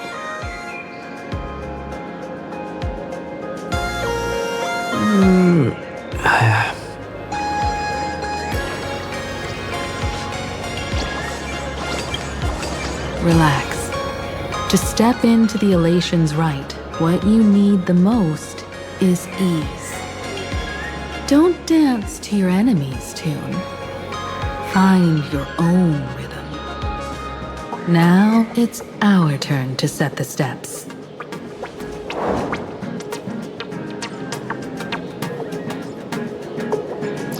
Dovebrook District. It's been a while since I've been home. Perfect timing. Don Hung and Sunday have made some new discoveries. I asked them to meet up with us later.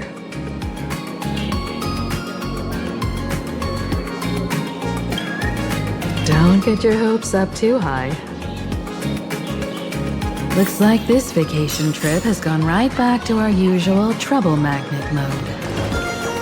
Now this is the kind of vacation the Nameless just has to savor.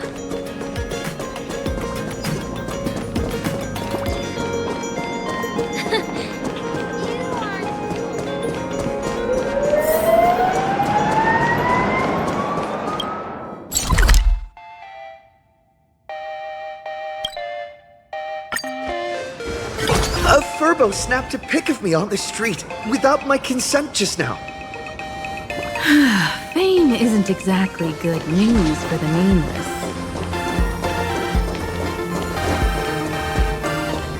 Yum Yum Alley. Even the reasons. Where every unlimited free drinks for 100 credits. Female stalkers. We're almost at Dovebrook District.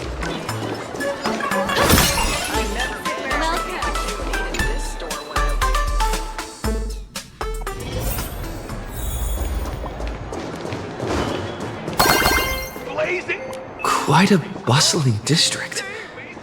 Is this really where Himiko lived back then? It's been 15 years since I've been back. I wonder what's become of these houses now.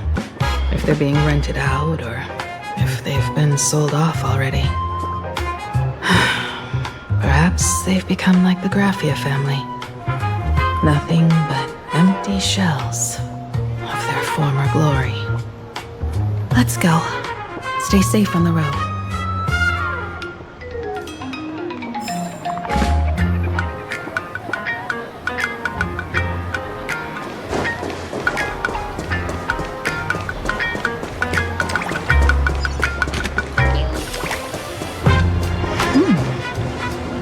This place seems to have changed a lot.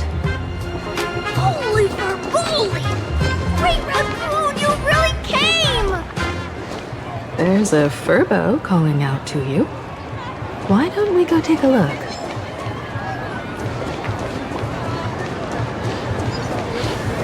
Free consultation. I try my best today.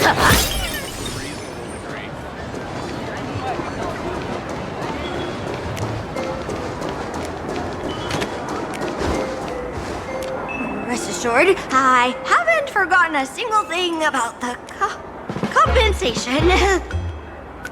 This Furbo was actually waiting outside the magazine's office just to make amends? Furbo absurdo. And you are?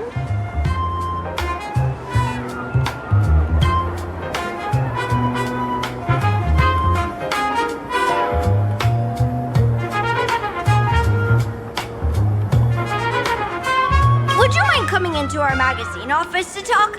Let's discuss compensation, shall we?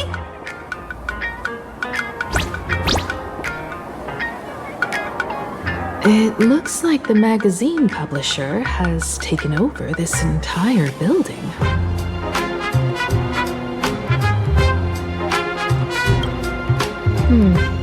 Strictly speaking, the entire street where this building stands belongs to my family's estate. It's said that, in their heyday, the Graphia family owned property all across plain Arcadia. But by my generation, very little was left. When my journey reaches its end, will anyone in this world be able to inherit anything from me?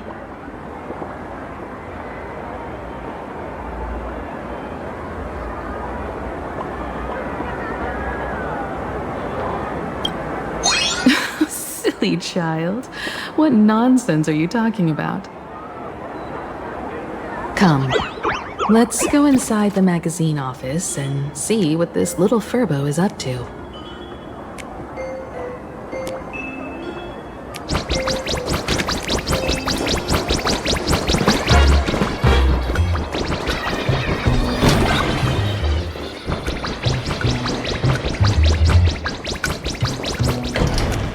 Hey there, Paraprince! I brought quite an impressive creditor to visit you. Beep beep. Debt collector signal detected. I'm out of here. Don't run! It's the Great Raccoon from the Astral Express! Furbos and raccoons! We're all one big family! Beep boop. Family or not, you're all just here to collect debts, aren't you?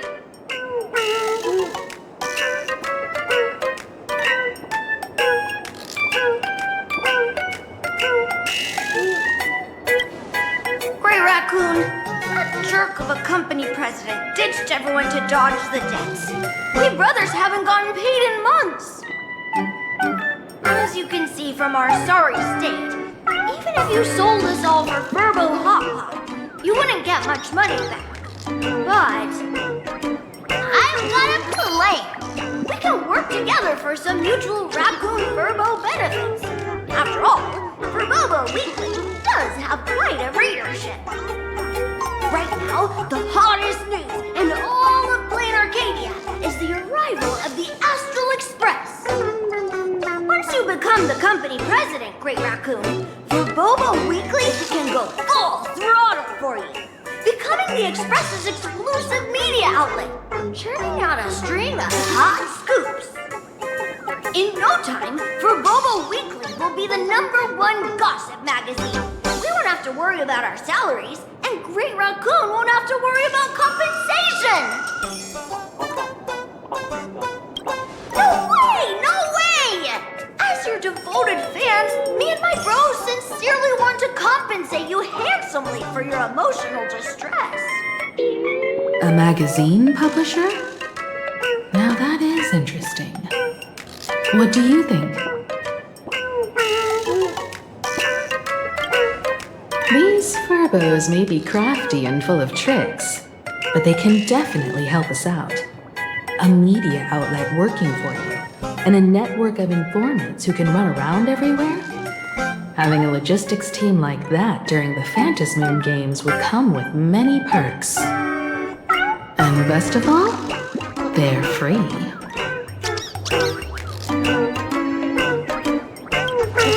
Being a company president is actually super easy.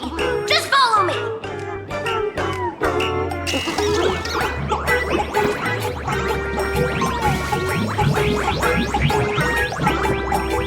Please, take a seat in front of the computer, President. I'll show you how it works.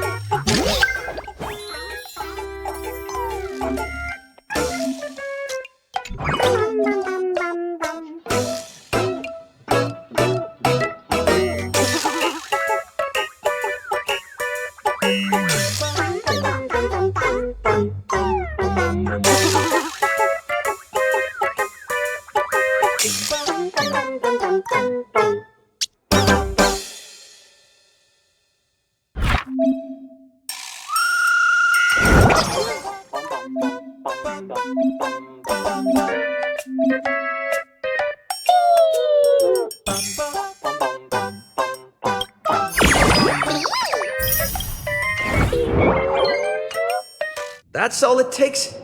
Okay, from now on, I'm your new company president. Woo-hoo-hoo-hoo! Great Raccoon is our new company president! Ha! Whatever mission you assign, we brothers will get it done for you. Anything else you'd like us to do?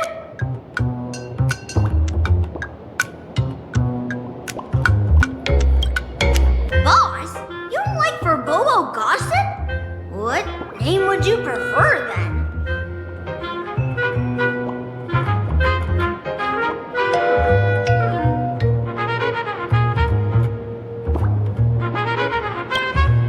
Ugh, my heart just skipped a beat. But that's okay, as long as the boss is happy. Are you sure?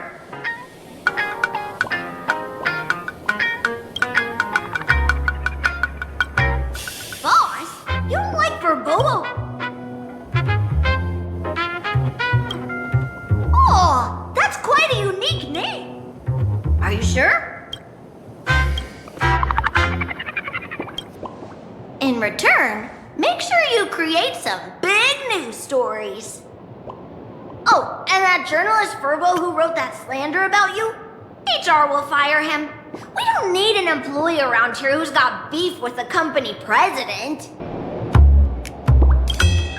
I heard a supplicant has appeared at Graphia Academy. Should we have him take some pictures there for you? No problem. I'll arrange it right away. This Furbo will issue the order. Stay tuned for his first-hand report. Looks like you're already getting into the groove of being a company president. We're pretty much done here, and Dun Hung and Sunday should be arriving soon as well. I'll just have them meet us here at the publishing house.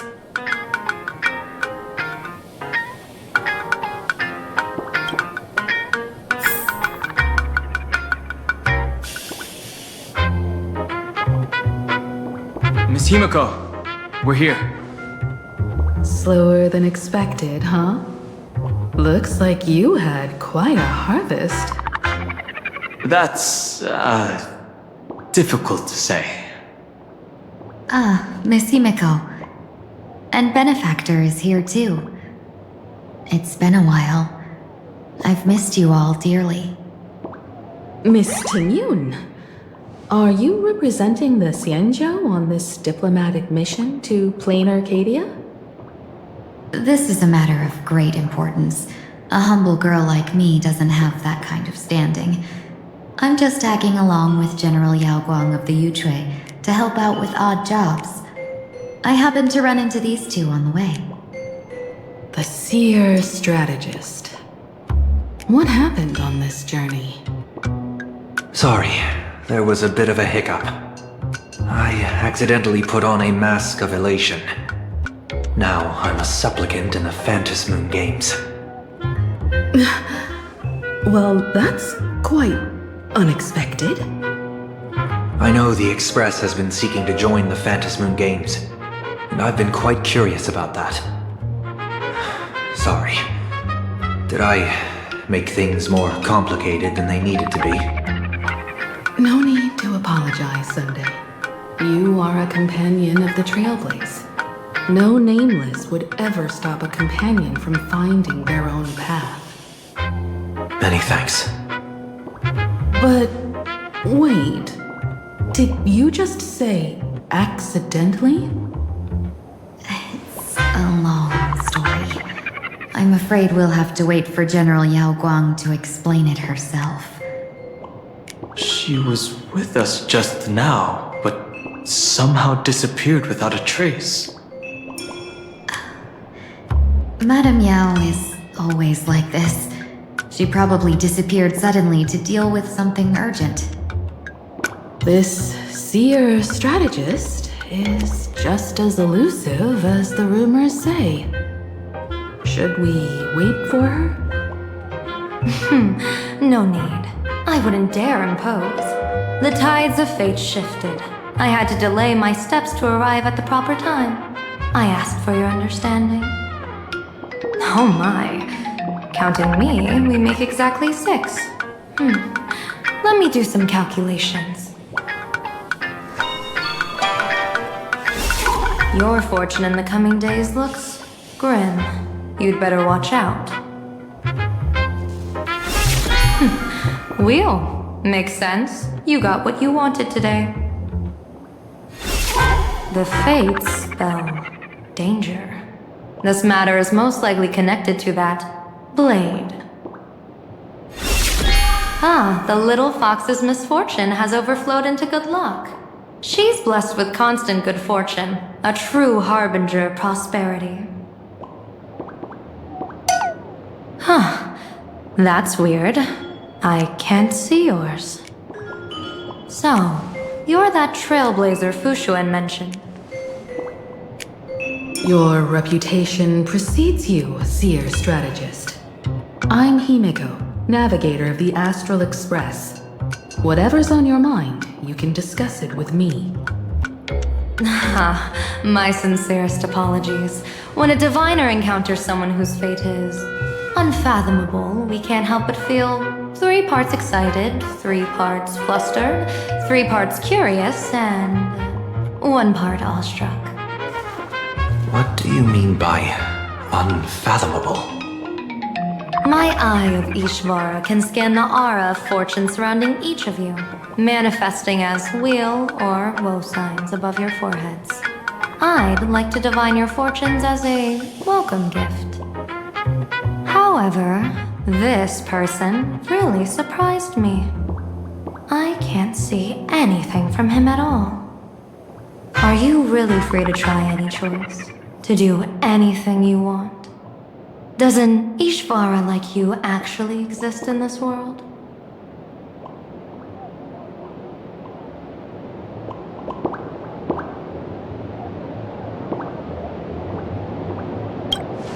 You might be onto something. When it comes to eons, divination often goes haywire and no proper reading can be formed. What do you think this means, General? As an Ishvara, their mere presence in the playfield creates a variable in the game. It's both a blessing and a curse. As I said before, the wheel and woe of us 6 align with the 6 lines of divination. If he represents woe, then the hexagram falls to water, where dangers lurk above and below, spelling doom. If he brings wheel, then the hexagram shifts between wind and water, presenting a great opportunity to strike. Auspicious. So, the fate of our journey in plain Arcadia rests on his decision.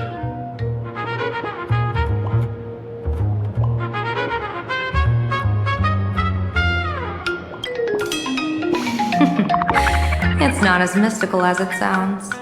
While an Ishvara has far greater freedom of choice than ordinary people, they're still caught in the currents of fate. I just want to remind you to choose wisely. Back to business. I take it you're not just here to read our fortunes? I am here to greet everyone, to apologize to the Express Navigator for my previous indiscretions, and to borrow someone from you. Miss Himiko, now you understand how I ended up wearing this mask. I get it. She says she wants to borrow you for an operation. I want to hear your thoughts. If you're not comfortable refusing, I can speak up for you. Oh, you two. No need for whispers. I can hear you loud and clear. How did you... Well, since the General heard us, would you mind telling us your reasons for doing this? I'm collecting variables. During this journey, I'll be acting as unpredictably and irrationally as possible. Don't be surprised. Some Arbiter generals excel in battle with their wit and valor. Others master the art of forging weapons, and some guard the netherworld with their lives. I, however, fight for the Alliance by calculating and manipulating fate itself, peeking into the future. I'm here to discuss matters regarding the Anti-Destruction Alliance, and then I'll head to Astropolis for the vote. That's the real business. But according to the divination, this Arcadian world faces an extraordinary danger. When a bird's nest falls, no egg will remain unbroken. Are you saying we'll all perish along with plain Arcadia? What's going on here? Intel indicates that a serious Xianzhou criminal is attempting to join the Phantom Moon Games. This individual has been infected by the flesh of Shuhu, the emanator of the abundance, and is extremely dangerous. According to my interpretation, his long-suppressed violent nature will eventually become uncontrollable, bringing catastrophic disaster to everyone. There's no way he could do that. That's the divination's answer. Rather than asking whether he could, we should ask, how would he do it? My divination shows dragons clash in the wilderness, their ichor dark and yellow. While the term dragon clash could simply mean fierce battle, could it be foreshadowing a great calamity from your conflict with Blade? Perhaps this prophecy has other interpretations. But with my limited intel right now, I have to prioritize Blade, this most volatile and dangerous factor.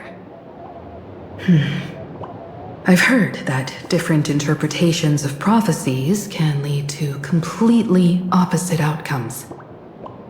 Until things become clearer, it's better to reserve judgment. Let's put that aside for now. In any case, I've brought along a creation forged by Blade himself. If things get out of hand, it might temporarily restore his sanity, giving us a brief chance at victory. What is it? I'm sorry, but fate has shifted once again. I must take my leave. To put everyone on the Express at ease, I solemnly swear that Mr. Sunday won't be obligated to do anything for the Xianzhou. On the contrary, our delegation will give him every ounce of aid within our power. What did you say, General? Aid within our power? She's gone. Whoa, that was quick. Madame Yao must be really busy. Has she vanished into thin air like this before? Yes. I don't know the details myself. With Madame Yao, it often happens and no one knows when she'll return. She doesn't do it on purpose. Allow me to apologize on her behalf. No worries. At least we know what the Xianzhou is up to. Right now, 2 companions from the Express are still trapped somewhere. He and I must head to the tavern to uncover some clues. If Miss Himiko needs my help, please don't hesitate to ask. Are March and Mr. Yang in trouble? I'll go with you. No, you and Sunday will act together with the Seer strategist. We're not at the point where we need to call in reinforcements yet. The situation with Blade is unusual. That Seer strategist's concerns aren't just baseless worries. I don't want to see the Phantom Moon Games bring catastrophe to my homeland. So this is also my request. To put it in the General's words, please do your best to introduce new variables.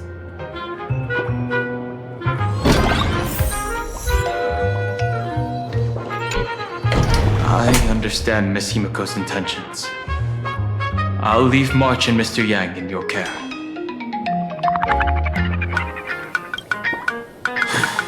Blade's appearance means the Stellaron hunters are also on the move in this world. From everything we've seen, this mission to Plain Arcadia is of the utmost importance. I will accompany General Yao Guang to uncover the Stellaron Hunter's schemes. Whatever happens this time, I hope it won't put any of you in danger. I'll do my best to make sure of that.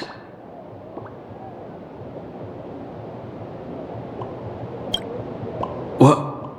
Those two are trapped in the school, forced to become a student and teacher? And the security officers are turning a blind eye to all this? Though March and Mr. Yang don't seem in mortal danger for now, who knows what Sparxie is plotting. The longer we delay, the worse it could get. Better to rescue them as soon as possible. The Phantasmoon Games. What a bizarre ceremony. What does this type of elation really mean for the people of this place? Why would AHA promote such a game?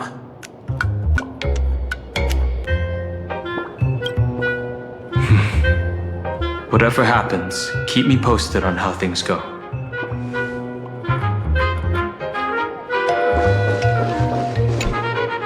Greetings, Benefactor. It's been many days since we met in Penacony, and I've been thinking of you day and night.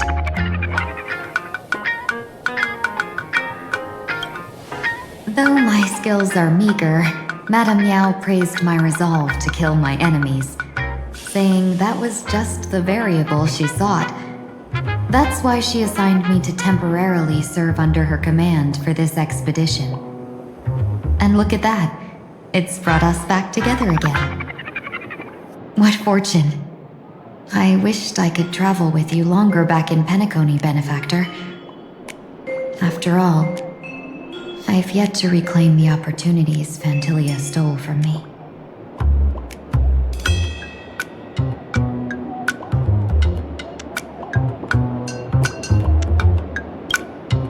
Hard to say.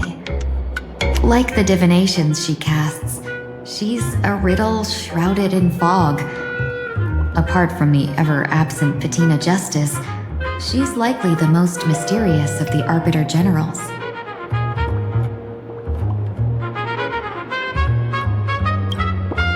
I'm sure there's no mortal danger. Please forgive my jest, Benefactor. Being around Madame Yao has gotten me into the habit of cracking jokes all the time. Her actions may seem inscrutable, but she always provides what you need ahead of time. That's why even those who grumble still carry out her orders with diligence.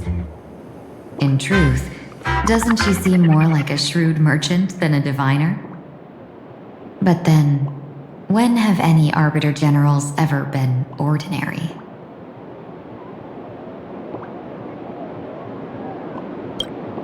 Don't go back on your word, Benefactor. We can find a local bar and share a drink while we chat. Madame Yao instructed me to meet her at our agreed spot if she disappears. It's growing late, so I'll take my leave now.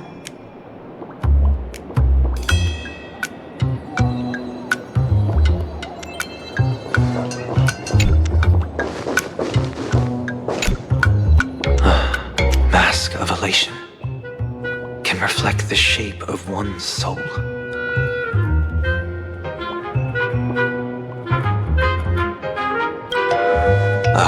Sure. In Penacony's decorative arts, ravens often symbolize the hidden desires and whispers of humans' dreamscapes.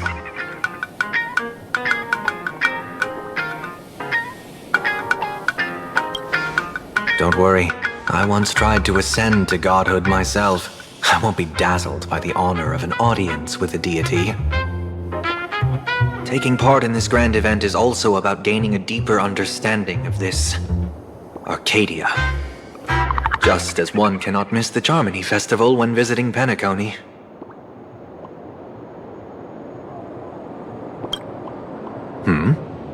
There's no rule saying that supplicants of the Phantasmoon Games have to fight each other, right? On the contrary, for the elation, shouldn't laughter be a resonance that comes from within each other's hearts?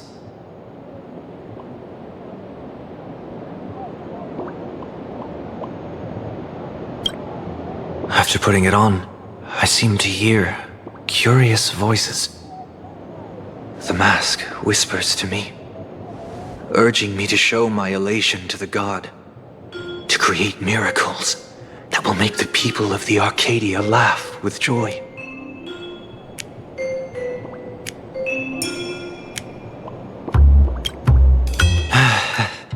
That's a good one. When that general, Guang, shows up again, I should discuss our collaboration plans with her. Good luck.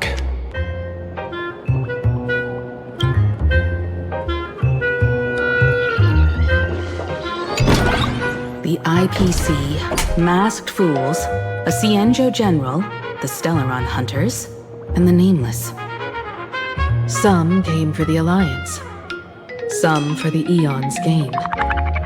Whatever their reasons, a storm is brewing in the skies over this world. But at least we got some good news. Sunday has joined the Phantom Moon Games. He can help us in our showdown against Sparxie. Let's rendezvous with Sparkle at the tavern. We must uncover why Sparxie entered the Phantom Moon Games, and what sort of Sparxicon she's got planned for Graphia Academy. When I was little, I heard a few urban legends. They say the entrance to the tavern exists behind every single door in this land. But those who aren't invited, or haven't found their destined path, can never step inside. This time, we already have the Fool's invitation in hand. As for the key to open the door, there's a silly rhyme on the back of the business card. For revelry and drinks galore, no need to search from door to door. Heed the fool's riddle with care to find the key that leads you there.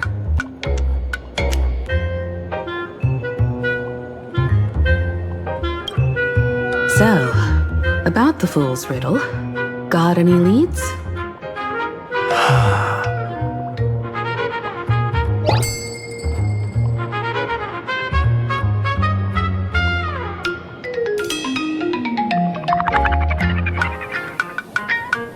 Whether they look up or down, the moon that humanity gazes upon in the sky is always the same Phantom Moon. Looking up makes sense, but looking down? How exactly do you gaze at the sky? Oh, it seems fate ties you to the tavern. I get it now. The answer is Dovebrook.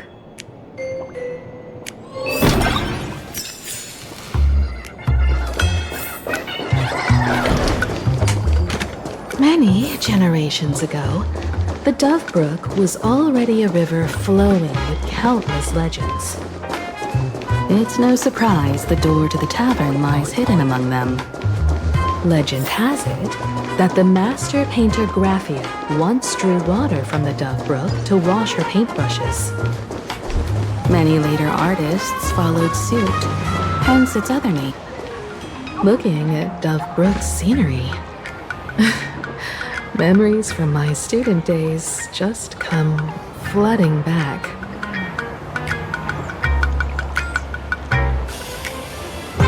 They're not exactly interesting memories.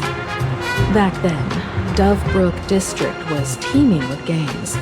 There were hooligans running around everywhere, and some really loved messing with the students. I was taller than my peers, and happened to be training in martial arts. To stand up for my juniors, I would occasionally get into scraps with the thugs on the streets.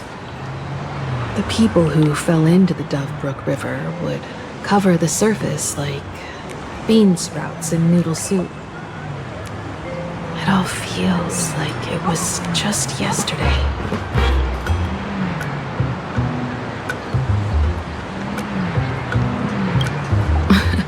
Sometimes the thugs fell in. Other times, I took the plunge myself. Back then, I was a bundle of restless energy. The teachers always said I was like a wind-up toy that never stopped banging its drums and cymbals, stirring up a commotion wherever I went. In the blink of an eye, 15 years have passed. Hard to believe someone as reckless and willful as me became the navigator of the Astral Express. Now's not the time to wax sentimental. We've reached the banks of the Dove Brook. So, where's the tavern entrance hidden?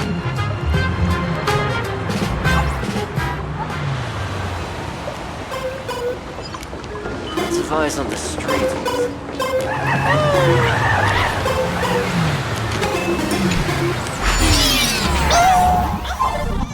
According to the business card, the tavern is near the Sinwish Syndicate headquarters. Let's check the other side of the road.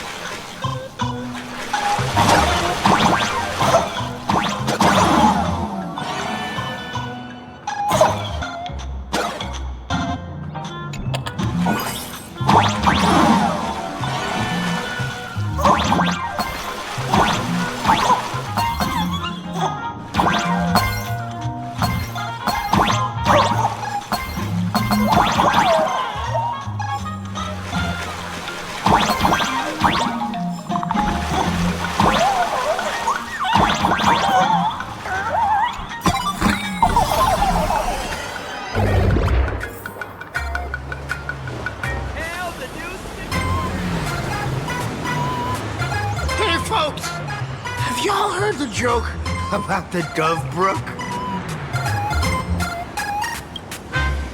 One day, a criminal escaped from prison. He ran for his life, but just when freedom seemed within reach, the Dove Brook blocked his path. With his pursuers closing in, the man prayed to the river. I am hammered by the law, stained with filth. Oh, pure flowing waters, please do not swallow me. The voice from the Dove Brook replied, there's a pedestal of light upon the water. Step on it and you can cross. The criminal wept. What pedestal of light? It's only the moon mirrored on the water, an image that shatters at a touch. If I step on it, I'll fall in and drown. You can guess how the Dove Brook answered him. The Dove Brook said, you're not hammered at all. Otherwise, how could you still tell the moon from a pedestal?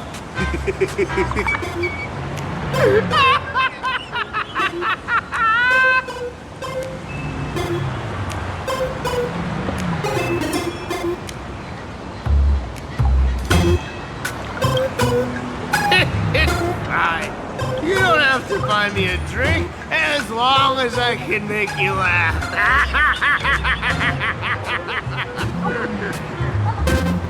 That joke sounds like a hint. Could he be a fool from the tavern? Maybe if we find the fragile moon he mentioned, we'll find the way into the tavern. Moon's reflection. So fragile it shatters at a touch.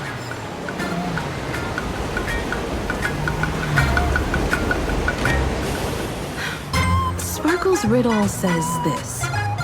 Whether looking up or down, they all see the same phantasm moon when gazing at the sky. We've gazed at the sky already, so next... From this angle, the moon's reflection is right here. It does look strange in the water. If what the card says is true, and the fool's riddle is the key to entering the tavern, then this moon must be the door lock. Come on, let's take a closer look at this strange moon.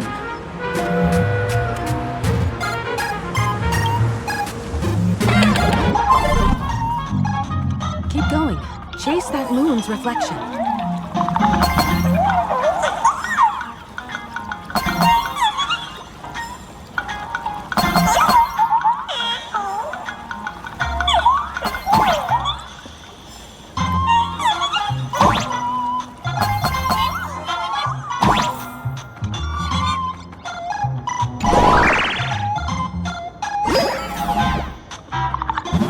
The fools are guarding the moon's shadow tight. Find the switch and shatter the moon lock, and we're one step closer to the tavern.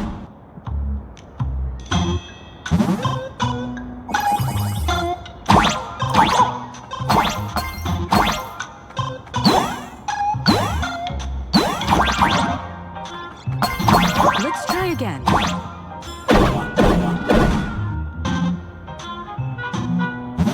Something's back there. Is that a key? The moon is about to break. Let's try again. The key has dissolved into the water. The water's surface is about to change. Look, the tavern's shadow has appeared.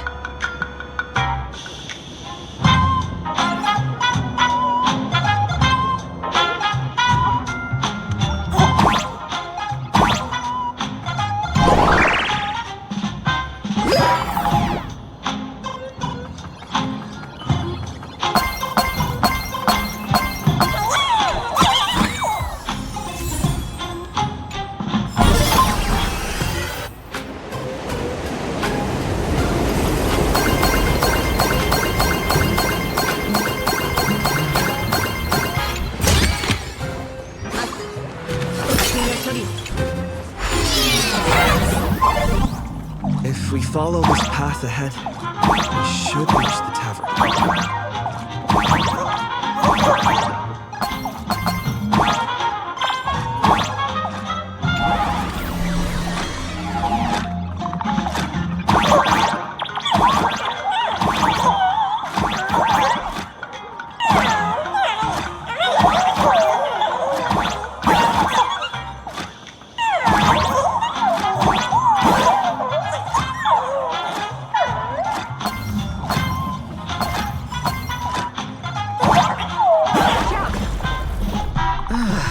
I almost forgot. You're a full-fledged Trailblazer now.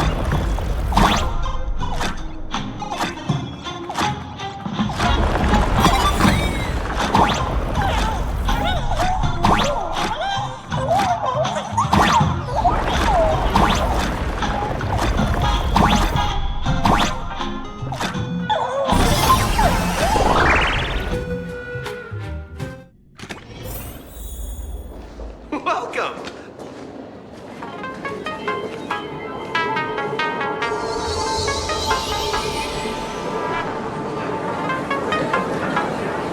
So this is the World's End Tavern. No. Allow me to correct you. If you think this is all there is to the tavern, you're sorely mistaken. Like a single grape on a great bunch, this is just the part where the tavern connects to this world. Sorry, but this looks like a regular lounge. The so-called plain Arcadia isn't really an Arcadia either, but who's complaining? Life goes on, doesn't it? If you're looking for something that's true to its name, take a ride on the Astral Express. Funny thing is, it's literally a train. You know, can't find a single trace of astronautical engineering on it. Wait, you two are navigator of the Astral Express and the raccoon on board, right? I've seen you in the news.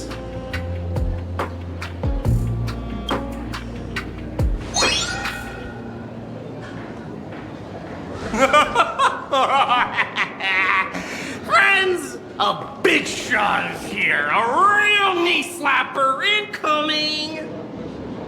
Really? From the Express? You're not so freaking way enthusiast, are you? Express comes to the tavern too? Do they even have the sense of humor?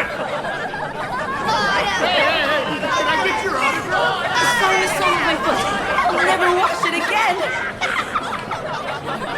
Everyone, curb your curiosity. These two are my guests. Even the most mischievous among you should know when to stop and mind your manners. Well, if it isn't little Sparkle. We've all heard your joke. Take the mask from a masked fool, and what's left but a fool?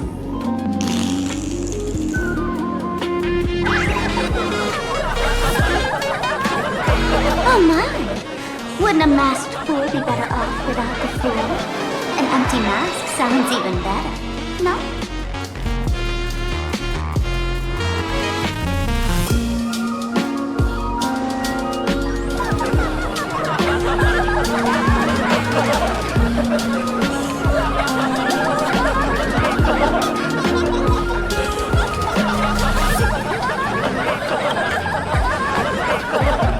Don't take an idiot's words too seriously, unless you want to join them.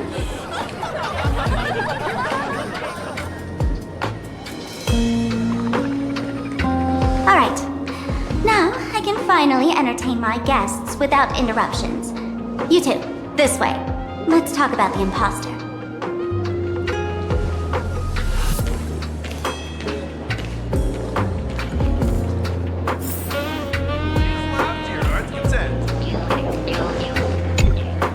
All right, you two. First round's on me. What'll it be?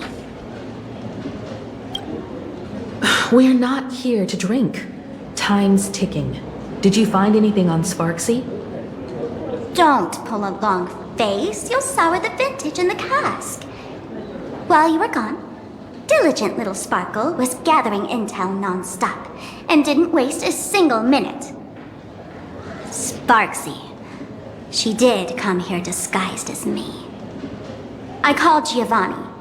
You might not remember him. He's the poor sap who drew the short straw to manage the storage area recently. Old Gio told me that a week ago, I came here and took a few things. Among them was a vial of mimetic virus. A mimetic virus. No wonder she could take over Graphia Academy and distort Marge and Weld's cognition, making them believe they're a student and teacher.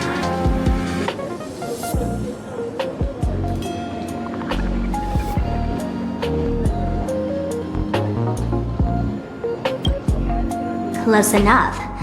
The so-called Sparxicon is a front for spreading a mimetic virus. Knowing that isn't enough, what type of mimetic virus is she spreading? What are the symptoms? We need more on her plans and actions before we can counter it. Thought of that already. So I visited a few friends and learned where the imposter's been haunting. To dig up details, we'll have to get hands-on. Lead the way, then. Let's move. Stay close.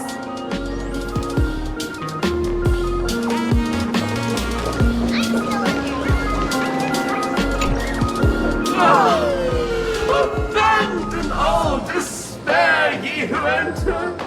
If you want to pass, then amuse me. By the way, hate to ask, you're not Aha themselves, are you? Well, that's a relief. Not like I can tell if you were a zombie, right? Isn't this the Tavern of the Elation? Don't you welcome the laughter, gracing you with their presence? You're wrong. It's not that they are unwelcome. See that? The fools put up a sign over there. Aha and mourning actors stay clear from the door. Stay clear! Ridiculous as it sounds, it's true. After 666 invitations to Aha went unanswered, the younger fools voted to expel the laughter from the Pact of Elation.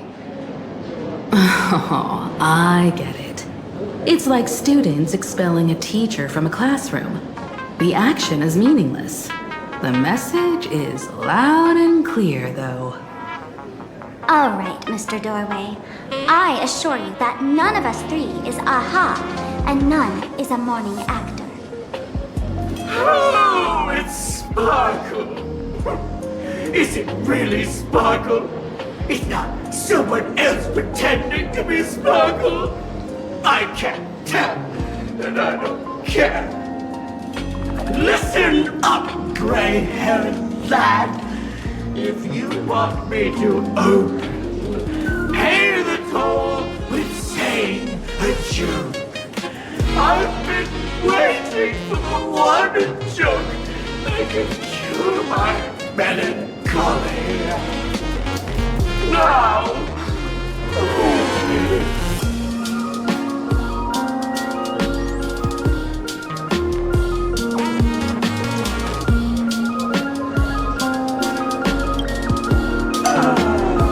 and then? I said it. A joke. Oh, poor child. A bad joke is more pitiful than melancholy.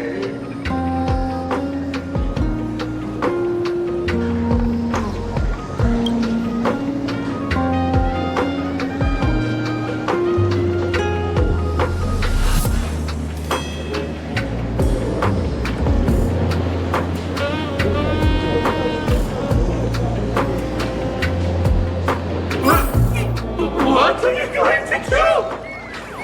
I'm gonna break you open.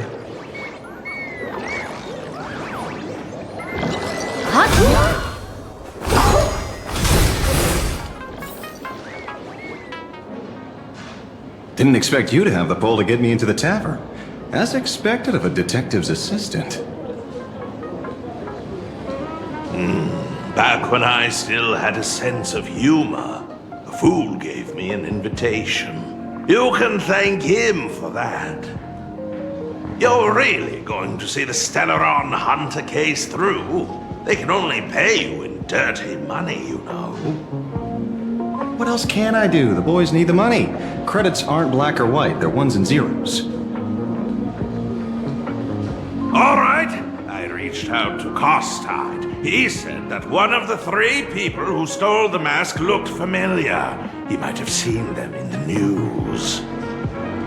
Based on his description, I spent ages sketching the suspect's portrait. And I suspect it might be Don Hung, the nameless from the Astral Express. Costard. We owe him another favor. No paying this one back, huh? Speaking of which, Don Hung. That's a Xianzhou name, isn't it? Where have I heard that name before? It sounds so familiar. So, which of these 3 is Don Hung? The one with gray hair? The redhead? Or that black-haired girl who looks like she's ready to stir up trouble at any moment. No, don't tell me yet. Let me guess. I know a bit of the Xianzhou language. The word Dan can mean red. So Dan Hong is the lady with red hair, right? Ah, your deduction skills never fail to impress. Fine, I'll just give you the answer. None of these three is Dan Heng. Oh, do you even watch the news? TV, newspapers, the internet, it's all fake news. What do you expect me to look at? Let's get down to business. I couldn't find any trace of Dan Heng's actions. It's like someone wiped them clean. So I decided to try a different approach. Keep tabs on the other members of the Express crew. Maybe following their trail will lead to clues about the mask. Nice work, Mr. Wren. They're heading deeper into the tavern. Follow me. I see, gray hair. The tavern not inviting you sooner was their loss. Come on in. Is the drink in these barrels really brewed from jugs? Yep, you know your stuff, man. Just heard some rumors, that's all.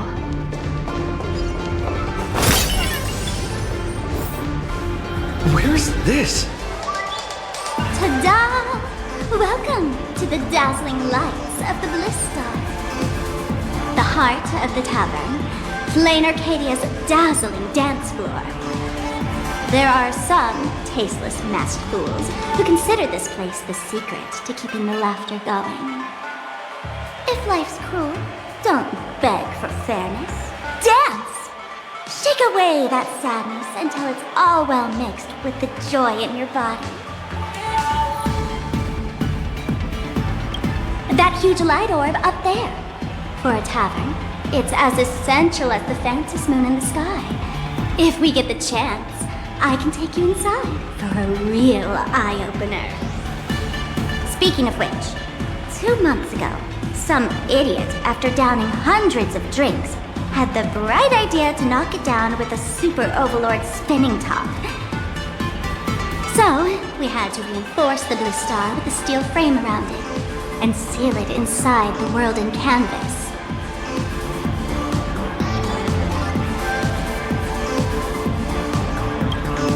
Aha! Take care! Weren't they banned from the tavern? And given the laughter's personality, if they took care of it, they'd just egg someone on to blow the place sky high. This fool you're talking about. It wouldn't happen to be Sparxie, would it? If it were, I'd already be tied to that light orb as the scapegoat. Anyway, the next stop is the Golden Confessional. The eyewitness says Sparxie was there. The Golden Confessional? What kind of place is that? A place where you can let go of all your worries. Well, words won't do it justice. Let's go see it for yourself.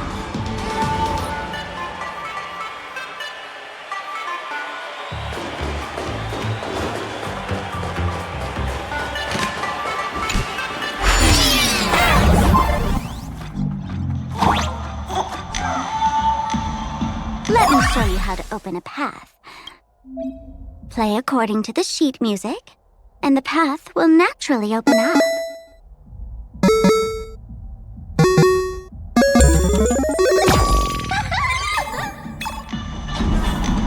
The steel frame actually opened.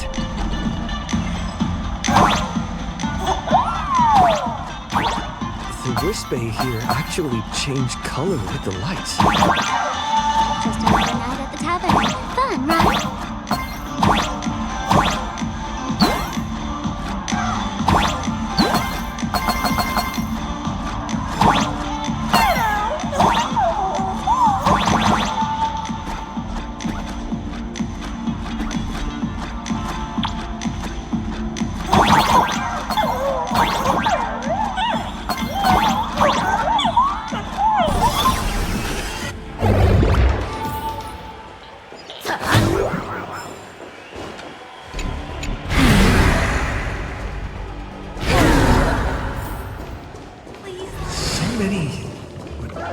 sinks? Why bring us here? Witnesses say a week ago, I came to the bar, knocked back a few shots of Bomb's first drop, then headed here. The Golden Confessional is an emergency shelter for fools who've had one drink too many. Here, we shed our excess baggage before marching light-footed into the next second.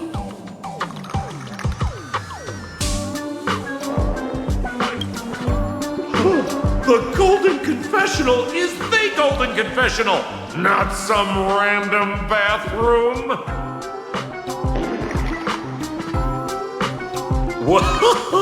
Well, if it isn't my old friend. Sparkle sake, you be coming to the tavern. Old Sampo's heart is bursting with joy. And the teensy bit of sorrow.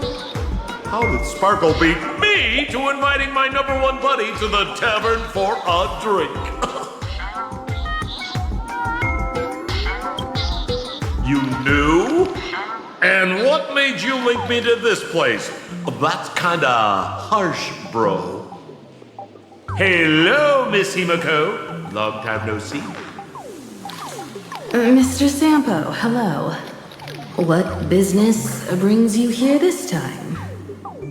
No business. Just here to repay an old favor.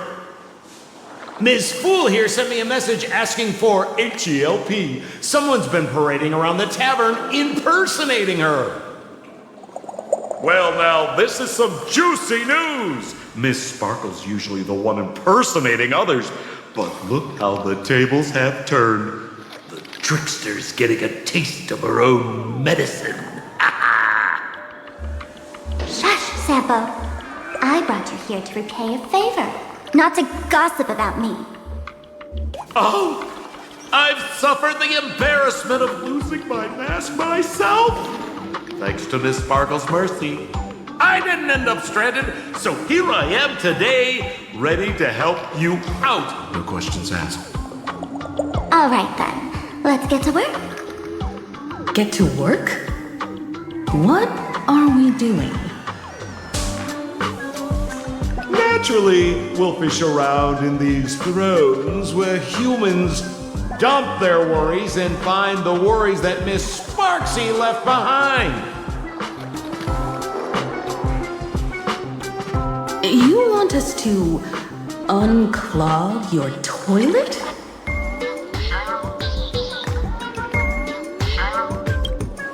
I'm not joking. Don't be too shocked, you two. Let me share a little secret about how you master fools stay mentally healthy. Drink a mood lifter like Bomb's first drop, and all the harmful memoria in your body, you know, the pain, the worries, gets purged in one go. That's how fools pull pranks and have a blast without a shred of guilt.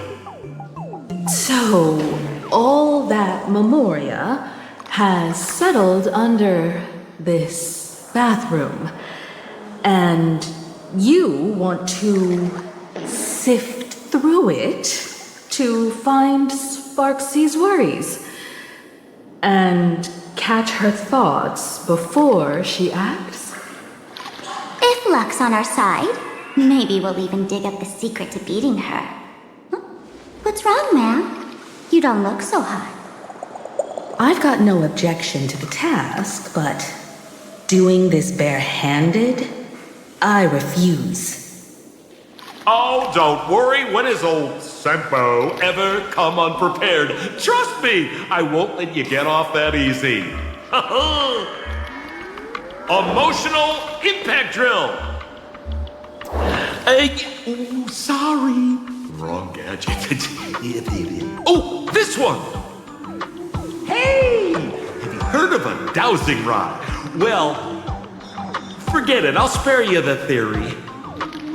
Oh, I tuned the drill bit to resonate with Sparkle's temperament. It'll drill out memoria fountains with similar emotions.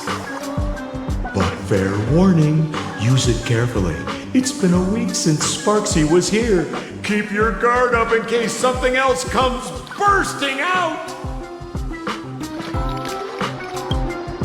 Well, if you ask me, leave it to luck. We don't have time for luck. My radar says that pompous imposter would pick the highest spot to vent. Exactly. The Golden Throne. Give it a try. Bro, pick a spot to drill and start mining that gold. Sambo, does this thing even work? Of course it works. Don't you trust your old pal, Sambo? La La Land noodles are the loudest noodles.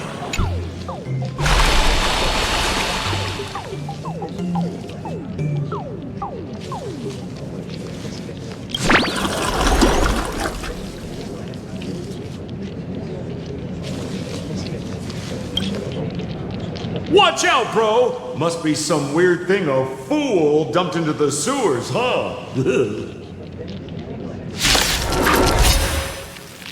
Which irresponsible exorcist did this? The tavern sewer system is not a dump.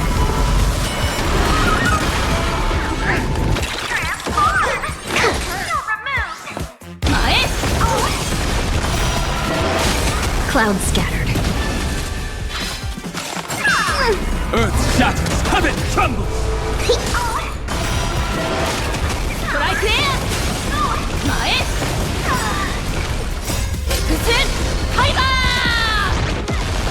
Dream vanished.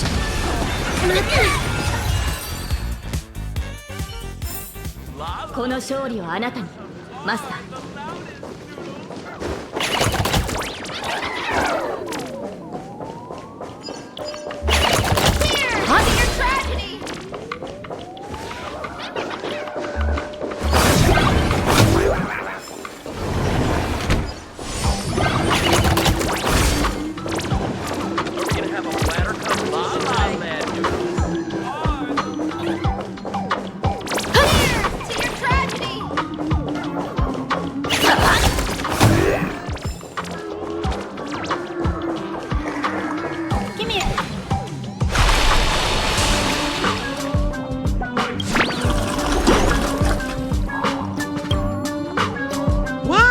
Doesn't seem like something she'd be worried about.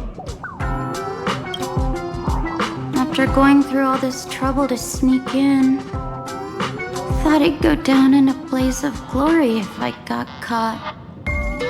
What the heck is going on with this place? Have the masked fools really fallen this far? Me? I'm a morning actor. Isn't it obvious?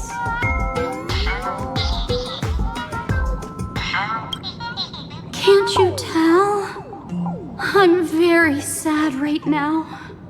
Let me tell you about my tragic mission. After the tavern issued a ban on mourning actors, I painstakingly snuck in here to reveal to them the truth that destiny is eternally sorrowful.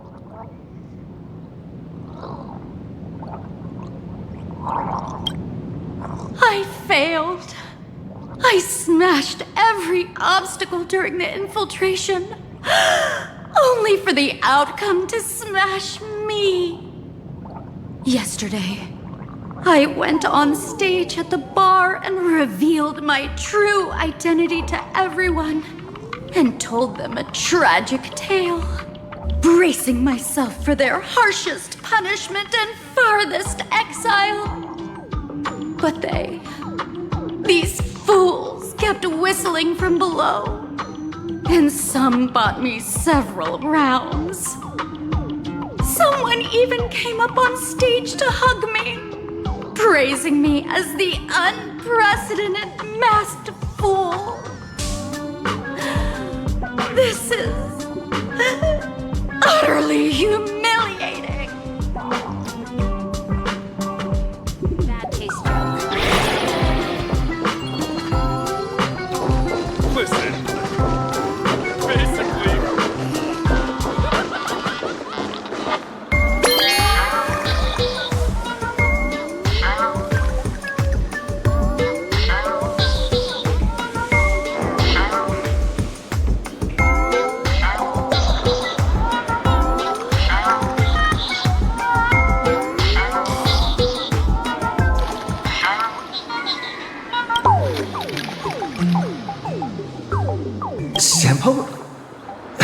get up there just now? Oh, right! Silly me. Through that pipe on the side.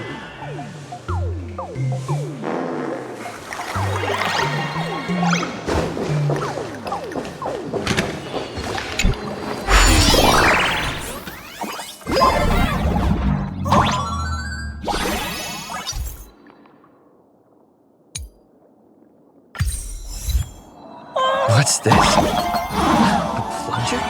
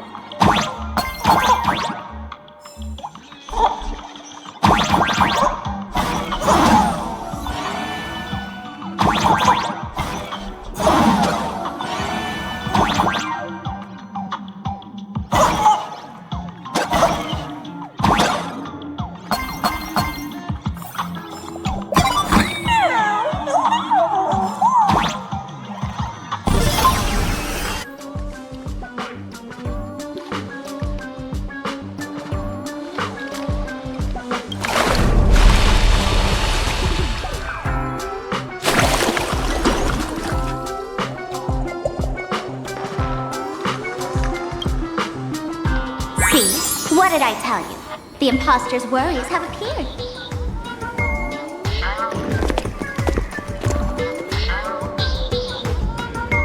What a rare sight! Sparxie used to always connect with everyone online. But now, for the first time, she's meeting her fans through the sewer network. Sorry, but we're your haters. Come clean now. What are you planning to do with that mimetic virus you stole? Use Sparxie as a front to turn everyone into mindless zombies or dancing monkeys? How could I ever harm my dearest, most beloved fans? You took an entire school of teachers and students hostage and turned them into your puppets to help you enter the Phantasmoon Games. You're going to argue that you did it all for them? Of course I did. From the very first day I was created, I've been doing exactly what my creator asked of me. Listening to every fan's questions, empathizing with their pain and troubles. They feel insecure about being ordinary, cry when ignored by those they like, and strive to stand out because they desperately want others' approval. Sparxie hears every wish, and she answers. During these Phantasmoon Games, I'll grant their wishes through the ceremony of the Master of Elation.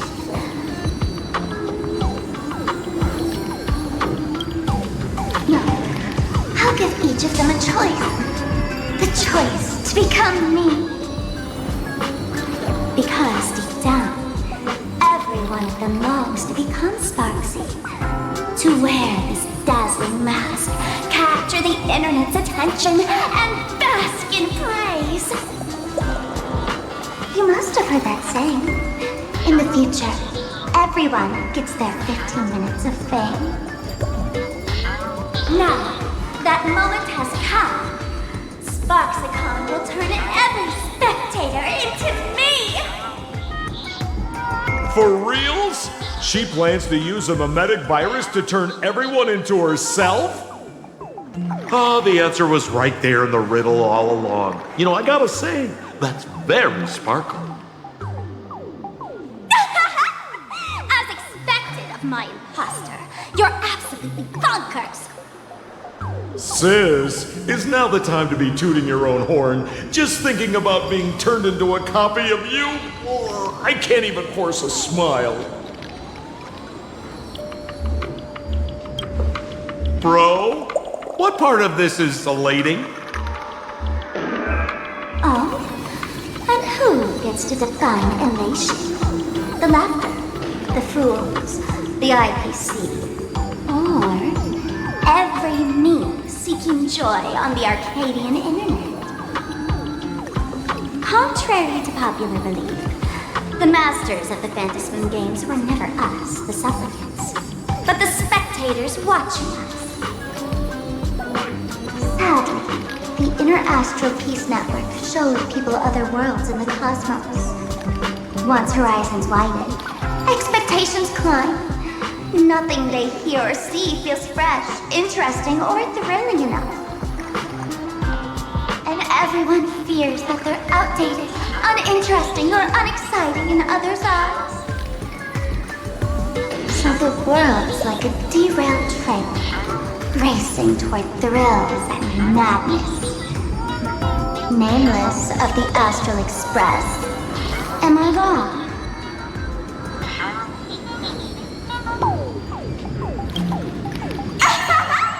Bingo! You got it. I'm a part of her. Wherever there's a screen, wherever my audience is, my eyes and ears will be there too. I want to see how far you in this outdated model can go. The harder you struggle, the more spectacular it'll be when I live stream the Astral Express crew's derailment at Sparxie. I'm looking forward to your resistance, Nameless. Oh, heads up, everyone! She's getting serious.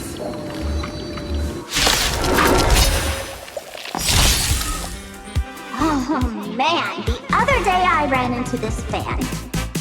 They insisted on showing me some gallows humor, jokes we found online, saying they were absolutely hilarious. But all he did was show me a video of someone being killed by the Antimatter Legion, then burst out laughing. Come, let's all enjoy this gallows humor together!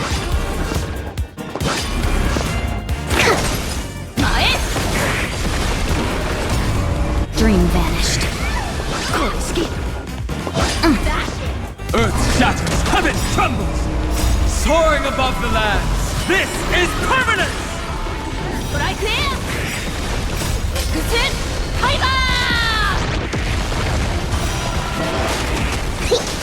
Cloud scattered.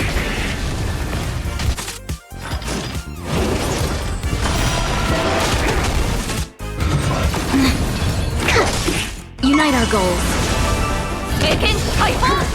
Mountains roar, dragons rise! Let us dance once more.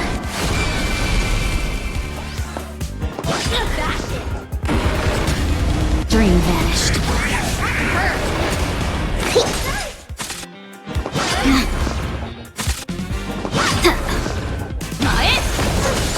Earth shatters, heaven trembles!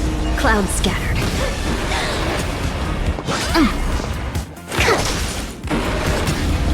But I can! Share good fortunes. Mountains roar, dragons rise! Let us dance once more. Dream vanished.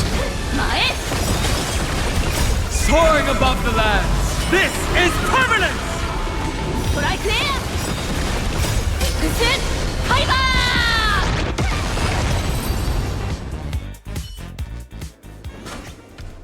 Listen, Sparkle, you only asked me to do your dirty work, but you never said anything about being your thug.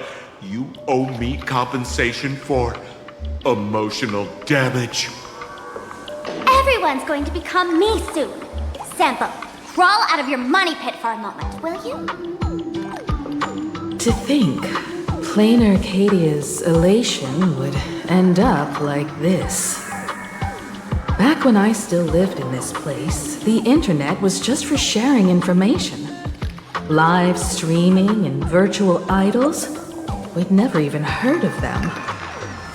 Coming back now feels like stepping into a foreign land. Like returning home, only to find home isn't where it used to be. is just madness wrapped in a cheerful shell.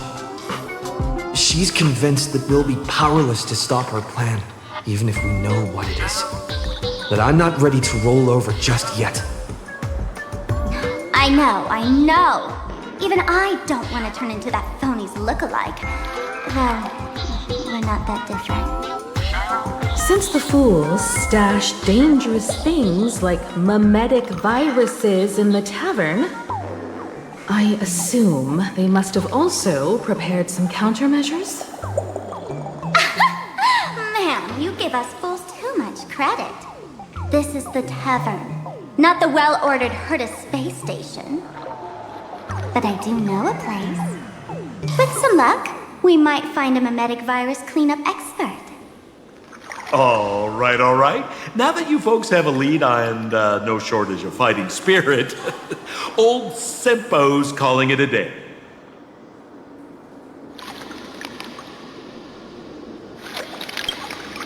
The Astral Express always has a way of handling crises, doesn't it? With big shots here, a sidekick like me doesn't need to steal the spotlight. Oh, if you run into trouble, you can always ring old Senpo then. I'll even give you folks a special discount, sort of. Well then, farewell, everyone. So, where are we heading next? Let's check out Fatal Joke. Fatal Joke? What kind of place is that? Maybe...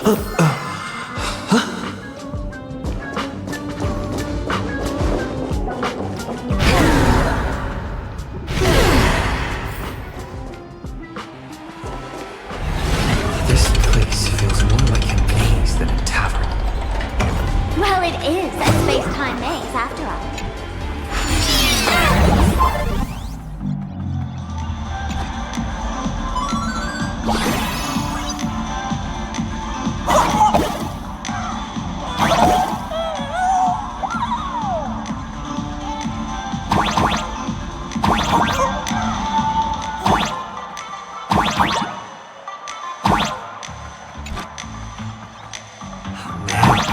I really wish we had one of these light orbs in the Express.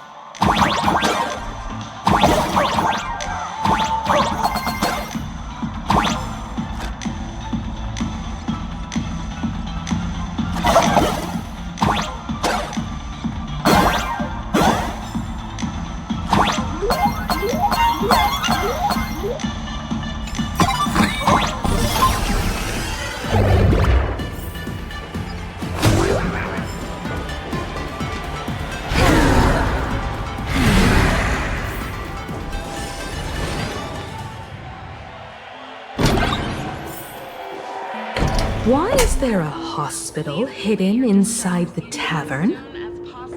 Well, because those who can become fools are all a bit sick in the head. Not your regular headaches and fevers, but matters of the heart. Every time someone goes bonkers and stirs up trouble in the tavern, like scattering nosewalker parasite ticks in every corner, or spiking the beer barrels with truth serum that makes people spew insults. For each time the whole place goes topsy-turvy, there's always some fool who, in the spirit of elation, volunteers to treat them. Yep, they get sent right here to Fatal Joke. Strange. Why isn't there even a fake doctor around today?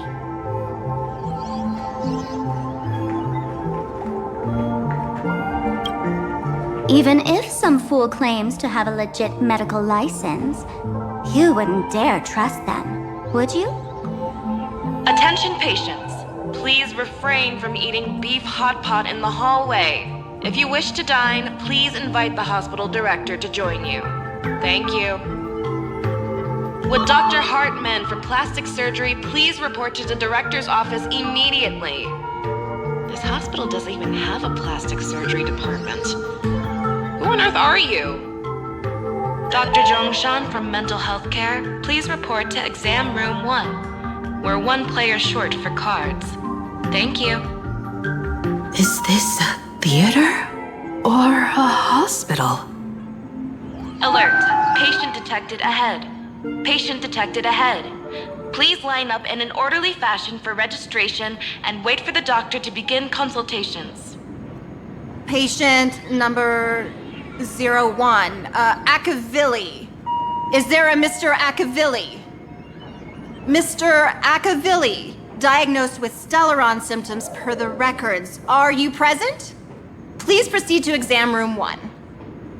They called you by name, Mr. Akavilli? You might as well go take a look.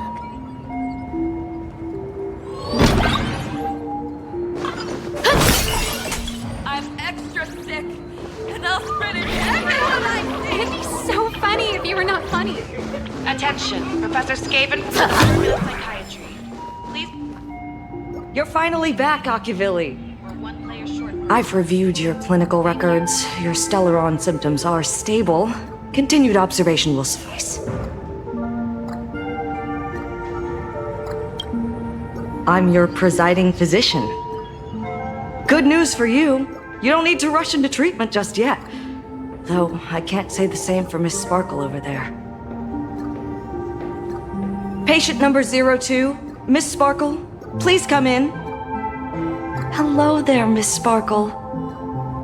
You're one of the few who didn't mistake me for that imposter, Doctor. But, just a reminder, yours truly isn't sick. I'm perfectly healthy.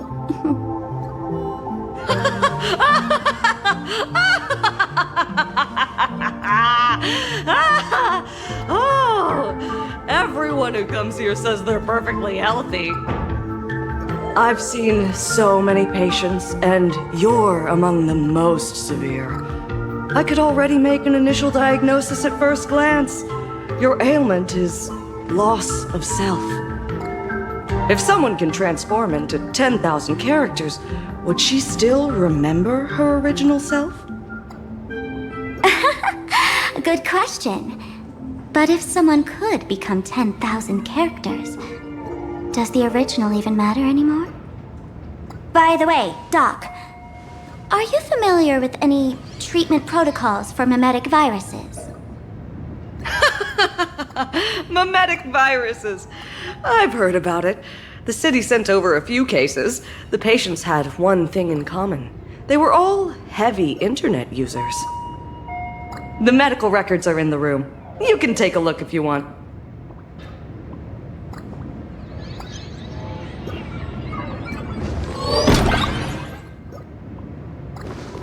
Is this Duomension City? How is that possible? The tavern's spatial structure is bizarre to begin with. It's not that strange to see Duomension City here.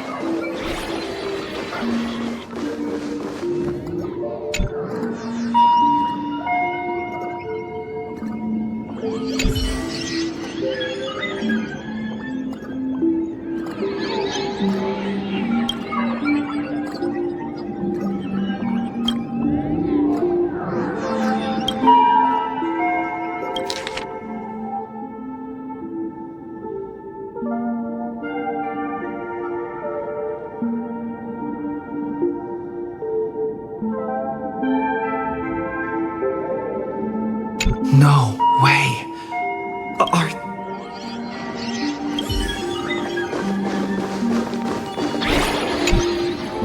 The medical records are on the bookshelf.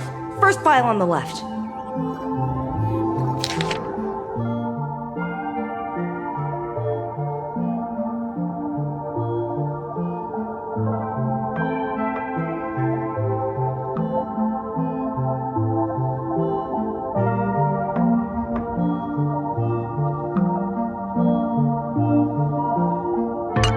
Are there already victims in the city? To eliminate the mimetic virus, helping patient 0 face reality is a crucial phase of the treatment.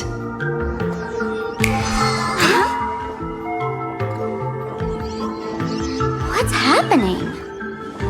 You've never been to Fatal Joke before? That's not surprising. I don't spend much time at the tavern. And to reiterate, I'm perfectly healthy.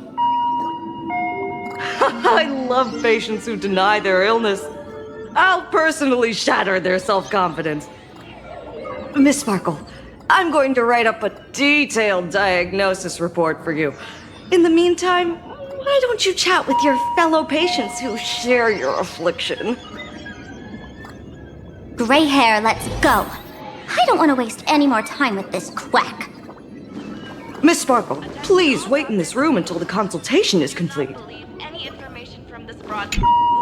Hey there. Are you also troubled by the same illness as me? What illness do you have? I once suffered from a disease called Fool. A masked fool named Sparkle grew out of me, slowly becoming one with me. She used me to bear all the pain caused by her performances, left me battered and bruised, while she slipped away from everything. But I was lucky enough to find this tumor called Sparkle. And I expelled this malignant growth from my body. You're just a tool I discarded.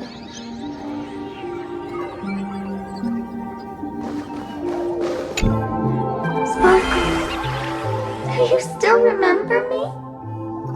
More people got my name right today than in the past week. I'm so touched. I am your original mask.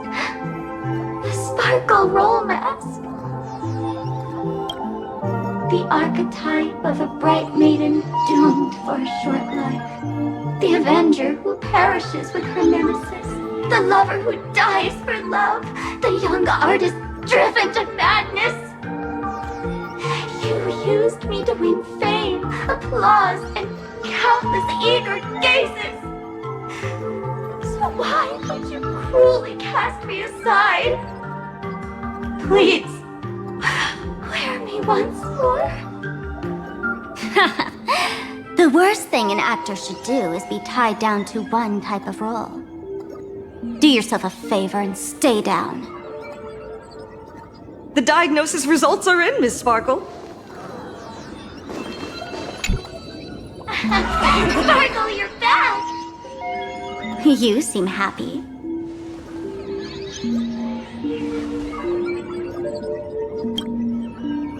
Yeah! I'm keeping my spirits high, just like she asked. Sparkle, Sparkle! You're the one who told me that a smiling mask will never have bad luck, aren't you?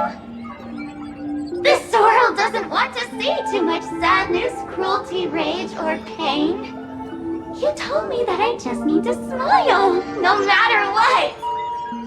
I did everything you asked. But why did you abandon me? Right now, I just want to scream, to cry, to shout. I just want to devour you whole. Just how many masks have you thrown away? Don't worry about it. Everyone sheds just as many versions of themselves in a lifetime.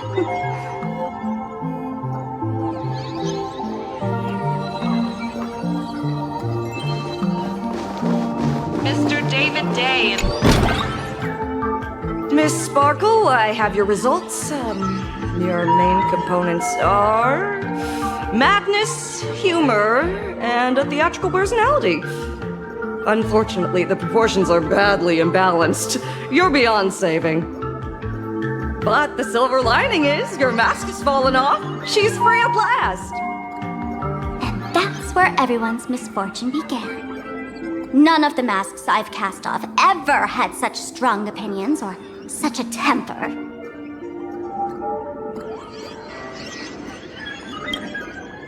She no longer needs to be corroded by your cancer of rationality. Now she can do anything that you wanted to do but didn't dare to do. Ha! As if there's anything Miss Sparkle wouldn't dare to do. For example, you don't dare wear any one mask for too long. Like a butterfly shedding old skin, you keep discarding every mask just so you won't be defined or bound by them. You're afraid to stop, to be stuck in some stereotype. You're afraid that one day you won't be elating enough. That's why you drew Miss Sparxie and became her online. As a dazzling mask, everyone confides in her. Everyone wants to be her. Everyone feeds her their clever ideas. You thought this would inject new life into your elation. But sadly, once the mask is on you, you become its accessory. People care only about the image the mask paints. No one cares about the you beneath. And that is why she came to life. Human recognition and desire will flow through the internet, providing nourishment for her to bloom. She'll become a bewitching flower, conforming to everyone's wishes, letting them wear her, become her, and blossom across all of plain Arcadia. What a beautiful sight!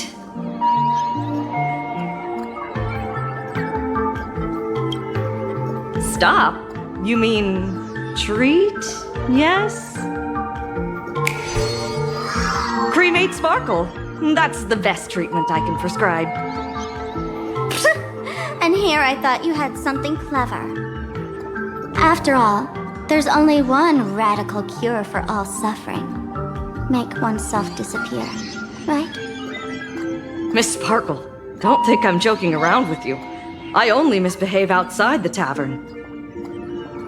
But here, I am a doctor, without quotation marks. My treatment is real and effective. Generally, when a fool vanishes, their mask loses its power and becomes a dead thing. You're two sides of the same coin, after all. But as for Sparxie, I can't say for sure. During SparxieCon, she'll be worn by millions of ordinary people in plain Arcadia, feeding her with sustenance and strength. Your window of opportunity is therefore fleeting. Go on, lie down on that bed and say goodbye to your friends. Press that button and the nurse will come wheel you away. There's a door in the tavern that absolutely positively leads to a still-burning star in Siduni Rama. The nurse will send you there, and that'll be the end of it. And if I say no? Then I'll have to be impolite.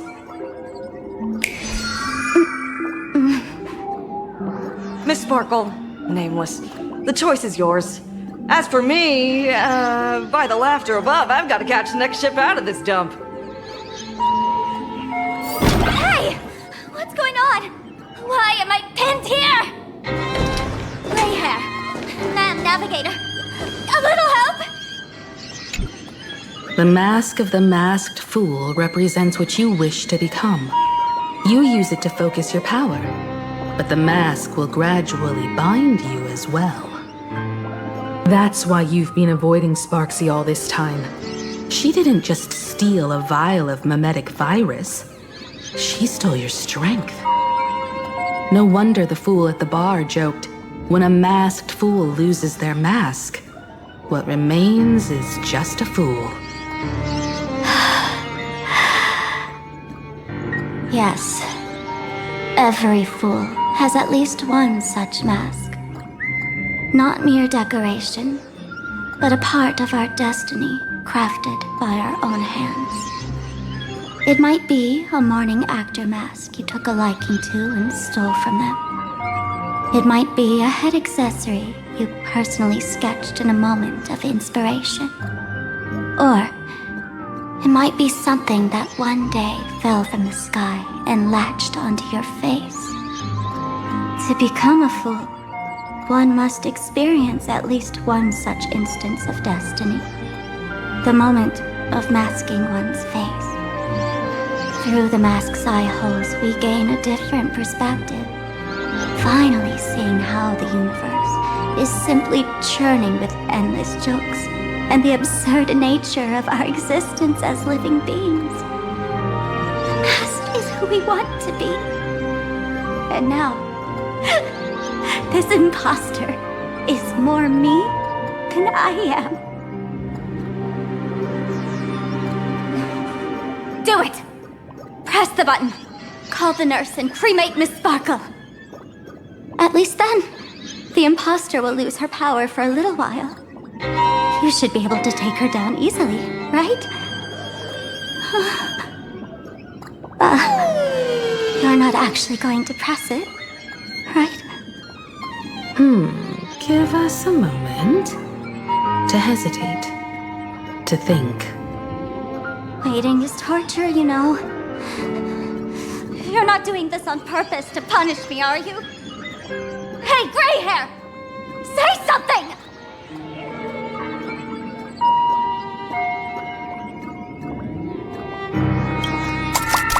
Hey! Gray hair! Have you forgotten our friendship? You'll make the button smoke at this rate.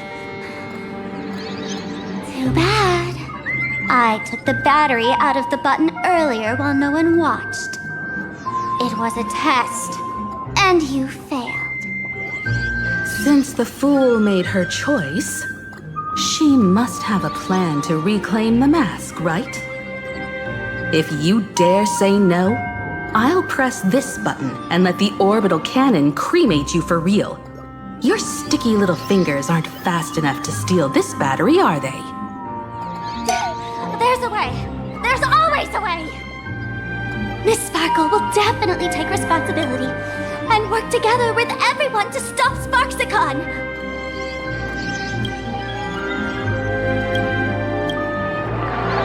What's with this applause? Have we been watched the whole time? Bravo!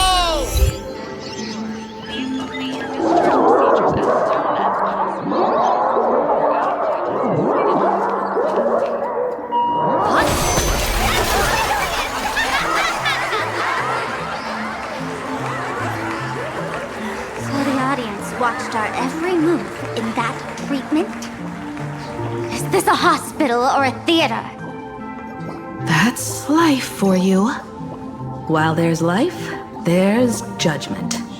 In every unseen corner, countless judging eyes are watching, diagnosing, and writing their own prescriptions.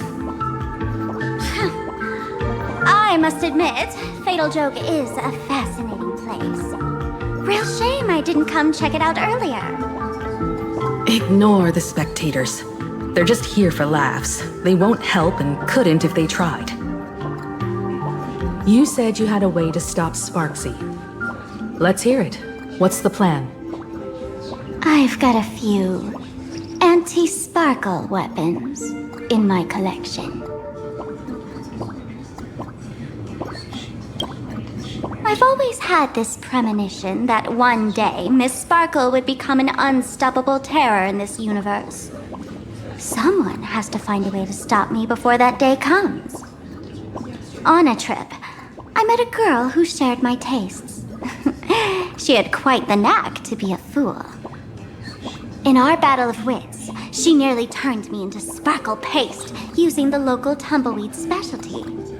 She also had a massive mech with beam cannons up the wazoo, ready to blast away any time. I quietly replicated those powerful goodies from my travels. With these anti-sparkle weapons, that imposter won't know what hit her. I gotta say, I'm quite the visionary. You two, let's head to the storage area next. I've already contacted Giovanni. He's doing an inventory check of the lost items there.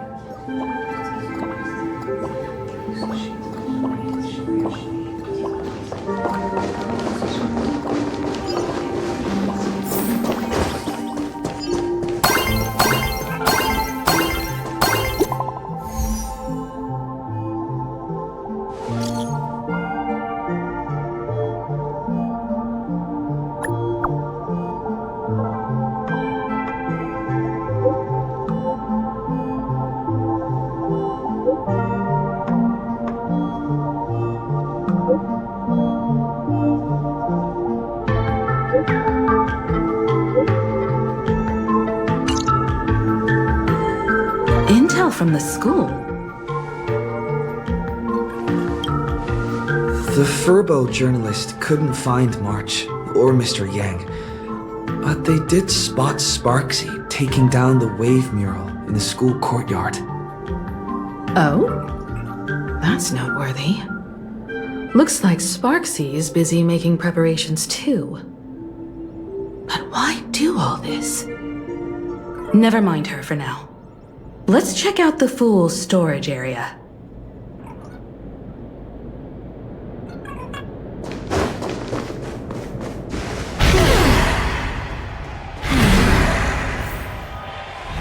This tavern is huge. It's alright. I just wish there were more fun spots around here. Wait, there are that many people under the dance floor?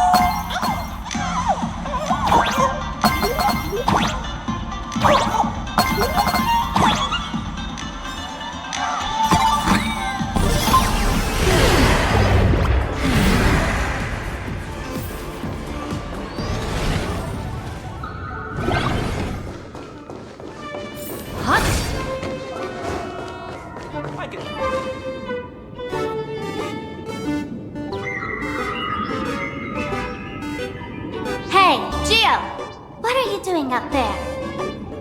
Working my tail off for you, tallying the losses. Wait, who'd you bring with you? Oh, it's Mr. Trailblazer. I knew you'd step into the tavern and become one of us someday. Those with the makings of masked fools are naturally drawn to one another. You sure know quite a few fools. Ah, and the lovely lady behind you. You must be Miss Himiko, navigator of the Express. A pleasure to meet you. Mr. Giovanni, just call me Himiko. Normally only fools may enter, but since Sparkle brought you, and you are practically an old friend, I can make an exception as the caretaker. Let me show you around. Gio, cut the spiel. Sampo says you recite that intro so often he's grown calluses on his ears. Want the Fool's treasures, souvenirs, and prank gear? Come to the Grand Treasury Storage. They've stashed everything here. You stole my line again.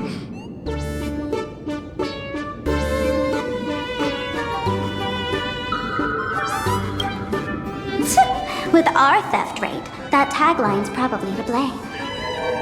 I'll admit it's catchy, that's why I used it as a slogan. Storage area visits went up by 26% after that. Business first. Did you see my pickup message I sent? Where's my stored anti-sparkle weapons? Well, your storage list is a total mess. You never leave any notes.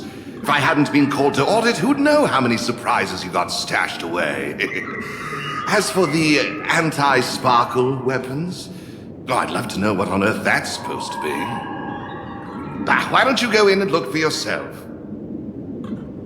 As requested, I've linked the vault entrance to your collection room. Geo, did the imposter leave this behind? How should I know? I've been doing inventory all this time. I only just now noticed something fishy about this thing.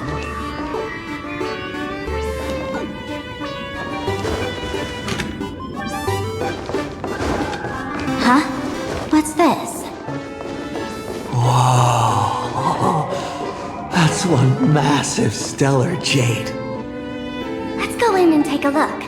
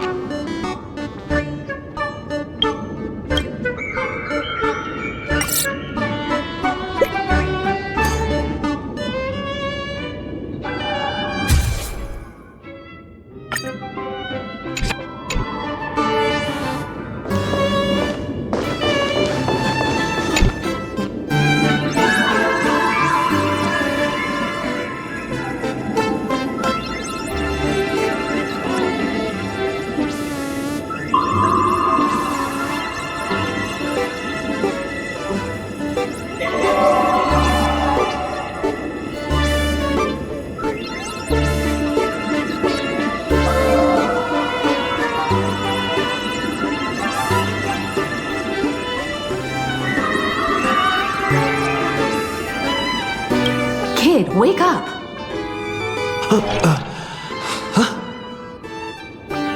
This rock is dangerous. Dangerous? I'll smash it in one swing. You've got it. Smash every last one, bring them all back.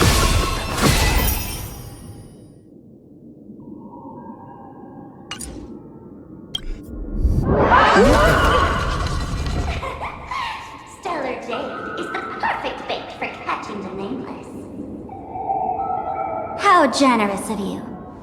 First time I've seen a thief steal something and leave something even more valuable in the vault. Isn't this exactly the type of phantom thief lair we masked fools adore? Remove a carefully curated piece and leave a gift in place to soothe the owner. A jumbo-sized stellar jade is surely worth a jar of mimetic virus and a few anti-sparkle weapons, wouldn't you say? And you stole my other prized pieces too? That worthless junk? Consider it a complimentary vault cleaning. Before Sparxie comes, I'd like a little warm-up entertainment. Old model and the nameless. You should be able to break out of this room, right? Don't disappoint me now!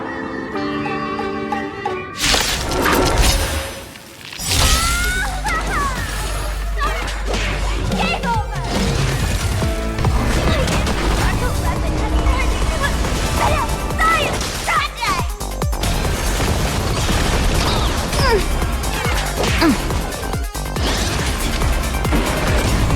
Dream vanished. I think something bit me. Earth shatters, heaven trembles!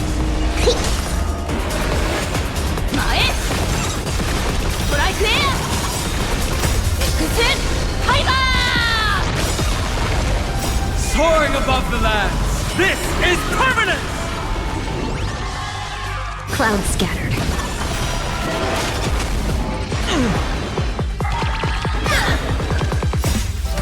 Let us dance once more.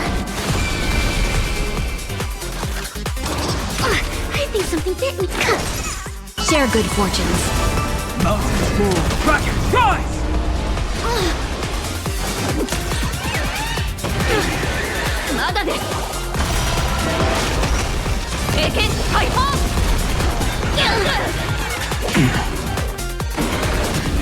Dream vanished. Earth shatters, heaven trembles!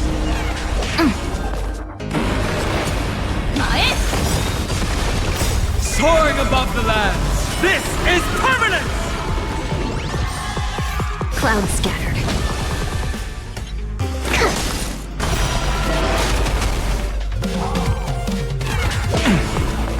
Unite our goals. Let us dance once more. Mountains roar, Kraken rise! トライクエア前屈伸ハイバー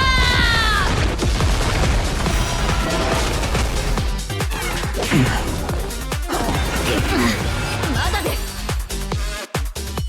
Gio, the security here is an absolute mess. You're in no position to talk. Even the drinksmith here is a temp. Count yourself lucky I'm kind enough to help tally your storage. She didn't just steal my power and my collection. She completely destroyed Miss Sparkle's reputation. This is the worst day ever. A correction. Miss Sparkle's worst day so far. Wanna make fun of me? Go ahead. Don't get me wrong. I also don't think gear tumbleweeds and giant mechs would work on someone spreading mimetic viruses. I thought of a way just now that might suppress the mimetic contagion at Graphia Academy.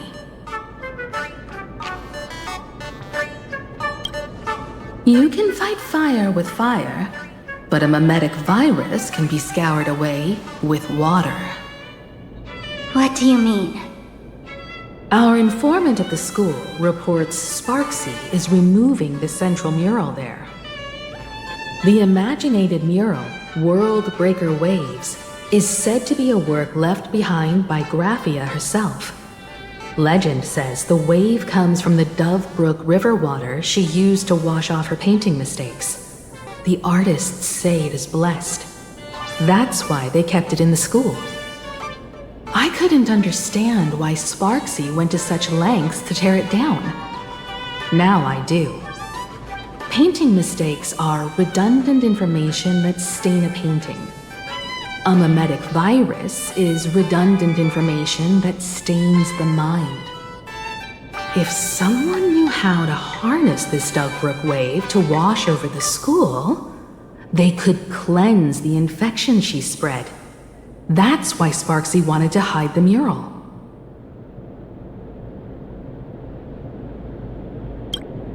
Exactly. As a Graphia Academy alumna, I know a bit of traditional painting. Right now, our most directly effective plan is to break into the school, regain control of the mural, and use it to suppress Sparxie's movements.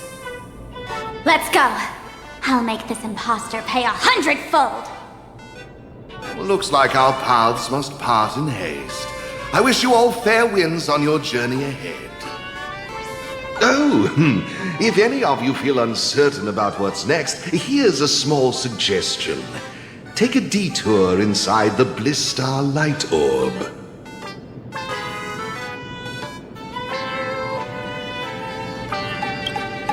A quick prayer to the gods before battle hardly counts as wasting time, does it? For us masked fools, that light orb holds the same significance as the Phantos moon hanging above.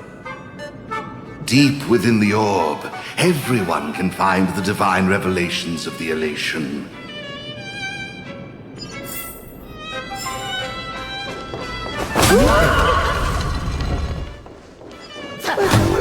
This doesn't look like where we came in. Don't worry. I had old Gio open a shortcut.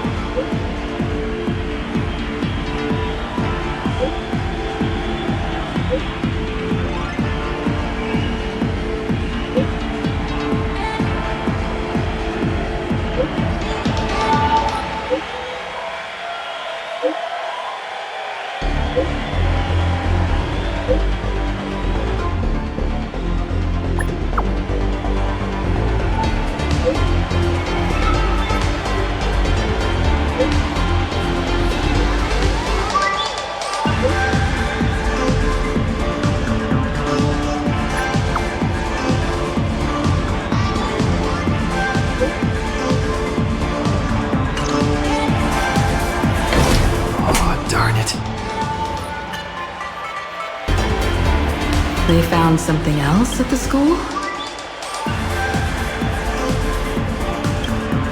We need to pick up the pace.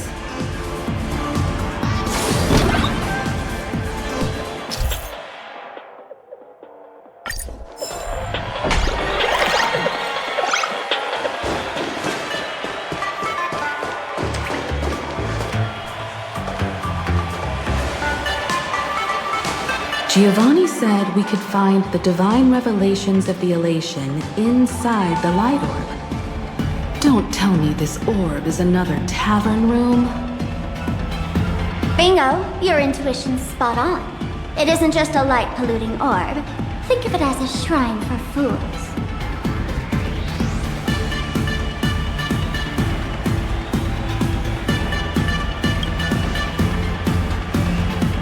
The youngsters only revoked the Laughter's right to enter the tavern. They don't reject things associated with them. Inside this light orb is a miracle tied to Aha. It responds to any fool who approaches.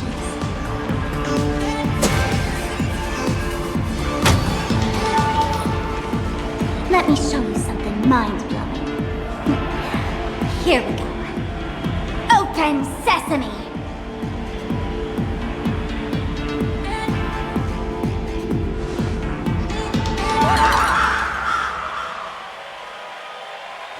I said, open sesame! Open sesame! Sesame? Open?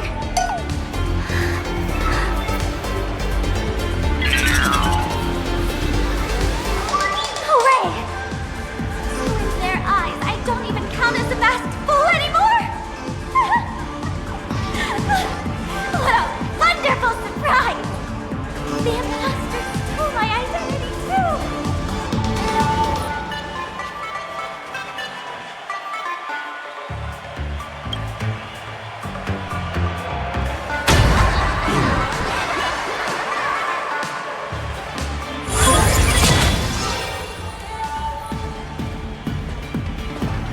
The good news is, at least one of us is still a masked fool. Hey! That's way too harsh.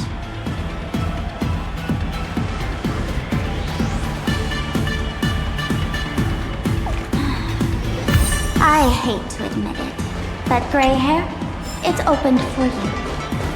The light orb has acknowledged you.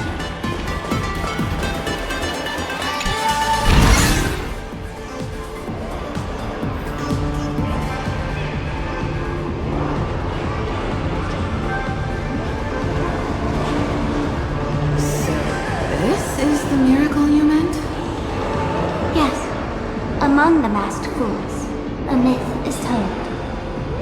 When the Master of Elation climbed the highest boughs of the Tree of Existence, they glimpsed the cold, abhorrent void. The stars turned like machinery, and all meaning yielded to nihility. They gazed further, until they witnessed a newborn fall and cry as if wronged beyond measure. Then they burst out laughing. That crystalline laughter tore through the cold, dead universe, echoing through the realms to this day. Many think the laughter that tore apart the cosmos is just a metaphor. But sadly, it's real. The tavern folks call this thing the echo of primordial laughter. It tore open a spatial rift. They say other tavern branches have this too, in multiple locations. No one knows how many there are, or what their existence means. When we shout into it, there's no echo. Toss in trash, and it merrily swallows them. No one knows if this thing will keep widening and swallow the tavern whole. Either way, it just sits there, right over there, motionless, grinning at us forever.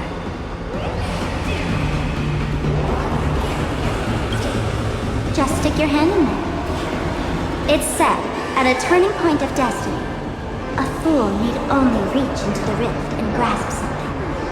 The tavern folks call it the Laughter's Gift. No one knows what this thing will bring to those who seek it, fortune or otherwise. But one thing's for sure. Your destiny's bound to get much more chaotic. Hey, gray hair. Wanna give it a try?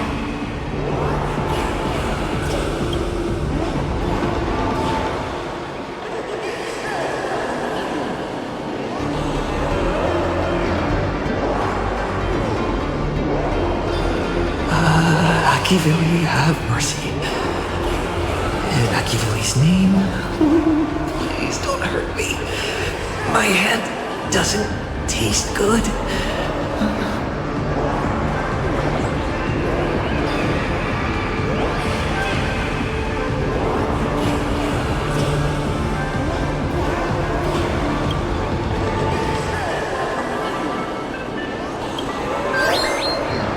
Is this?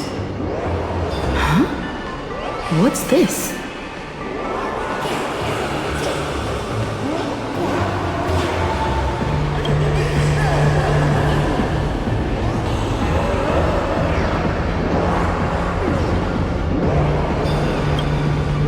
Master above, they really answered! But what's their deal giving you another mimetic virus?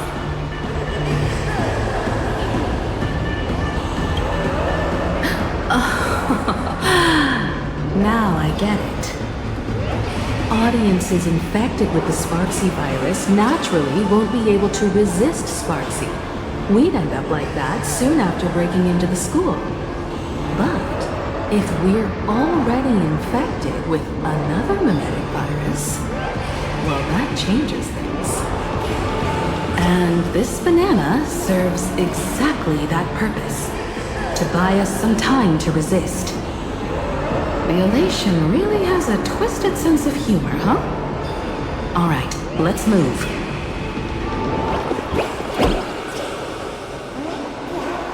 Who are you two?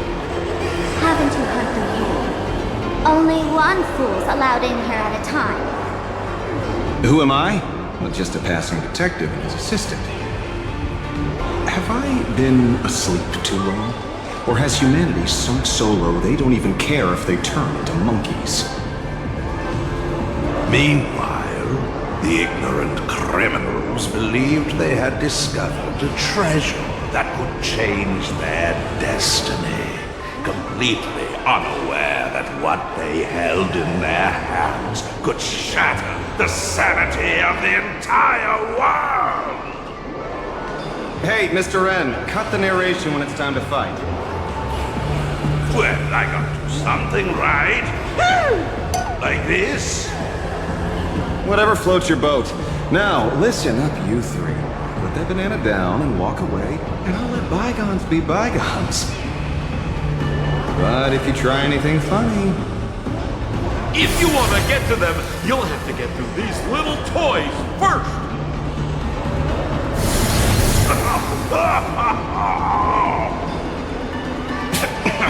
Are these folks really the names? In all my years, I've never seen the names dealing with mimetic viruses. The real deal. Just some nameless passing through. Mr. N, I've got to go after them. You won't be able to keep up with me. Just head home and wait for the news. I swear, I won't let the tragedy that happened to you repeat itself in this world.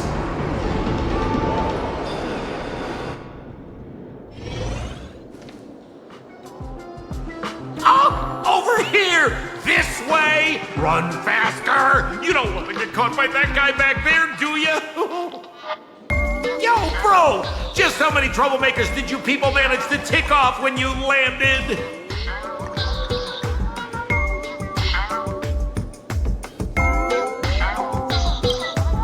Good old Sampo came through with top-notch service, saving your lives in the nick of time. Thank you, Mr. Sampo. Now that we're all set, it's time to head to Graphia Academy for the rescue mission. Mr. Sampo, do you know which door in the tavern can get us back to the city the quickest? You don't even need to ask when it comes to knowing all the secret passages and shortcuts in this tavern. You won't find anyone who can match old Simple.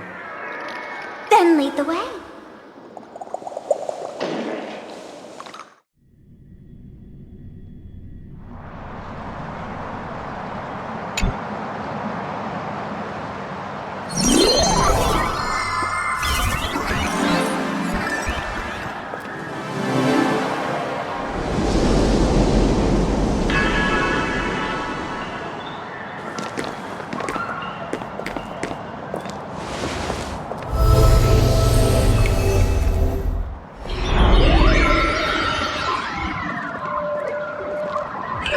Your thoughts tell me that you still have doubts about me. Did you ask to meet here so I could clear up some of your doubts? Greetings, Lady Yao Guang. Being able to hear others' thoughts anytime. This tuning ability sure comes in handy. Compared to the seer strategist's ability to come and go as she pleases, this is nothing but a parlor trick. I've heard that Xianzhou folks are big on etiquette, yet here I am, and you're still playing hide and seek, General. Isn't that a bit Sorry. I have this old problem of suddenly disappearing. It's really something beyond my control. As for the reason, I'm afraid I can't disclose it. Please forgive my rudeness. Or, if you're truly that curious, why not use your tuning and find out? You know I won't do that. Besides, I couldn't even if I wanted to right now. Couldn't?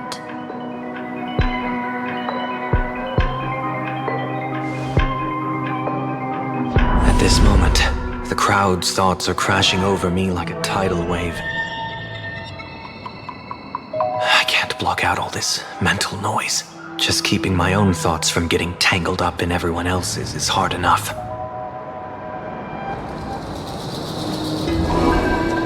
I see. So that's why. When you were speaking with Miss Himiko earlier, I accidentally intruded on your private conversation. My tuning is spiraling out of control. This mask is distorting my abilities. I see it differently. The loss of control is temporary. That mask is amplifying your power. How is this possible? This tuning power is bestowed by the Harmony. How could the elation meddle with their authority? Perhaps the elation simply poured more fuel into this divine authority? In my humble opinion, this mask binds the supplicant to all beings of plain Arcadia, drawing strength from those who share the same path here for your use. That's why you're hearing others' thoughts surge toward you like a tide. Your tuning is steadily expanding, and you've become the center of this melody.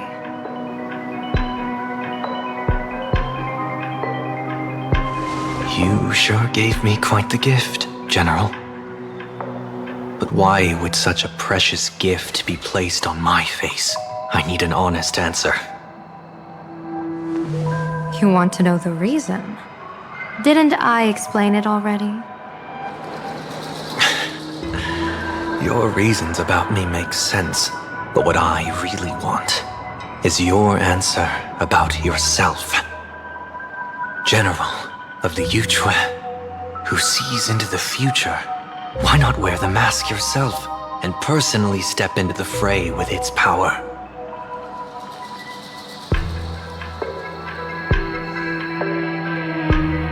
Words can deceive, but only tuning lays the truth bare. Mr. Sunday, why not use your enhanced tuning to feel the weight of that answer for yourself?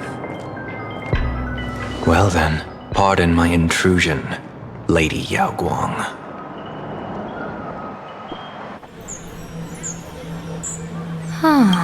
So this bird on my shoulder is the manifestation of the tuning's resonance? Exactly. And these symbols I see floating above people's heads would be the wheel and woe signs you mentioned, General? That's right. To become an Arbiter General, one must undergo 3 ceremonies. The Rainbow Ordainment, the Rainbow's Gaze, and the Bestowal of Spiritus. Only then can one truly take up the mantle and live up to the title. When I was appointed as the Yuchue's General, I was bestowed with the Rainbow Spiritus called Kalachakra Sky Plume, which represents the vision of the hunt among the 7 aspects of the rainbow. A symbol of foresight, verdict, and self-discipline. Thanks to that, I gained the Eye of Ishvara, which allows me to read the flow of destiny. Since the day I arrived on this world, every person I've seen bore a crimson woe sign above their head, without exception. Within days at most, a catastrophic disaster will befall this place. So, that red glow rising from the edge of the city is... the blazing light formed by the convergence of all those woe signs in plain Arcadia. In that case, General, it's all the more reason for you to wear the mask. Once your sight into the future is strengthened, you won't need to fear the deathly omen in your readings. Mr. Sunday, have you heard the diviner's iron law? Never divine the same matter twice. In Penacony, diviners also warn clients beforehand. You can't ask for another spread just because you dislike the result. There's a reason for that, isn't there? Divining the future is, in essence, a form of observation and calculation. It's an interference with the future. Each reading drives the murky future towards a definite outcome, a collapsed quantum state, even if that outcome isn't to one's liking. To be honest, when I set out for plain Arcadia, I had fully intended to personally participate in the Phantasmoon Games. But the moment I laid hands on the mask, I understood the consequences of wearing it. Once this miraculous item is donned, the Eye of Ishvara would transcend mere sight and permeate throughout this realm. The Kalachakra Sky Plume would predict the future of all beings at tens of billions of instances per second. You're saying that simply by your observation, our future would become fixed. Indeed, just like how the Wisdom Walker expounded the way of destiny, anchoring the fated moments. If I wore the mask, I would become the noose of plain Arcadia, and I would personally anchor a destiny that drives us all into a bottomless darkness. We will become locked in a dead end, with not a shred of hope for salvation. Close one. I passed the trial. There's still a sliver of hope in this round. Now that makes me even more curious. Pardon my bluntness, but the fate of billions in plain Arcadia never had much to do with you, General. Your encounter with the Express and the IPC was merely a chance meeting. You are a messenger of the Xianzhou. Since you foresaw the omen, that an Arbiter General will fall here, you could have boarded your ship and left at any time. Why choose to stay and help us? To help this world break free of this death trap? Because I am guided by great compassion. Every life is precious beyond measure. Such diplomatic pleasantries won't fool the former master of Penacony like yourself, would they? Then, how about this reason? The Astral Express has distinguished itself time and again against the destruction, and bears an irreplaceable duty for the future. I can't just sit idly and watch you face annihilation. Give me a break. I really am terrible at all this diplomatic talk. Mr. Sunday, what makes you think that everything I've done is just to save plain Arcadia? What? Weal is where woe lurks. Woe is where weal leads. The good fortune of some often births the ill fate of others, and a dead end for someone may hide an opportunity for another. This treacherous land where life and death turn again and again, where fortune flips to misfortune, is, in my eyes, the perfect board for a game of wits. A game with whom?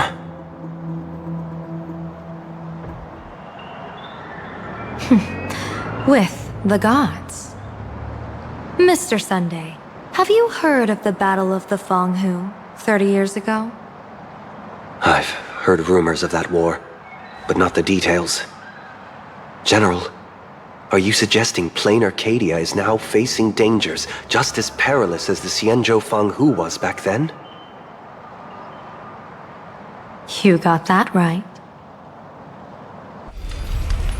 30 years ago, the Abundance Axis broke our lines and invaded the Fang Hu homeland. The abominations awakened a living demonic star, intending to sink the Xianzhou Fang Hu. With no other options, the Alliance staked everything on my Junior Soar's plan to operate the astronomical observation device, the Cloud Pier Telescope, to signal the rainbow for aid, using their Lux arrow to strike down the demon star. Whoever operated the Cloud Pier Telescope would not return. It was to be a one-way trip. So, you're Junior Soar. You guessed wrong. The one who offered his life was my master, who taught me divination. It was Master Jing Tian, then the Yuchui's Master Diviner, and the only high official authorized to operate that device. He accepted his fate and ventured to the Fang Hu, going with him into certain death were Yueyu, the previous Yaoqing general who guarded the Cloud Pier Telescope, and the Verdant Knights under her command. I was responsible for assessing the entire plan's feasibility and mending its gaps. I activated the Decalite reflection barrier, calculating and casting lots again and again. I watched as the starlight, representing countless possibilities, flickered within the reflections, faint, wavering, until the vast shadow of a pondering god swallowed them whole. And they vanished into the abyssal dark at the edges of the universe. And in that moment, I understood that I had cemented my master and countless soldiers into an inescapable doom. When the Lux arrow fell, they would perish along with the enemy and that demonic star. All reduced to ashes. You sacrificed so many comrades just to ensure the enemy's fall? To Penaconians, that must seem incredibly cruel, right? As someone born in an era of peace, I have no right to judge. Perhaps the founders of Penacony could understand the necessity. Cruel or not, it was my duty. And so I had to witness and remember their sacrifice. When I saw the Lux arrow descend, I realized the Xianzhou Alliance had actually directed an Aeon's actions. This realization illuminated the mission of my remaining years. In this cold, merciless cosmos, when you're trapped in despair, an Aeon's intervention is often the only hope. We are not ants, helpless beneath the celestial spheres as we simply watch the stars turn. Instead, their trails were forged by us, who offered up a portion of our insignificant destiny. Even beings as mighty as the Eons can be pulled by our will. Is this what you want to do in plain Arcadia? Indeed. I will seize those starlights of possibility I once buried with my own hands. Just like the Battle of the Fang Hu 30 years ago. An Arbiter General will fall, and an Eon will descend. I will forge the destined death into wagers and game pieces, and invite the god who delights in meddling with destiny to sit at my table. This time, I will invite them into my calculations to draw a great wheel for the cosmos' future. Mr. Sunday, surely you can understand this mad idea of mine, having once reached the divine throne of order yourself.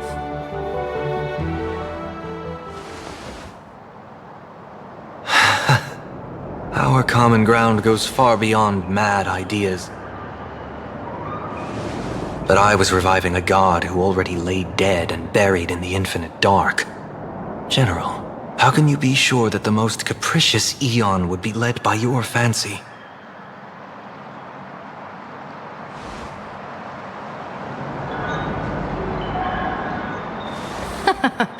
Have you heard this myth about the elation? They say Aha once climbed to the highest bough of the Tree of Existence.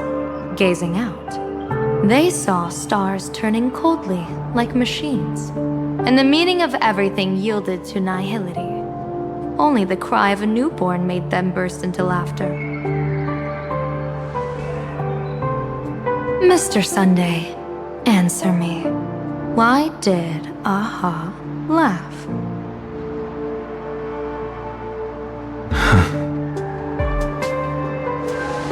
I think it's because they finally saw an audience arrive at this long, empty stage we call the universe. Oh, well said. You're way funnier than you look. As divination teaches, heaven creates 49 paths. Humans find the one unseen. We are the greatest variable this blind, mindless universe can produce. The universe and the gods set riddles for us, and we shall give them a surprise, an answer beyond the finality. Ah, looks like it's about time. Don't tell me you're disappearing without a goodbye again, General. No. This time, we will set our eyes on the same place and carve a sliver of possibility out of destiny with our own sight. Could you be talking about the school where Himiko and the others went? Yes. The crimson light there pierces the sky today, marking it as a locus of woe. The Arcadia's first calamity will erupt there. I should have asked you to give them a few secret strategies before they left. Forget it. The stuff in those pouches is all harmless banter anyway. We should let them off the hook.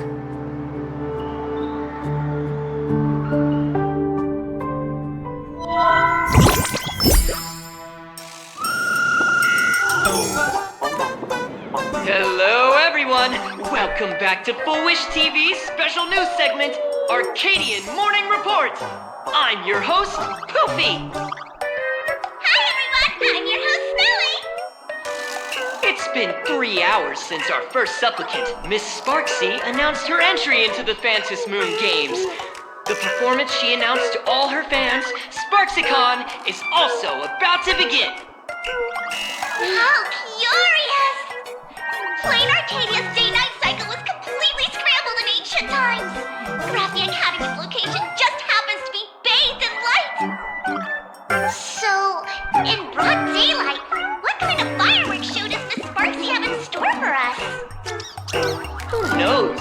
Maybe she'll blow the school sky high in a blaze of fireworks. After all, at the Phantom Moon Games 15 years ago, Graphia Academy also. Hey, Senior, you can't joke about that! Dear viewers, our apologies. Let's move on to news about other supplicants.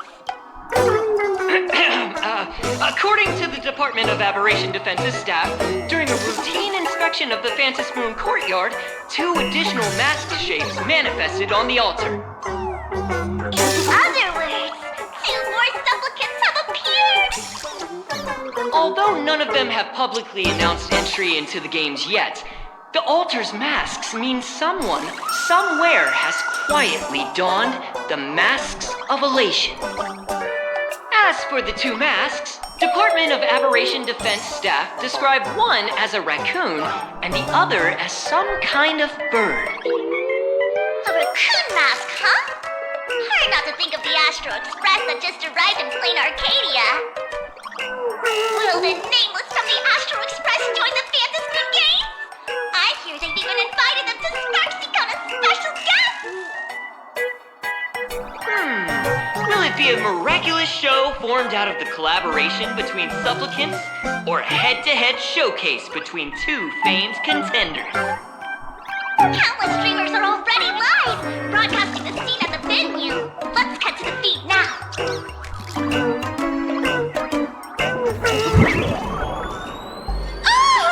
Look, it's the nameless from the Astral Express! One girl, 1,000 faces. 1,000 faces, one girl. Welcome to the SparxieCon live broadcast. Dear lovely fans, please be patient. SparxieCon is about to begin. This horror stream is about to end. Time for you all to log off. That woman has Miss Sparxie's face. What a pathetic imitation. What? My face is the original. Miss Sparxie's face alone is the greatest masterpiece in the world! Everyone should listen to her sweet voice and gaze upon her adorable face! We shall become Miss Sparxie! We offered everything to Miss Sparxie. Sparxico! Sparxico! Sparxico! Sparxico! Sparxico! My eyes! I've seen something cursed. The mimetic virus spread among people is way worse than we imagined. There are walking Sparxie shrooms growing on the ground. I bet we'll all end up with Sparxie, or rather Sparkle faces, before we can get very far. Are we really using that? If we don't take down that imposter before the virus hits, we'll all be monkeys in the jungle. Become a fake of a fake or a carefree monkey. Your call. On second thought, being assimilated by an imposter doesn't sound that bad. Enough talk. Eyes on the banana. Ow! Ma'am, a little warning before you stab someone with a banana, please? Come on, banana. Remember the plan we made at the tavern. Yes, we dig out the imaginated painting Sparxie hid, and use waves to give Garapia Academy a good banana wash over. But what if that imposter figures it out? Just try to keep her busy and buy us some time. Let's do it!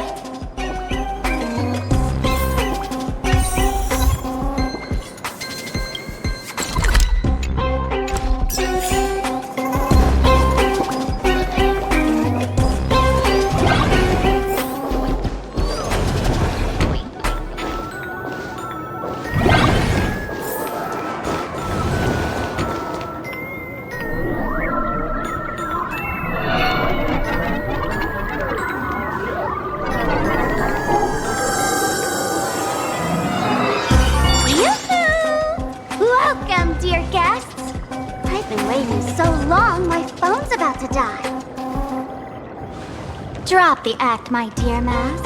I shouldn't have called you an imposter. That was harsh of me. Come back to Mama's arms. It's not too late. If the Astral Express crew gets involved, they won't be pulling any punches.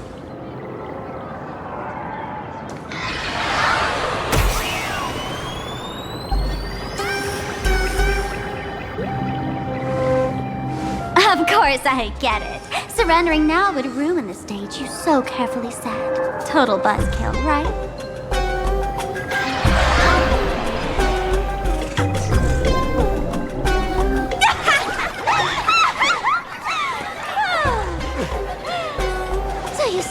Forget it. The worst thing an actor should do is be tied down to one type of role. Standing before you, the loyal friend who's been by your side all along. The masked fool who never played any tricks.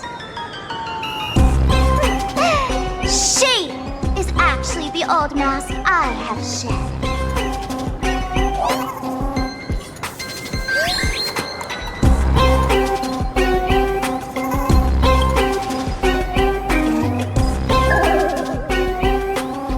Haven't I been telling you all this time? She's just an old model. No wonder the light orb in the tavern didn't react to Sparkle.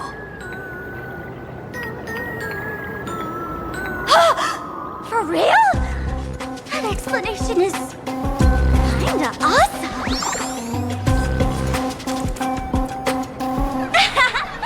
Look at those expressions on your faces. This is the best opening act for Sparxie ever! I shed that old mask, and with it, the weak, timid, all too human me. This new me will break free from all shackles, gather my fans' wish power, and stride onto the stage of the Fantasy Moon Games! In return for the wish power offered by everyone in the Arcadia, every supplicant must show them what elation truly means. We will demonstrate the elation we desire!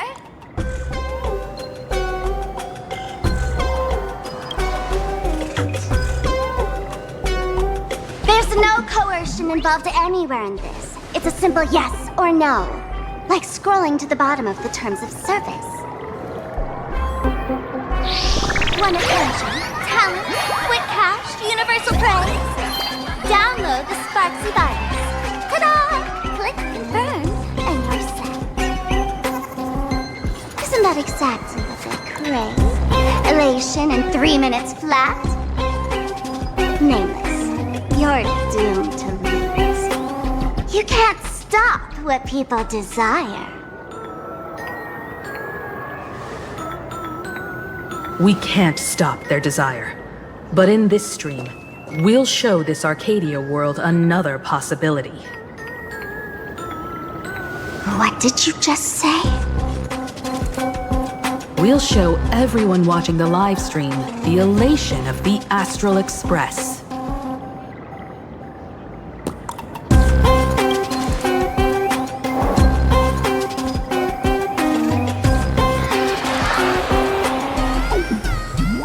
You got another mask? Before Sparxie begins, the hero of the Express will defeat the villain who tried to spread the virus. And soon, the world will watch it happen live. In their hearts, they'll long for the Trailblazer too. You were never the only option for the audience, Sparxie.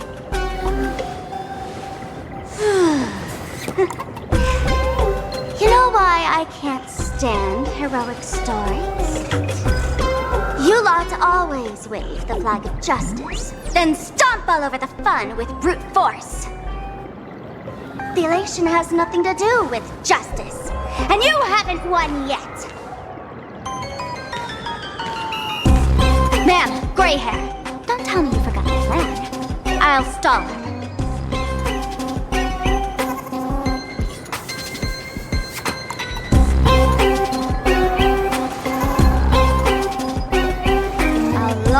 Long time. Come on, gray hair. Have a little faith in me. There's one thing I've always wondered. Who's the real Sparkle and who's just a mask? Shouldn't the last one standing decide that? Then let's settle it right now. I'll make you the opening firework of Sparxie.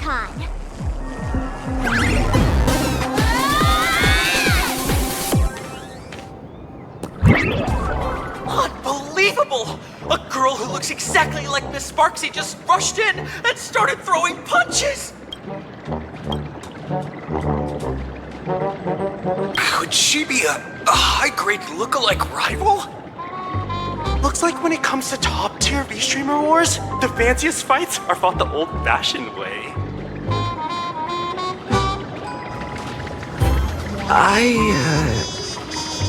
Hey, friends! Over here! Look this way!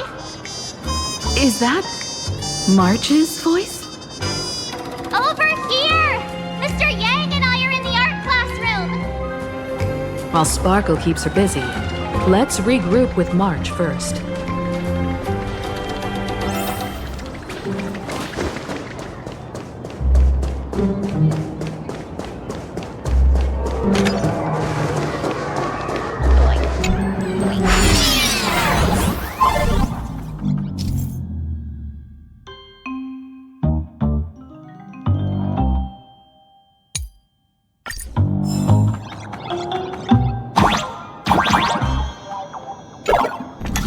Move this platform, and you should be able to get up there.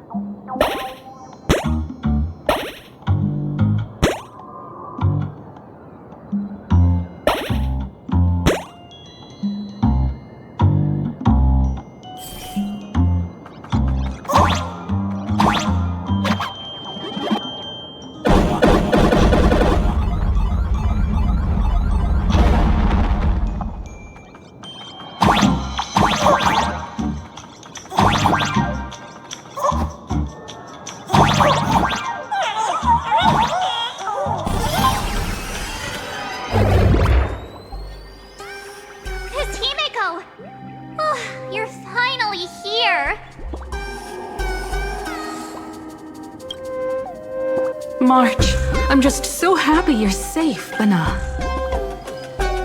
After he escaped the school, I figured he'd bring you back. So, while Sparxie was away, I found a classroom to hide in. The students around here have been acting weirder and weirder. Good thing my heart is pure and untouched, so her tricks don't work on me.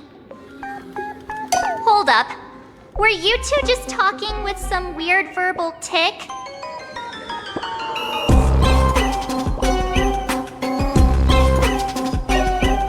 What?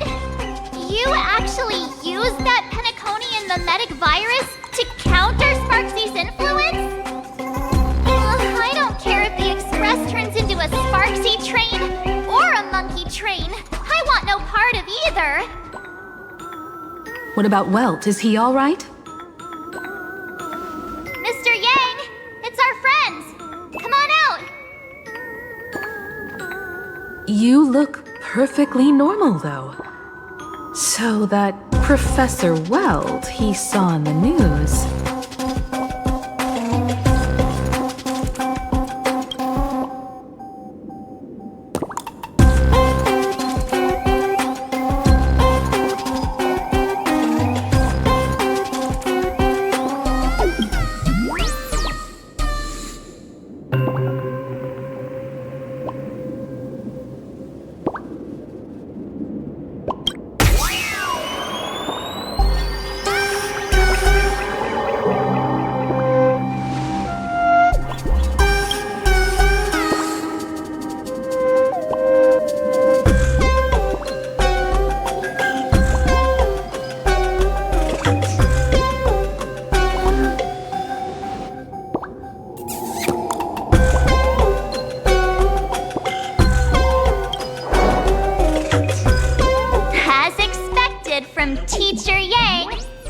We might have a lead on the other two painting pieces. Have you seen Furbo, Nana? You mean a Furbo? We sent a local reporter into the school, but his luck turned sour, Nana. Sparxie caught him red-handed. Before he was taken away, he managed to take a photo of the library. I want to check it out with him. What about me and Mr. Yang? Now that we have a lead, no way we'll just sit here doing nothing.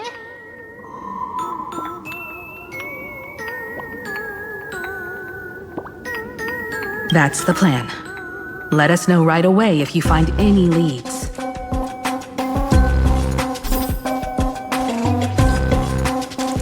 Himiko, where's the library? I know the way. I just hope they haven't renovated the academy in the past 15 years.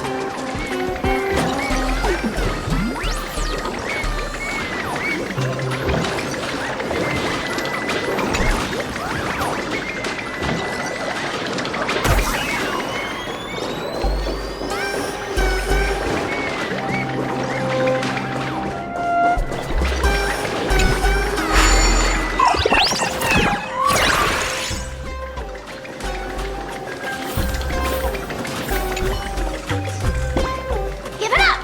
You outdated model! Just eat my hammer! Ow! What? Darn it!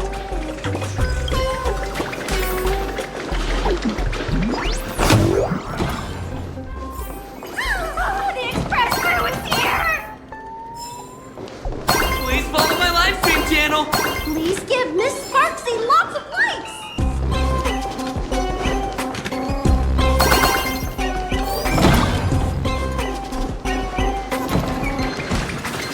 Let's go! Pulling my hair! That's the whole point! Surrender to Miss Sparkle like a good girl!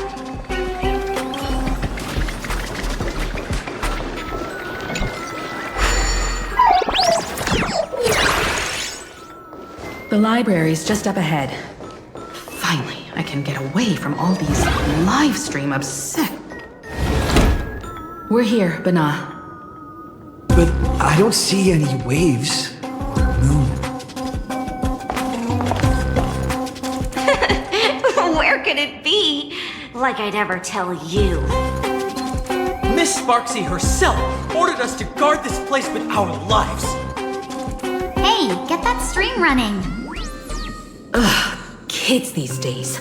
They ignore their studies just to focus on the internet. As an alum of Graphia Academy, it's my duty, as tradition dictates, to give you all a proper extracurricular lesson. Hey, juniors, ready to roll?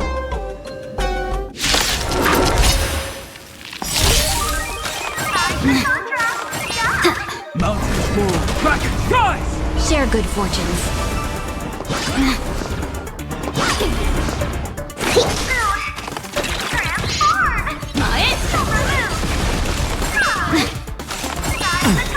I'm soaring above the lands! This is permanent! Dream vanished. Earth shatters, heaven trembles! Deep breaths. But I can. This is Kaiba!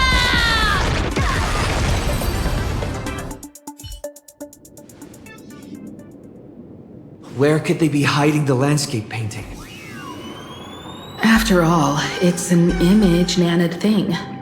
Once sealed in a scroll or something, it'll be a pain to retrieve, Bana. Oh, right.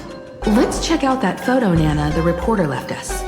Maybe we can find some clues.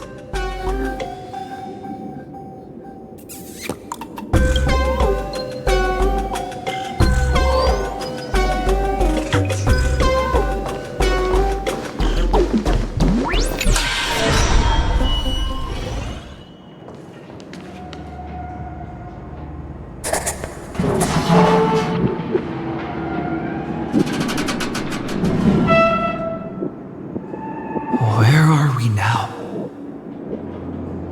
This place looks just like any other classroom. But something's off.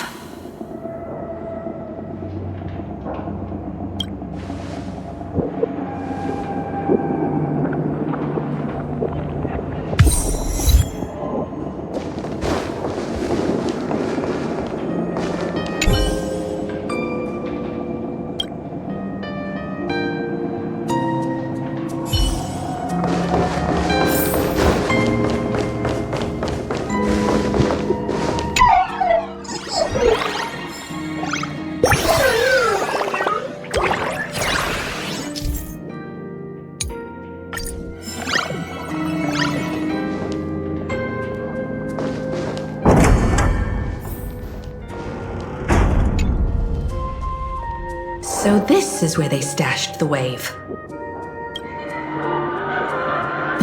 Did you hear something?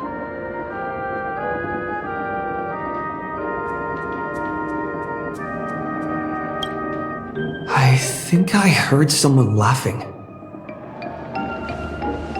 Something's not right. Is there something hidden here?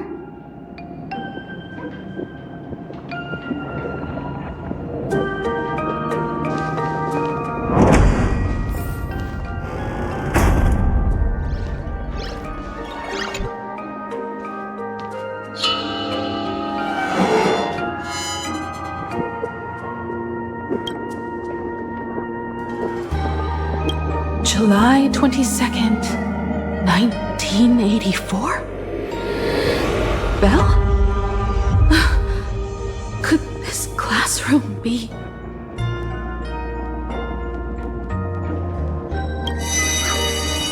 Senior? You're back!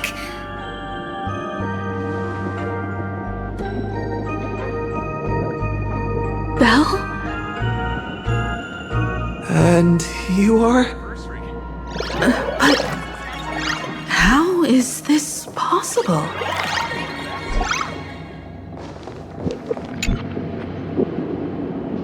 It really is you, Senior! You look so different. We almost didn't recognize you. Still, that dashing aura of yours simply can't be obscured. I, and so many of us, we've been here, waiting all this time. I'm so sorry. I was gone too long. It's unforgivable that I never came back to visit you all. You apologizing so seriously? That's not like you at all, Senior. Yeah. After all this time, the least I can do is smile. But all of you are already dead. Himiko? These students... who are they?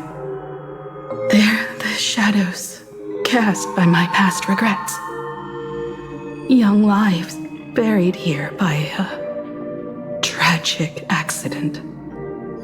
What? Oh no, Senior, he's here! That thing is coming! Wait, what did you just say? Everyone, hide! We mustn't let that monster find us! Run, Senior! The Herald of Death is back! Belle!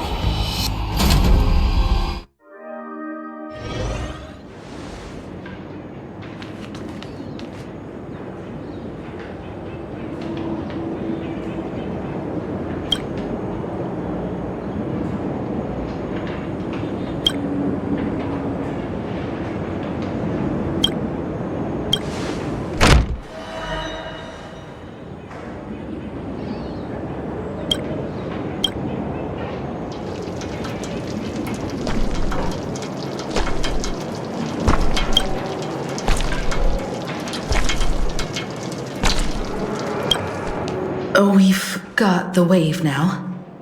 Time to regroup with Welt and the others.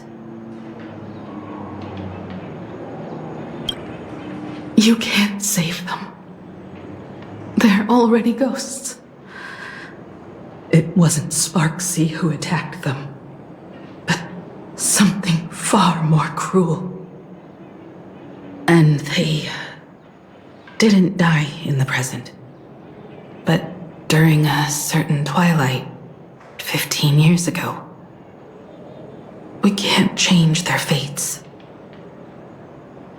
However, this definitely isn't some kind of time travel to the past. Someone created this space for unknown reasons, only to reenact before an eyewitness the bloodbath at Graphia Academy from the Phantasmoon games 15 years ago. That's right. But that has nothing to do with the enemy we're facing right now. I know you have a lot of questions now. But we'll have time to talk about all this in detail after we deal with Sparxie. Come on. It's time for us to meet up with Welt. He just messaged and said he and March found the missing Furbonana reporter, Bana, and the final landscape painting piece.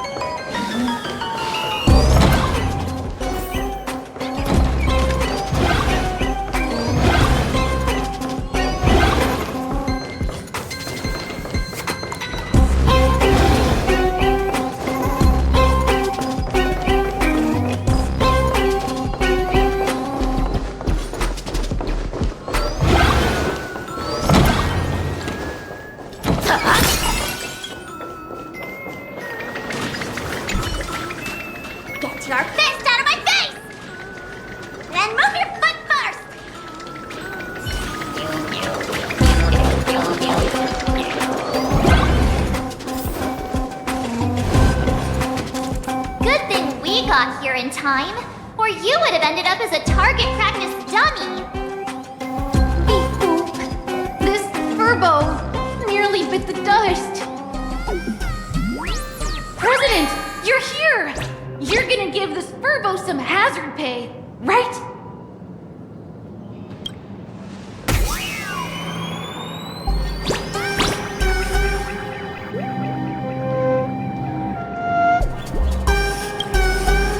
Sparxie must have given the moon to one of the emotes to look after. She really went all out, didn't she? The whole gym's full of moons. Now what? It's Sparkle or Sparxie. Both are equally just as headache-inducing. All right, everyone. Let's round up these emotes and take a look.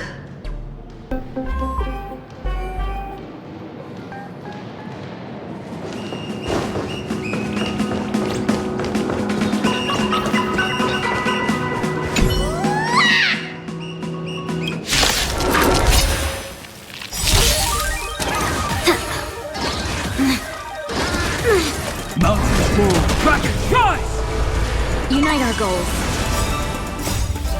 Let us dance once more.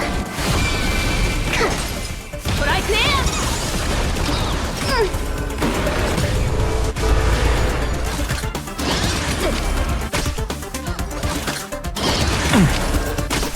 Dream vanished. Earth shatters, heaven trembles! Soaring above the lands, this is permanence!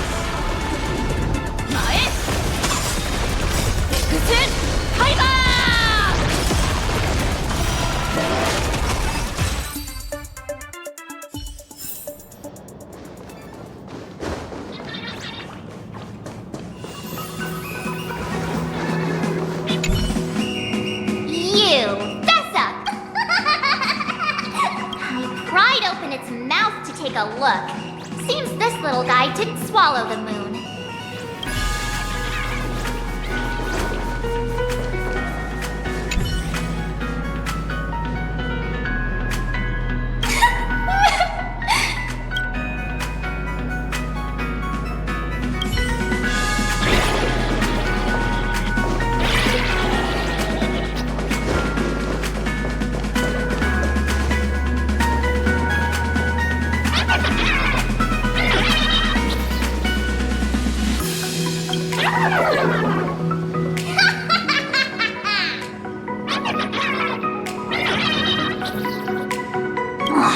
sneaky laugh. It probably does know where the moon is hiding. But how are we meant to even reach the thing?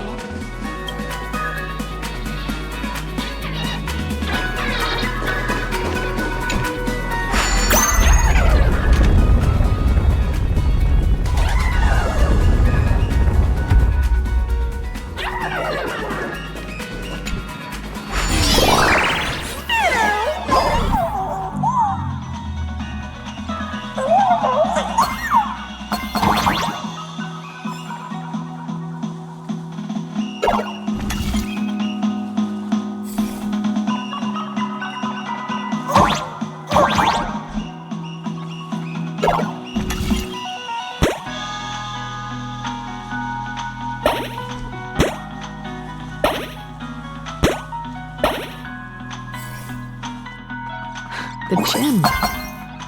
I've missed this. There was a time when I really envied those classmates who could sprint.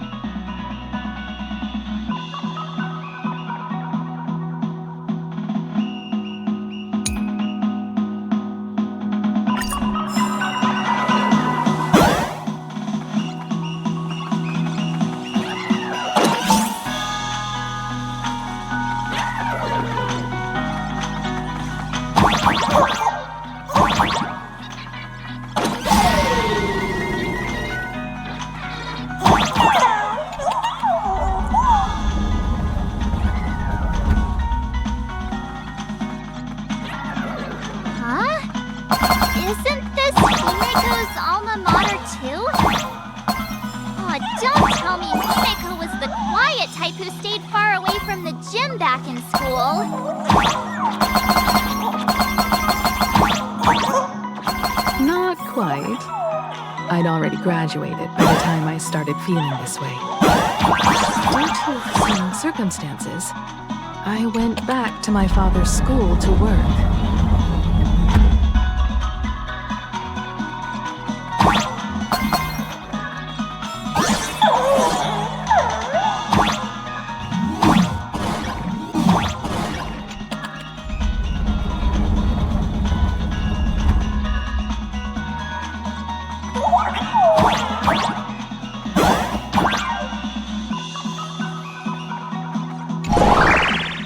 One good joke, and we should be able to reach that emoji.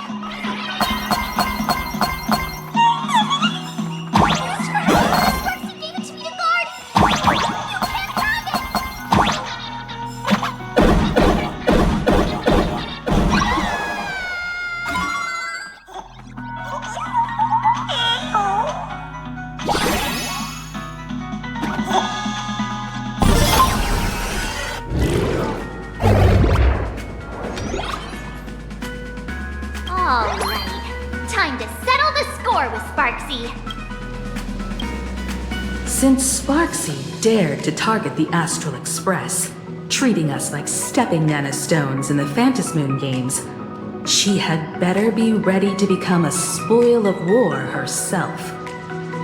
He and I will head to the atrium next, piece the imaginated landscape back together, and help Sparkle take down Sparxie.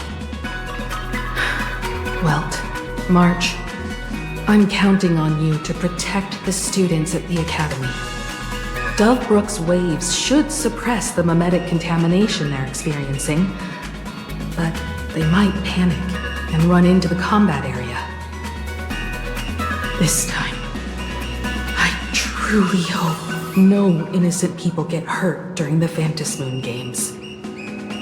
Don't worry, Miss Himeko. Mr. Yang and I have got this. You better give that girl a taste of her own medicine for messing with us like some comedy act.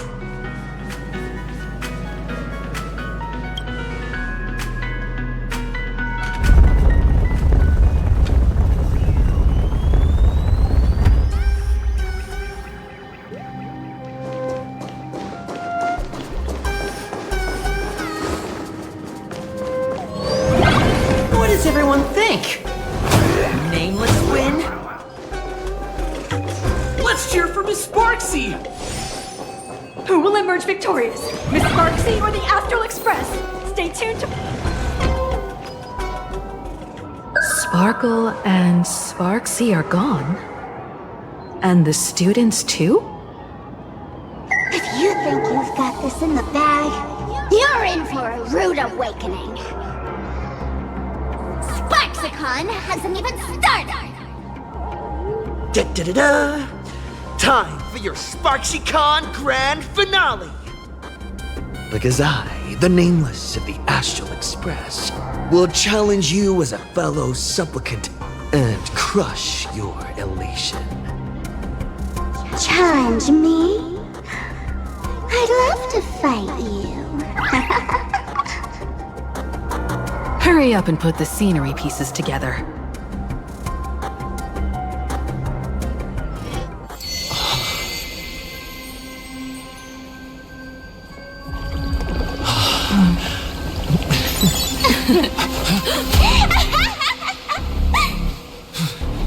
That annoying old model has already fallen asleep. Soon,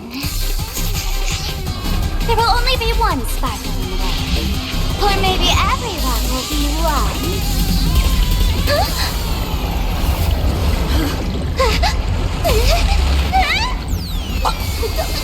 During my transformation!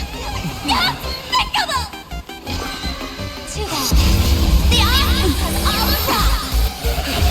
I hereby declare the first battle of the Fantasy Supplement has commenced!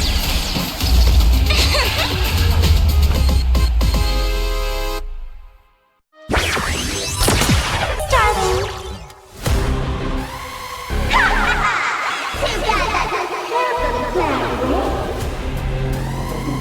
Can't put out this sky full of Sparxie!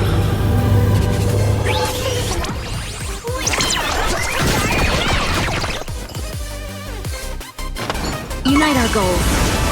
Together we can do anything. Flowers, bloom for tomorrow. As you wish. Be of your body and mind. No holding back. Dream vanished. Shadow voice!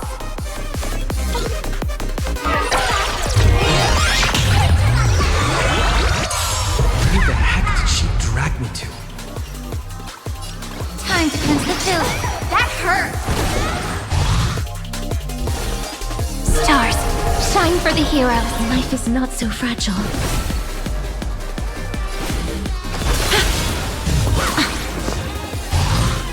Clouds scattered. It's my turn to shine.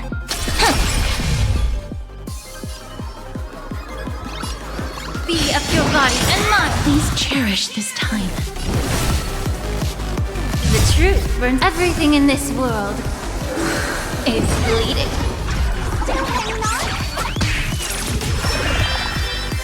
Did everyone really take good care of Sparxicle?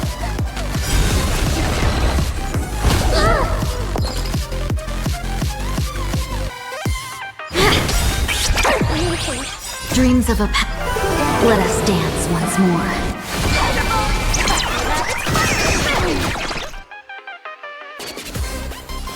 Flowers, bloom for tomorrow. Allow me to purge the root of the problem. Time to cleanse the filth. Life is not so fragile. As you wish.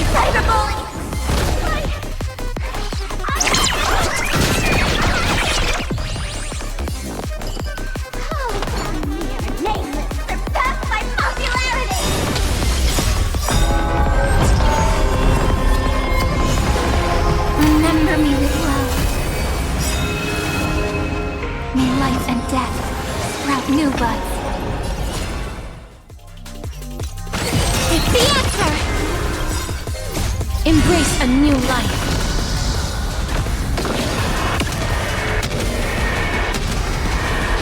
May death protect us!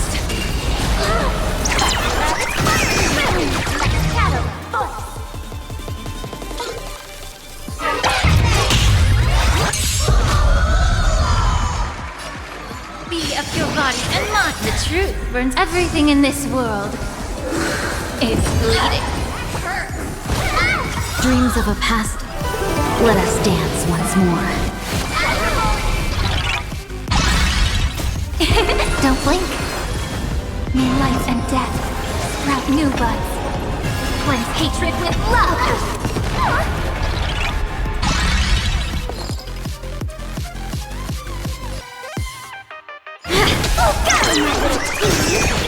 Please cherish this time. Root here. Look, we're flying. This is eternity. Don't blink. May life and death sprout new buds.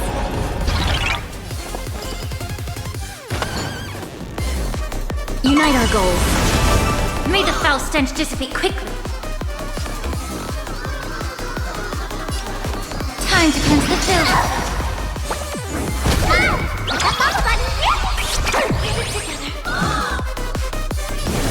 As you wish. Let's drown him in our spit! Defend me, Sparxie!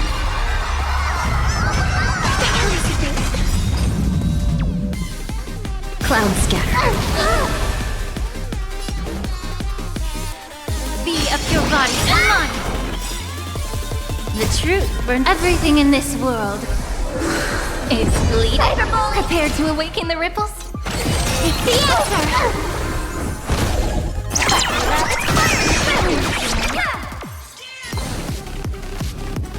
Dream vanished. Life is not so fragile. Root here. Embrace a new life.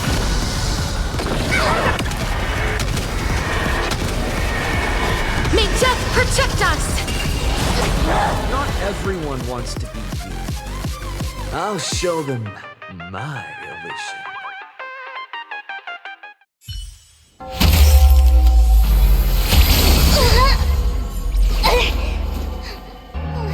Sparxie isn't over yet! Stop her! She's trying to escape into the crowd!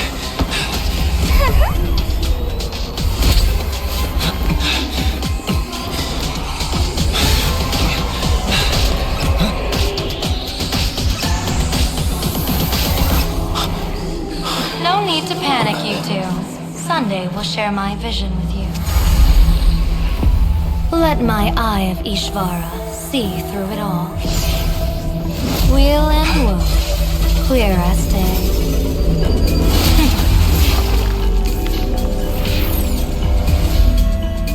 I see where the culprit is. Not you.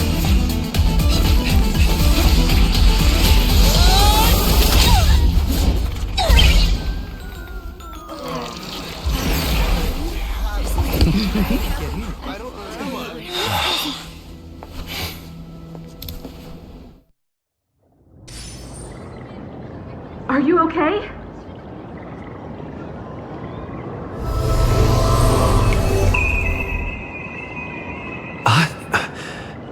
Where did everyone go? Look over here. General Yao Guang? Am I seeing things? We're just attuned to each other, that's all. Feeling dizzy? Don't worry, it's just a minor side effect. When I first opened my eyes, I couldn't even conduct basic self-care for nearly a month. Don't worry though. With my reinforcement, you'll be back to normal in a moment. Thank you, General. By the way, above your head, Can you see the sign above my head? So, whether it brings weal or woe, whether it changes or not, please keep this secret safe from me. Don't let me know, and don't let anyone else, okay?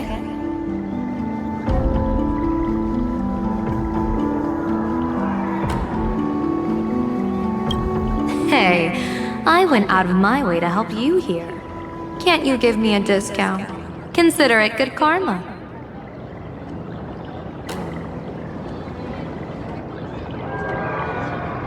I'm afraid not. As an observer, your gaze reaches far deeper than his.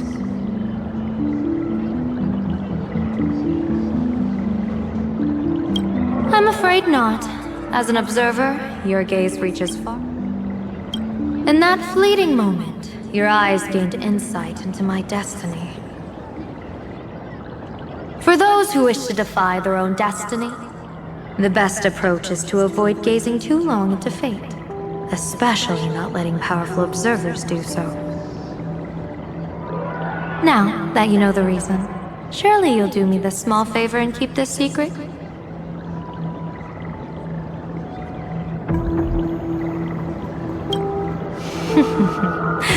If you dare to spill the secret, I'll tell everyone all about your true identity. You're a former Stellaron hunter, aren't you? Oh, just imagine the chain reaction that would cause. I don't even want to think about it. Doesn't this feel like the opening scene of a comedy? Two people who barely know each other, yet they're keeping each other's destiny a secret. I guess you could say we're now partners in fate. No surprise there. After all, both comedy and fortune-telling thrive on unexpected twists and turns of fate, don't they? Alright, looks like the side effects have worn off. Time for us to say goodbye. And you? Are you okay?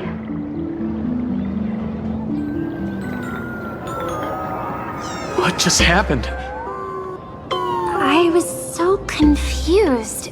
I couldn't see a thing. All I remember is Sparxie and the Nameless got into a fight. I saw everything. The Nameless from the Express smashed Sparxie right into the wall with one swing. That strength was unreal. That was such an epic fight, as expected from a cosmic hero. That was seriously awesome!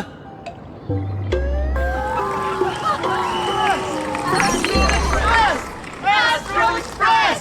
Astral Express! Astral Express! Looks like the students have all recovered from the contamination.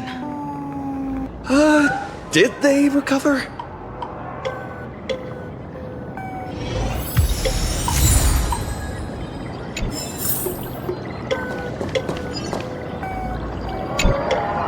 When she absorbed me, I thought it was all over. Thankfully, Gray Hair, you won this one. 1 point for the Trailblaze.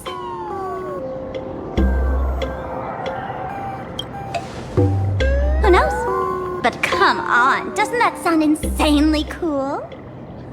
I'm totally adding this to Miss Sparkle's 132 origin stories. Maybe we're all just masks that someone else has shed.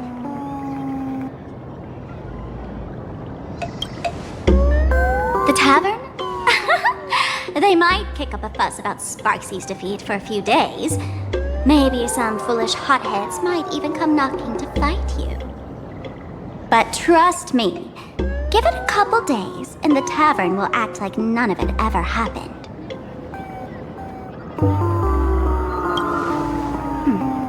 If I really am a mask, then naturally I should return to my wearer's face.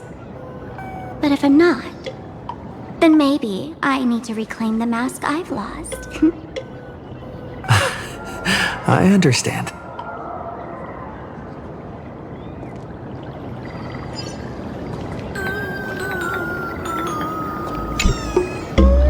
Sparxie probably didn't expect that the first miracle of the Phantom Moon games wouldn't be everyone becomes her, but the Express hero defeats the villain spreading the virus. Compared to a streamer reflecting people's desires, the fearless trailblazer of the Astral Express is more of an attention grabber.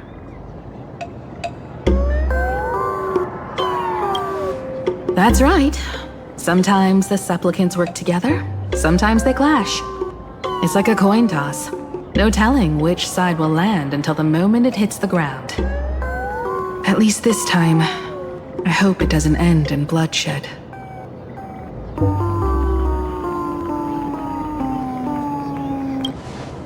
You're one step closer to an audience with AHA. Right now, all of Plain Arcadia is watching you, and all of their attention's flooding over you, and the mask you wear. Make the most of that attention. From now on, you'll represent the Trailblaze to show this world of elation what elation is. Show mercy. Or don't. No, I'm just kidding. Lower your bat. The audience in this Arcadia doesn't go easy on losers at the games.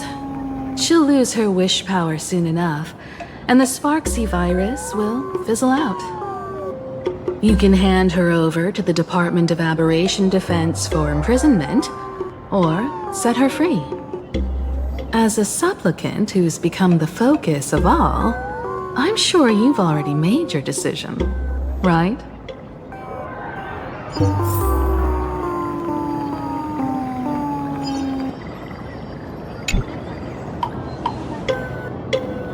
So, Victor, here to claim your prize? Very well. Sparxicle has no objections to that. So what'll it be? Gonna hand me off to the Department of Aberration Defense? Lock me up as a hardened criminal? But knowing you, you're not that heartless, are you? Or maybe you want to take away my streaming account as punishment. I'll livestream 24/7 and sing praises of your valor. All right! Let what belongs to the Graphia family return to the Graphia family. But don't let this little win get to your head. You've still got a long, long way to go before you meet the laughter. We can keep working together. Better to have a friend at the Phantom Moon Games than another enemy, right? What? No parting words?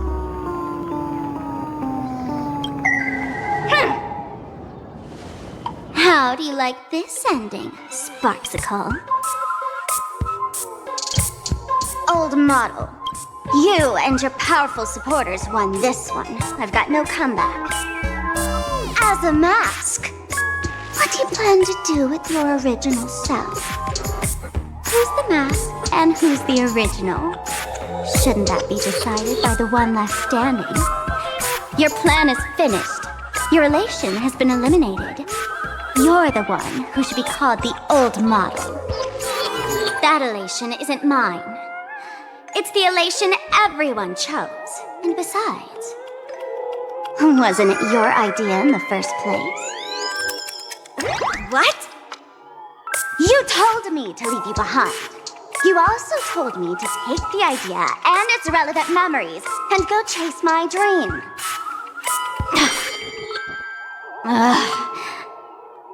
That's totally something Miss Sparkle would do. How do you like this ending, Sparkle? How does that joke go again? Take the mask from a masked fool, and what's left but a fool? But take the fool out of a masked fool, and all that's left is the mask. Come on, Sparkle. Time to end this little charade. No show is complete without a curtain call. Shall we become one at last? Bang! Ladies and gentlemen, are Are you having fun? A friendly reminder from Miss Sparkle. Don't underestimate the Phantom Moon Games. You won't get another opening act as spectacular as this Sparxicon, you know.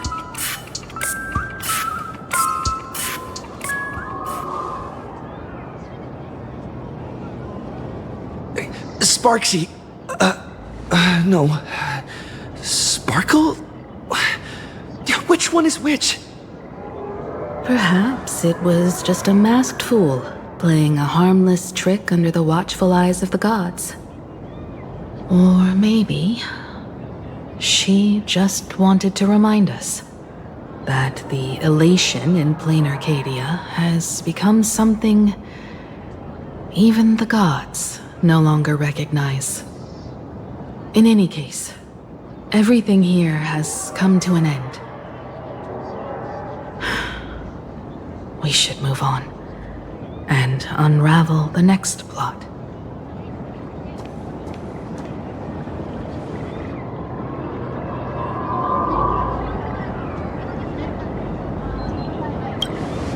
Indeed. I want to investigate and find out who exactly created that place and why. Let me know when you're ready to head out.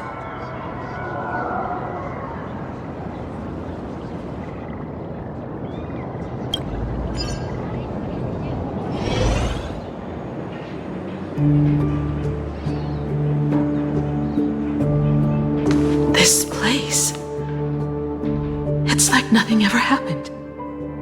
The ghosts are gone.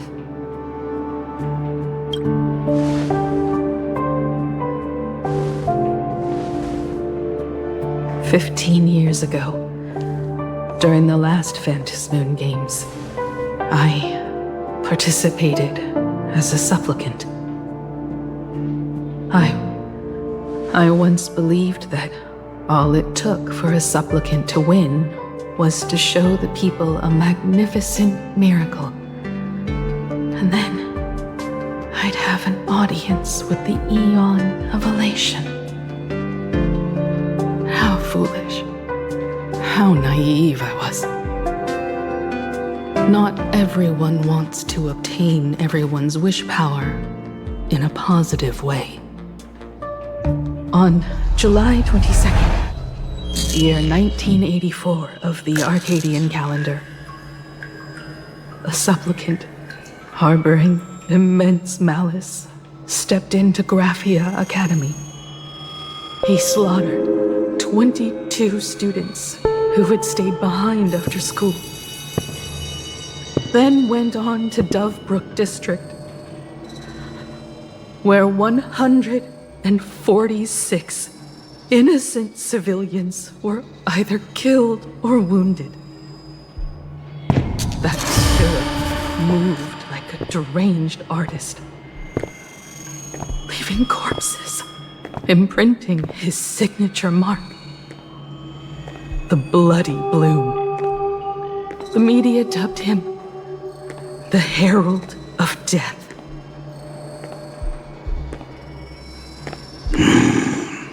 It was a tragedy the world could not forget. The Phantom Moon Games of that year came to be remembered as the Blood-Stained Games. So many parents lost their children. So many people lost those dearest to them. One of the victims was my very own daughter.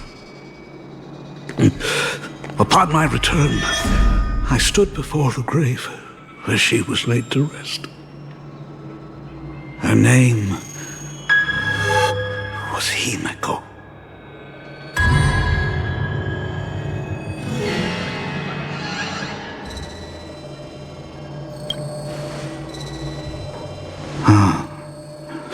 Forgive me.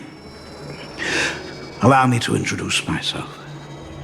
I am Ryusuke, the current dean of Graphia Academy. So, this lady who bears her name, who exactly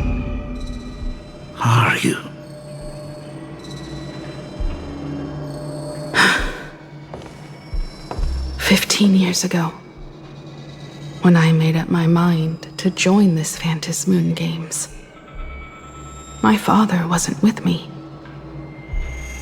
Even as I fought for my life against the Herald of Death, my father was still off somewhere, wandering the cosmos. Strictly speaking, ever since I can remember, his presence in my life has been as thin as the air in space. So, I would ask you, who bears his name? Who exactly are you?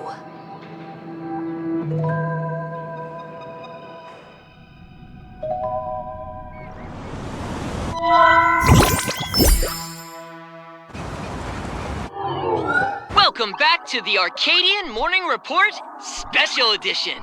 We continue to bring you updates on the Phantom Moon Games. The SparxieCon hosted by Supplicant Sparxie came to an abrupt end less than an hour after it began. Under the watchful eyes of the entire network, the Nameless from the Astral Express went head-to-head with streamer Sparxie in a spectacular showdown. Unbelievable! I used to think all of the Trailblazers' fight scenes in director Rekka's latest film, Holy Grail Stay Night, were just special effects. Turns out he's got real moves. We'll continue following the Astro Express's activities and bring you... Breaking news! Around 4 p.m. today, the Security Bureau uncovered multiple corpses at the Sinwish Syndicate's headquarters in Dovebrook District. Initial reports suggest violent infighting among gang members as the cause. Even more shocking, an IPC employee was found dead at the scene. According to the investigation, the victim was identified as Lyndon Scott. Lyndon Scott, age 34. Field operative in the Strategic Investment Department. Ring any bells, Mr. Ashvale? Never heard of him. What was someone from the IPC doing here? Word is, the Sinwish Syndicate recently got hold of a mask. Maybe Mr. Scott came to negotiate for the Phantom Moon Games, and got caught in the fallout. Apologies for interrupting your work, Mr. Ashvale. Wouldn't call it an interruption. The mess at Graphia Academy cleared itself up. But this... Initial assessment, 33 Sinwish Syndicate members. Leader Polwave included, along with second-in-command Costide, were murdered in the same time frame. Costide. The victims show clear signs of trauma and fractures, along with massive blood loss. Exact cause of death still pending further autopsy. These stylized handprints. We both know what they mean. Bloody Bloom. Only one person ever used that as their calling card. The Herald of Death is back. Your suspicion isn't without merit, but that guy was executed 5 years ago. Executed? Who witnessed it? Was the execution broadcast to the public? Who can prove he's dead? Who's to say you didn't let him out to rig this entire game? You've heard the rule, haven't you? No one can enter the Phantom Moon Games twice. So let me give you a piece of advice. Don't let rage gnaw away at your reason. It's bad for your health. The case's info is in the dossier. Get to work. The Department of Aberration Defense isn't paying us to bum around,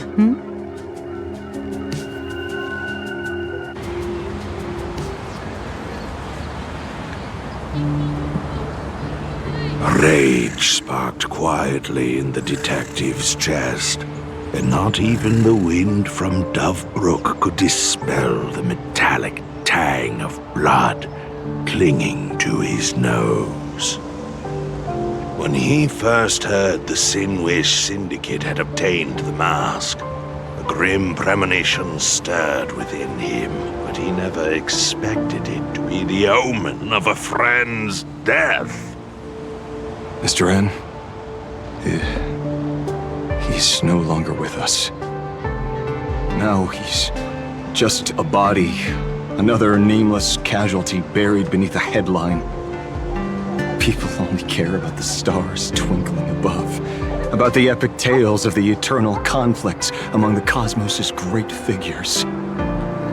Compared to all that, who would mourn a small-time thug from a petty gang? What should we do next? I've been slacking off for far too long. It's time to make a choice. Mr. Ashvale, if you're calling now, may I assume you've accepted my offer? You are right, Miss Pearl. I'll join the games. Assuming you still need me, of course. My offer still stands. Just like 15 years ago, the same omen returns. There are signs the Phantasmoon games are spiraling out of control again. Mr. Ashvale, I ask for your strength to steer the Zeonic games back on course. All I have to offer is a heart set on revenge. Today, 33 citizens of Plain Arcadia and 1 IPC colleague perished under mysterious circumstances. Someone is imitating the Herald of Death's methods, attempting to interfere with the games. Only victory can bring solace to the fallen. No. What consoles the dead is only justice.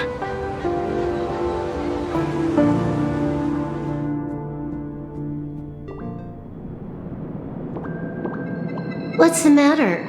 Found a better candidate? Don't I even make the short list? This is a game shaped by the most capricious Eon. Surprises and twists are its very nature. It's only right I choose the strongest players. Even so, I have to ask, what makes you so sure that I'd hire a wanted criminal to fight in the Phantasmoon games, instead of tossing you into an IPC cell? Throw me in prison? But the Strategic Investment Department in Penacony clearly extended an olive branch to us Stellaron hunters. No? Changed your minds already? You suits sure turn faster than a page in a paperback. So let's cut the fluff. Give me a mask. Call it your first strategic investment in us. What do you say? Understanding comes first, then the investment.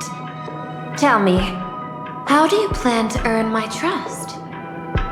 Apologies in advance. Before I came to meet you, I broke into your collection room. I know what you've been working on. Let me imaginate. Tell me, have you heard of Zero? Greatest hacker and most feared player in all of Punk Lord? Some say she's an emanator of elation, while others say she enters the dark zone created by Mythos, as if it were her own backyard. She caused Punk Lord's data meltdown and infected IPC branches in 28 segmenta, isolating them from each other. Most information about Zero is half true, half false, much like the rumors surrounding you Stellaron hunters. But one thing is certain. Zero suffered a major downfall, and is now a prisoner of the IPC. It's obvious she left a deep impression on you. Traumatic, even. In that case, you should also know that ether editing and imagenesis stem from the same technological source. Or art. I know. I've studied it. Huh. How could I forget? You stole Zero's tech to make that lousy cash grab game Ethereum Wars. Of course, you know all this. But you corporate moneybags will never comprehend it. The fleeting, ever-changing power of the elation. Zero once tampered with a parameter of reality, creating an independent realm that belonged solely to her, just like that other one. Just like Graphia. Are you willing to trade the secrets of Imagenesis? I can think about it. Deduction. You may be lying. I've heard that those who join the Stellaron Hunters have long since abandoned the path they once walked. Who knows? You're in the Arcadia of Elation. Wouldn't it be a waste not to test your luck? Deal, Ether Hacker. And to seal it with confidence, let me show you a little trick of the trade. A hacking trick?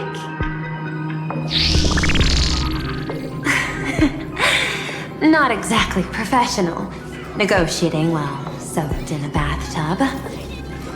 I took one of your data slices. This will help us have a more honest conversation. How did you do that? Because I've studied you, including that cyber battle between you and that genius Schoolum. I even logged into all 76 of those banned accounts. I scattered just enough data breadcrumbs online for you to sniff out, leading you to the Ashen Detective. I even let you stroll through my collection room to explore as you pleased. Miss Silverwolf, a word of advice. Don't treat that mask like some 10 Stonehearts investment in a Stellaron Hunter. Just think of this deal as something private, between you and me.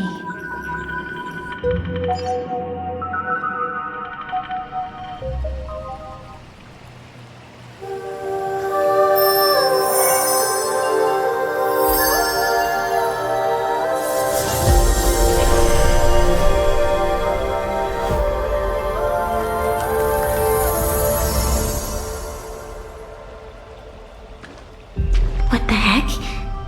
I just blinked and suddenly half the supplicants are wearing masks? I was hoping the show would get better. Streamers clashing with cosmic heroes. A flashy brawl without anyone getting hurt. Wouldn't that have been nice? But now we've got a crow, a shell, a cat, a wolf? How many more mystery guests are crashing the stage? And this thing? When did it sneak in?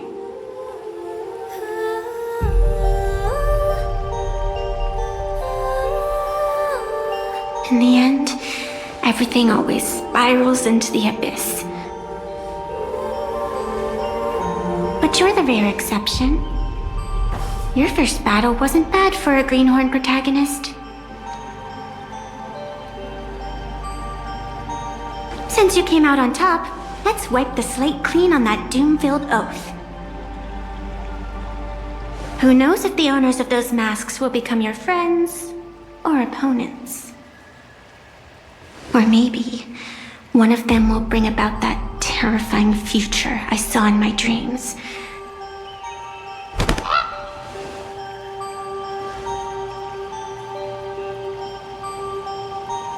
Little one, how'd you find your way here?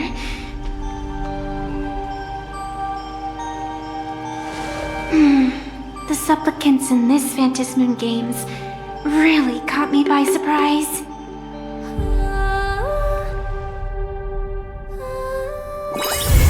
Why don't those people in the Go Home Club